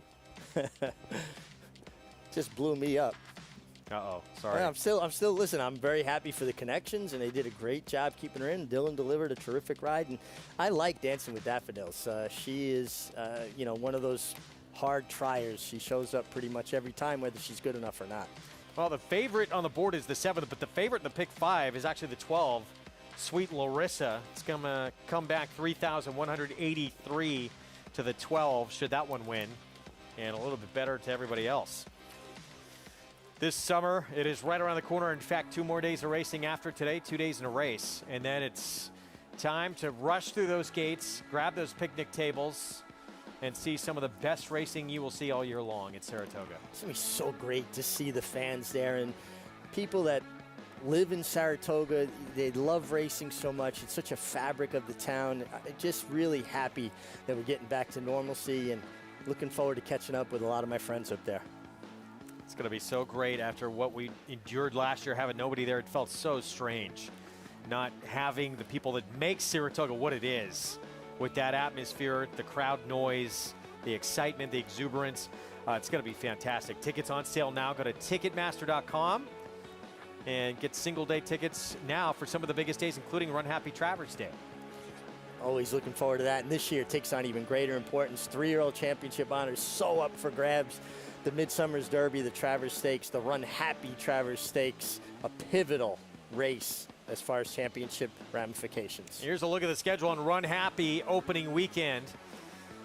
Opening day includes the Schuylerville for 2-year-old fillies, Forbidden Apple on that Friday, and then Grade 1, first of the meet, the Diana Stakes with live coverage on Big Fox. We can't wait for that. $500,000 purse. Mile and 1/8 on the lawn, and the top 2 finishers from the Just a Game for Charlie Appleby and Godolphin will return, staying in the States, to come back and compete in the Diana, Althika and Summer Romance. Summer Romance, very, very game. Althika sitting inside. Mike Smith, handful of horse, looking for a place to go. You're going to see Mike start to kind of maybe edge out just a little bit, looking for a gap, looking for some room. Watch Althika, though. She spots the hole, and I talked to Mike about this before the race. Before Mike said, before I spotted it, she spotted it and dove back down towards it. And you want to know why Mike Smith's in the Hall of Fame? If anybody needed any reminding, just watch this ride, man. This is as good as it gets on a horse that wanted it, that was brave, no hesitation coming through a spot. Really looking forward to this Diana. And that was avenging a beat by your stablemate Summer Romance the start before, which, by the way, was at 1 1/8, which the Diana will be contested at. Here's Althika breezing this past Monday at Belmont. And when you say breezing, this is the definition of breezing. She's just running up into the bridle. Watch, going to change leads right up in here a little bit late, but ears up. Come on, Mama, get over your right lead. I know it happens. I watched this tape already. Just a little bit late in the game. There it goes, right there to the right lead. Ears up. And the last 70 yards of this work was the best part of this work, and the gallop out, always in the bridle. Just a maintenance kind of move, a move that you only see when you have horses that are dead fit. Obviously, she's dead fit coming off that Just a Game victory. Well, when you talk this race specifically, but really any turf race, graded stake on this circuit, you got to talk Chad Brown. He's won it 5 times in a row. Can he do it again? La Mista will be one of his chances, who is 4 for 8 lifetime on the turf. State's debut was a near miss in the Beaugay. Yeah, and she sat in behind this pace. Listen, she was facing a nice filly here in Harvey's Little Goyle. Did I say that properly? Harvey's Little Goyle? You did. I like it. How about that? And she finished resolutely. And again, not a lot of pace to run into. Harvey's Little Goyle. You're being kind saying that. There was 0 pace. Well, yeah. I mean, you know, we don't want to overstate it or understate it. But no, certainly, I think you move her up a lot because of 26 absolutely. and 50 and 4. Yeah, no, absolutely. Yeah. Came home resolutely, and Harvey's Little Goyle always had better position. Now you see Chad Brown likes to work his horses in company. You've got Pocket Square and La Mista, and it kind of keeps him in the bridle, makes him work for it. They really do a great job of matching their horses up. That's Irad Ortiz Jr. there aboard La Mista on the outside. Just allows her to cruise up next to her workmate. Nice gallop out. That to me, this was the stark contrast of this work, was the gallop out. Look how they continue out, you know, after the finish line. I really like this work a lot. Compared to like Althika's work, which was a maintenance move and didn't really, not a lot on the gallop out. Her best part of that work for Althika was the last 70 yards. This was a more solid work, but Althika is also coming off a victory. They don't need her to move forward. They need her to kind of stay right where she's at. No, good point. Pocket Square, by the way, was the favorite in that Just a Game for Chad Brown, so we'll see if she can bounce back. I'm sure he was expecting a lot better in that 5th place performance. Here's what Chad Brown has done in the Diana. Rushing Fall, back-to-back with Sister Charlie, the great Lady Eli. It all started with Zagora back in 2011. Incredible run. Incredible run. What a resume Chad Brown has put together already, and he's got a lot of training years in front of him. One thing I've noticed, though, all your top trainers, think about your top trainers. Yeah, I'm thinking Wayne Lucas, Todd Pletcher, Chad Brown. They all dress so well. It's a big part of it. If you want to be that elite level, we talked about what does Dylan need to do to be the elite level for a trainer. Got to dress the part. Dress the part, act the part, and work ethic. Anything you do in life, let alone training horses, riding horses, doing TV, it's about your work ethic, being prepared. Did you impart the dressing part to young Joey? Oh, well, I didn't need to. He always kind of had that. Yeah. We're going to take a break in a moment here. Don't want to miss it. Grade 1 Diana Stakes on Fox live coverage. A week from this Saturday, 5:30 Eastern Time. Only on Fox. It is going to be fun. Opening weekend, Run Happy. Opening weekend from Saratoga. Must-see TV for racing fans. We have the nightcap from Belmont Park coming up next. Off the turf. Now on this good harrowed surface, and that is a look at Miss Boombastic from Michael Trombetta. 2-1 favorite currently.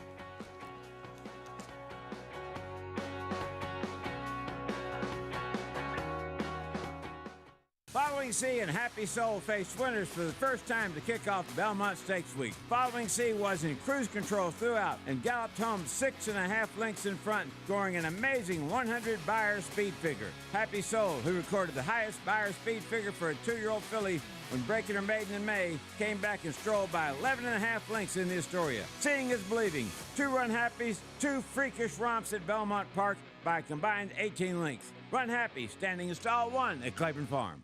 My dad loves the lottery. Growing up, he was always playing, so I had the idea to create an app that lets you play the lottery on your phone. I think that was my idea.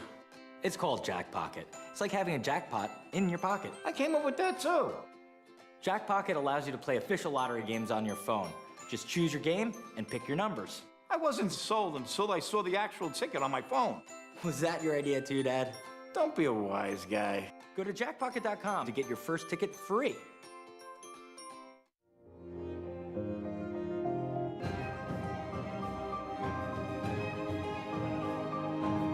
Structor and Jose Ortiz. J-Walk is a Breeders' Cup champ. And the bench has won the Del Mar Futurity.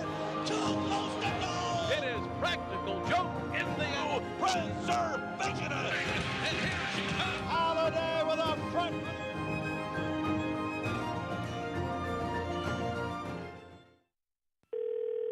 Hello, you've reached the offices of West Point Thoroughbreds. Please leave your name and your number, and we'll get back to you as soon as we can.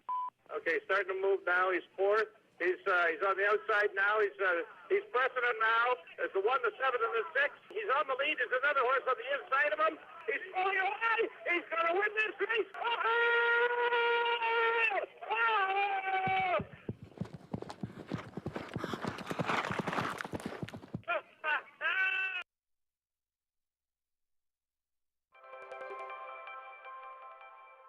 Central Banker is a Grade 2 winner whose well-balanced good looks have helped fill his books every season at McMahon Thoroughbreds of Saratoga.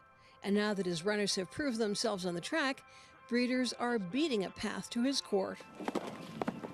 Breeders gravitate towards consistency and a sure bet. It's an uncertain world out there. COVID adds to the mix. And, Central Banker in our regional program and even in abroad has really helped breeders find sure footing. McMahon points out that fourth-year sire Central Banker ranks in the top 10 nationally. Central Banker progeny have earned nearly $9 million, and not just in the Empire State. This past December, his 4-year-old daughter Nico's Dream won the My Charmer Stakes at Gulfstream Park. And they're off. That same day, another first-crop runner, Bankit, took the Alex M. Robb Stakes back at Aqueduct. Bankit has taken the lead. That win was Bankit's third stakes win and brought his earnings up to more than $800,000. Every single Central Banker foal comes out very well balanced, medium big size with good bone. They train easy. They are not too wild as youngsters, just wild enough as 2-year-olds.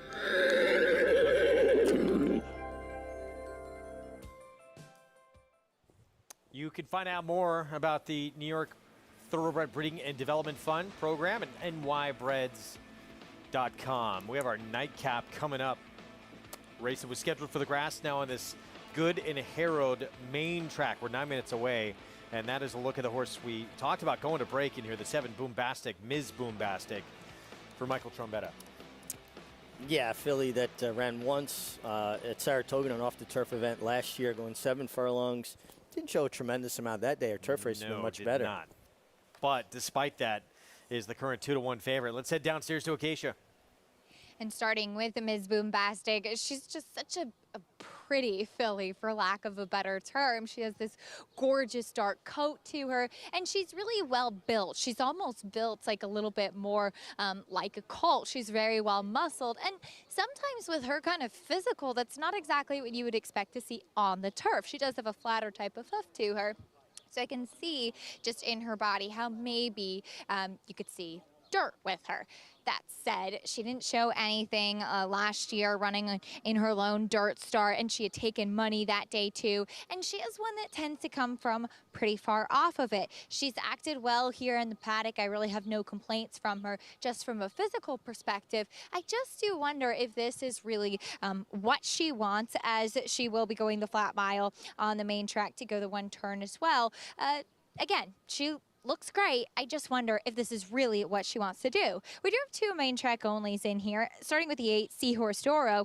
I can see why they tried her on the turf last time, and she does have a flatter type of hoof to her. She's much more what you kind of would want as far as a horse that has the ability to be naturally forwardly placed, and she's very forward in here. She's been kind of marching around the paddock. She's really fit, very, very well tucked up. Her lone win did come on a muddy track, but she's been very sharp with the tack on too. And she does pick up Joelle Rosario. The number 12, Sweet Larissa, to the outside. She's always been one that's been a little difficult pre-race. She did jump her rider 2 starts back in April at Aqueduct before the race, and still ran the race. Last time she acted up on the track, in the paddock a little bit. She's a touch spooky still in here, but overall, big steps forward for Sweet Larissa just as far as her mentality. She has that cotton in her ears to muffle out the sound, because horses in general react much more to sounds really than anything else. And more than anything, she looks like a tried and true dirt horse. Greg?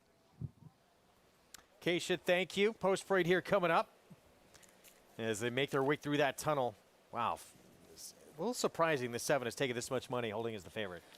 I'm very surprised too. Off of that one effort on dirt last year in Saratoga, it left a lot to be desired. Her other races have been much stronger. I don't really see it as the favorite. Well, you know, the 12 outside getting what she wanted here. She's a main track only entrant. So we see the favorite coming through as we just switch shots. But Sweet Larissa, she went for state bed, maiden 25, low level, but she did a gate to wire. It's going to need better probably to beat this group, but lightly raced as well. Lightly raced. Who's to say she can't take another step forward? FNX, the sire, the ill-fated FNX. It seems to me like his offspring want to go further. She gets another furlong. I think she's definitely more attractive at that price than the 7 as the favorite. Here comes our post spread. We start with She So Naughty, remaining half of the entry. Hall of Famer Johnny V. John Velasquez aboard for Rob Atras.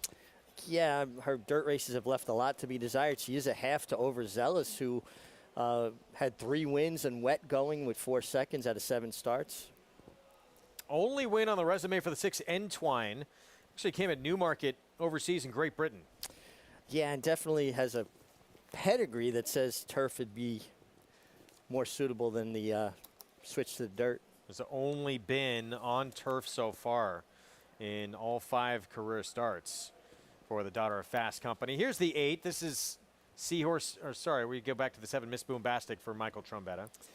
Yeah, taking a lot of money, doing something that she wasn't successful doing one time previously. Was the second start of her career, Yeah. to be fair, and her first time on a dirt surface.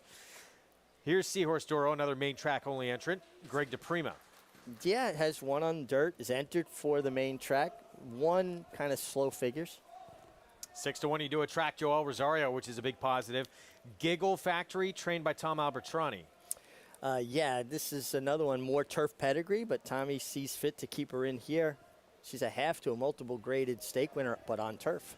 It's only been on grass as well. And then here's the 12, Sweet Larissa, Eric Cancel riding for Mark Hennig. Just comes off a win on the dirt that was intended for the dirt, but against soft company. Yeah, very soft company, but I don't think she lands in the toughest spot today considering the surface switch. 3 minutes away from our finale on this Friday card on an abbreviated week, the final week of this Belmont meeting before we head to upstate New York and Saratoga. You can play all the action all summer long and beyond with that offer for new members. 100% deposit match up to $200. Promo code to use at sign up. There it is, match 200. Go to NYRABets.com, download that NYRA Bets app and get involved. It is going to be a very fun summer. As we take a look at Jose Ortiz trying to collect his 2nd winner on the card this afternoon. He had to fight for that only win he has on the card so far. And again, 1 back of his brother, who is ineligible to ride the rest of this 3 days that remain at the meet. Yeah, had to take a suspension, and I think that was already showing the effects of the Gaming Commission wanting to implement a new rule where riders have to take suspension days at the same meeting. Didn't want that to catch up with him.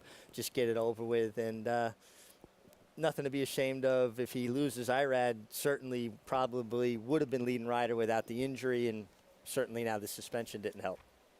Big part of it, staying healthy, and part of that too for him. Yeah, he had painfully had to miss Belmont Stakes week where he saw mount after mount of his, and his brother filling in on one of them on Frenzy Fire in the True North, winning big races. And Latruska. Yeah. And, you know, so listen, every rider goes through that, and you've got to handle it the right way. And again, Irad has handled it as a professional and came back from that accident. It was a scary looking accident. And you saw no apprehension. It's twofold. You have to be good physically. You have to get over the physical injury. But then mentally, you got to be strong enough to just put it behind you and just forget about it. That seems like the tougher part at times. Let's go downstairs to Acacia. And just wanted to talk about the number 1, She's So Naughty. As at first looking at this race on paper, I was saying, okay, she looks like she's maybe more of a sprinter. And then I looked back at my notes, and you guys are talking about the notes that Maggie and I keep in the last race. And I saw her in her debut down at Gulfstream with Todd Pletcher. And I wrote, she doesn't look very fast, may want to go longer, perhaps a mile. So that's what she gets to do today. And maybe that's a good sign. She has, it seemed, kind of put things together somewhat, though perhaps never really lived up to the high expectations that she had, but she couldn't have looked more fit. She was dappled out from head to toe for Rob Atras, and Richie mentioned the sibling overzealous, who was good going long on dirt. So just kind of looking at her again in the flesh, I don't mind the stretch out. She is taking money at 2-1, but I would expect with John Velasquez aboard and stretching out in distance, maybe try to get her up in the game a little bit more early on. Crowd enjoying this Friday action here. Could not ask for better weather today. Hopefully it remains through the final 2 days of the meet here coming up. Actually, had so much rain. I know up and down the Hudson Valley, we were just inundated. Lightning hit out in front of my house. Bronx got hit really hard. I saw images of people trying to catch the subway, and it really turned into a river just trying to get onto the trains. Yeah, but when we were kids growing up in Brooklyn, we'd open up the fire hydrants to make that river just so we'd go swimming. A little different when you're in work clothes. See what happens here. You rode the subway here today, didn't you? I took the Long Island Railroad. Oh, okay. Yeah. All right. Which I will be taking back as well. Sweet Larissa, 5-2, but the favorite. The remaining half of the entry here, She's So Naughty, that inside post with Hall of Famer John Velasquez. Yeah, and I think Acacia hit on something very important. You get an inside post with a filly that's raced predominantly on turf. You don't want her to get so much kickback where she gets immediately discouraged. So you've got to come out running from that inside post and get forward position. Nobody needs to tell John Velasquez that. John Velasquez, a Hall of Famer for a number of reasons. What do you think about her being the favorite here? Again, the fact that she's never won on dirt, I have a hard time taking horses that haven't. Well, in the mud, a race taken off. Yeah. I don't know. Yeah, she did win in the mud, excuse me. Still, you look at that last performance, and maybe something went wrong. She went to the bench. I like the upside outside better with the 12. I think she's better drawn, although now she's turned up as your favorite. Do you really want anybody in here at too short a price? Tough race. It's tough race. To trust someone. See what happens here in this final race we have on our Friday card here. Again, the lowest payout, over $3,100, all because of a 22-1 shot back in the 8th. Outside of that, it's been an incredibly formful day. Last in line, our current favorite, Sweet Larissa, Eric Hansel. Let's go upstairs to John Embrial. There in the gate.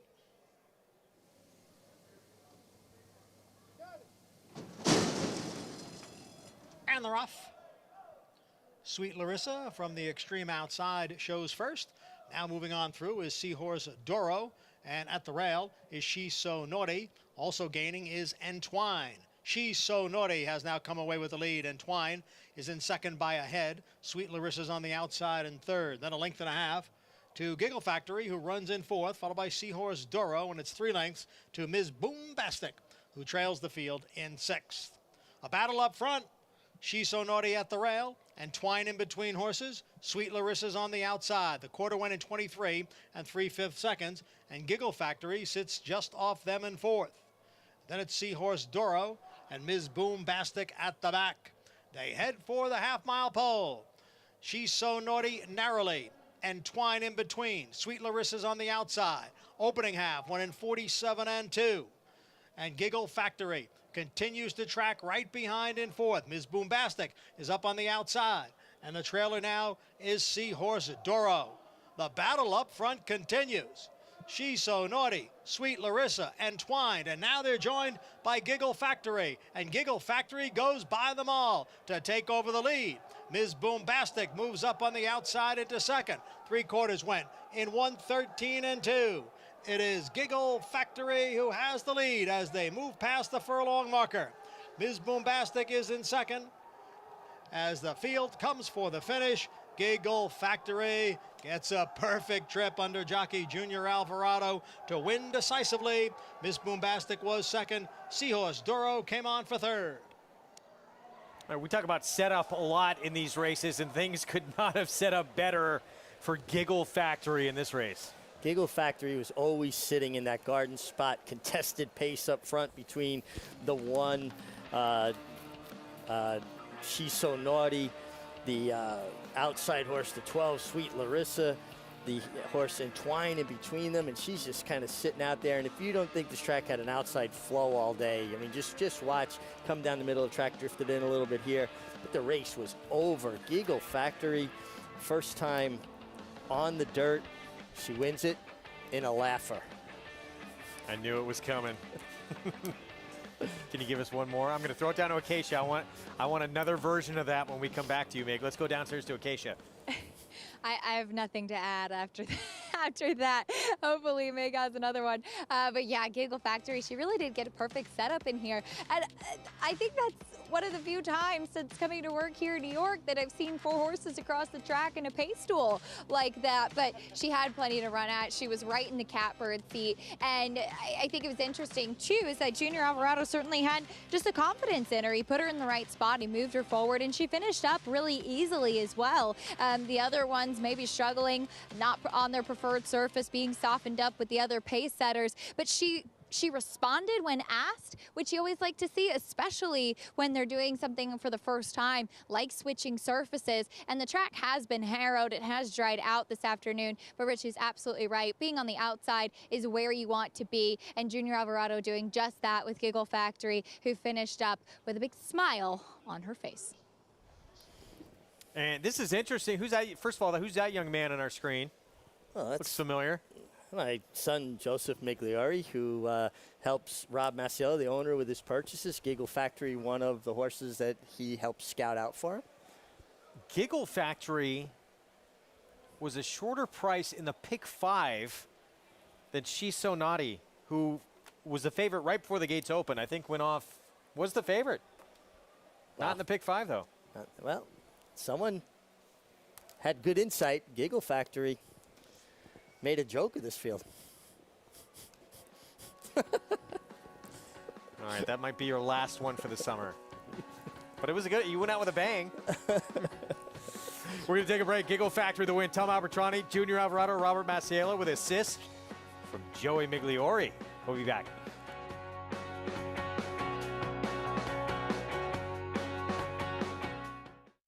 The ultimate accolade for a racehorse is to be named Horse of the Year. To be enshrined to the Hall of Fame is to achieve immortality. As a stallion, genetic immortality is defined in 2 words: breed shaper, plain and simple. 2-time Horse of the Year and Hall of Fame inductee, Curlin, is just that. Breed shaper, Curlin, the classic sire. Have a summer reunion like never before. Tickets to Saratoga Racecourse are on sale now. There's something for everyone at Saratoga, from the backyard picnic area to the 1863 Club. Saratoga Racecourse is the summer place to be. Every day this summer is jam-packed with excitement, featuring the best racing in the world. Secure your spot today for your return to Saratoga, July 15th through Labor Day. Visit NYRA.com/Saratoga for information and tickets.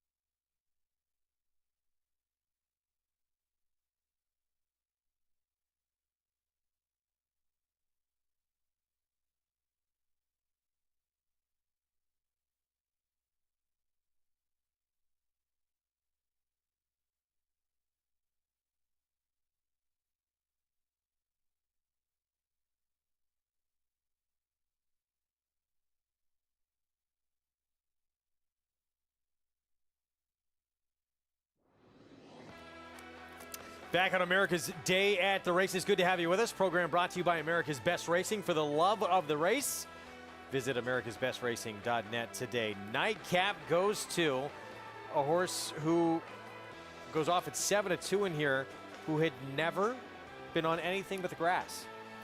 And with a turf pedigree, she's half to multiple graded stakes winner on turf.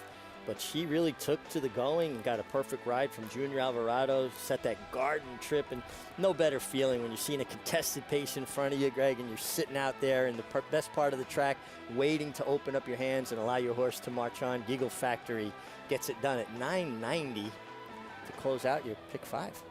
All, easy ones to come up with, except that 8th race, 22-1, which results in the pick 5 returning $3,557. I mean, look at this. $6, $460, $730, $990 in the last, and then a $46 horse. Which, yeah, and it was $46 horse in what, a 5-horse field? Yeah, and again, though, I think if you needed any more proof that this racetrack had an outside flow to Dancing with Daffodils last early, went to the outside, a bunch of horses getting tired, and she got up.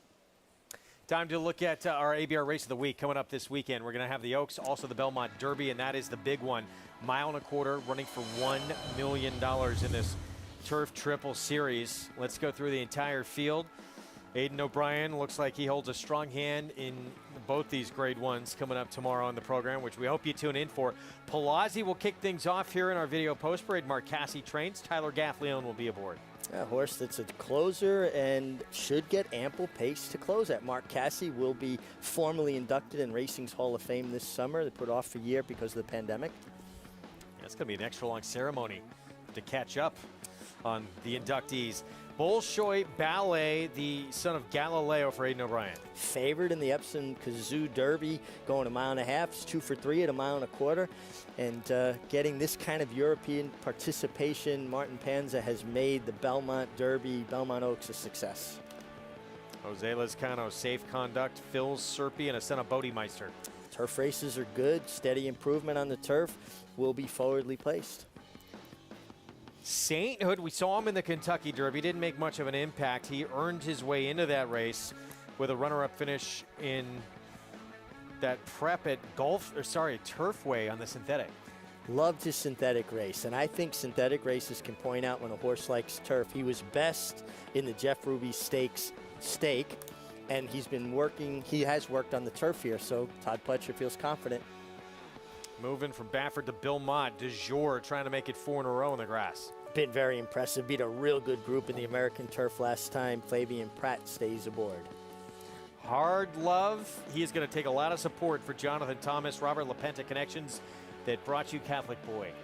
Horse that is forwardly placed, kind of a grinder, not your typical turf horse, not a turn of foot, but a relentless galloper. And coming off a win against older horses last time out at 1.1 miles at Belmont. Tokyo Gold brings a little more international flair. Coming off of winning the Derby Italiano and gets Johnny Velasquez. Big price on the morning line. I'd be surprised if he goes off that price. That was a dominant win. That was at 1.3 miles He's going to be cutting back in distance on Saturday. Rusty Arnold for Calumet Farm sends out a son of Big Blue Kitten Cellist. Rusty Arnold having a really good year. Really good old school horseman. Like to see his success. And this horse has been very, very good. It's gotten it basically has improved every time. But another one, versatile. They go slow, he'll be close. They go fast, he'll be back. And Hidden Enemy, big long shot for Hall of Famer Steve Asmussen for L&N Racing and a son of Galileo. Yeah, it was well beaten by Du Jour, well beaten by Cellist, as well as Palazzi. He's going to have to improve to compete with this group. All right, so that's the group that's going to line up. Obviously, whenever Aidan O'Brien brings someone into a race structured like this, and a horse is a multiple winner at the distance, there's a lot to like with Bolshoi Ballet. There is a lot to like. And again, a horse that was favored against the best 3-year-olds in Europe now comes here and takes on, generally speaking, the best 3-year-olds in Europe are better than our turf horses because they compete primarily on turf, where our horses are kind of split up between dirt, turf, synthetic, different things. You look at this U.S. contingent, though, and who do you think gives him the best run for his money? Is it Hard Love? No, for me, I like Du Jour to give him. I think Du Jour has really kind of pointed himself out, and his versatility makes him tough. You don't want to miss it. Again, Belmont Derby, ABR Race of the Week, $1 million purse in the first of that Triple Series coming up tomorrow. Look at our schedule. Belmont Oaks kicks off the graded stakes action back to back on Saturday at 4:06 Eastern Time. Then that Victory Ride. And the Belmont Derby, which we just talked about, 5:12, the gates open. Good day of racing. Really great way to end the Belmont meet and get ready for Saratoga. Go 200 miles north, turn right on Union Avenue, and go back 100 years. Are you on Sunday again? I am. I'm here all You're going to have to weekend. use that line again on Sunday. Well, It's always got to be the send-off from I this believe it was meet. Red Smith. I got to look it up to make sure. I believe it was Red Smith. Yeah, give him proper due for the quote. It's not my quote. Back on tomorrow. I hope you join us. 1 Eastern start time on Fox Sports 2. So we'll have that Belmont Oaks, Belmont Derby, and we're also on Bally Sports Southern California beginning at 2 Eastern time as we look at our showdown standings. There, Buddy gets the win with a $242 bankroll. Close one, though, huh? A bunch of guys kind of jumbled up right in there. Want to get part of that? Again, it's free to enter. No skin off your back, and you're competing for real prizes, and you get a little bragging rights as well at the end of the show. So good luck to everybody. We can do it again all over tomorrow. Again, 1 o'clock Eastern time when we kick things off over on Fox Sports 2. Bally Sports kicks off at 2 Eastern start time. 3 jokers had to battle. Just one win on the card for Jose Ortiz, inching closer to his older brother. And a big long shot that made this pick 5 worthwhile, Dancing with Daffodils. For more than 3 decades, of course, he was one of New York's best-known racing personalities. He was celebrated as the voice of the $2 better. So long, we miss you, but you'll always be remembered. Great Harvey Pack.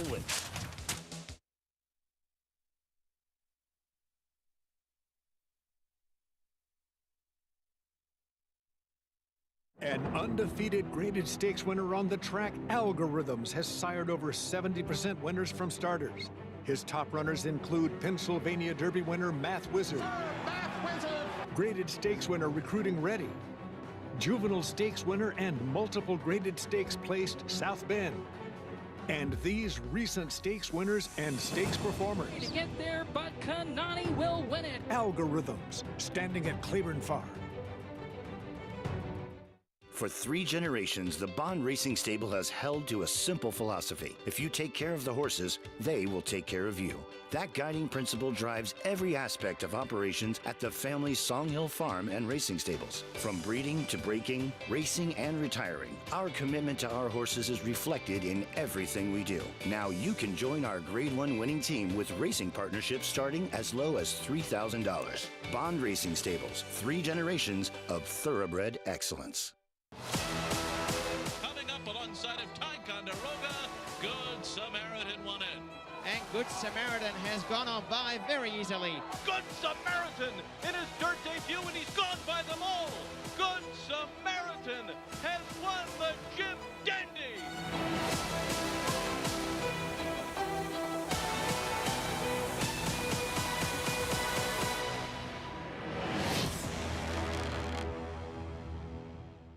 Racetrack Television Network brings you every race, from every track, on every screen, every day. With monthly packages starting as low as $5, RTN gives you great value and access to more live HD streaming and race replays than anyone. Visit RTN.tv today to sign up and watch on almost any device, including Roku and Amazon Fire. Use promo code TRYRTN for a 5-day free trial.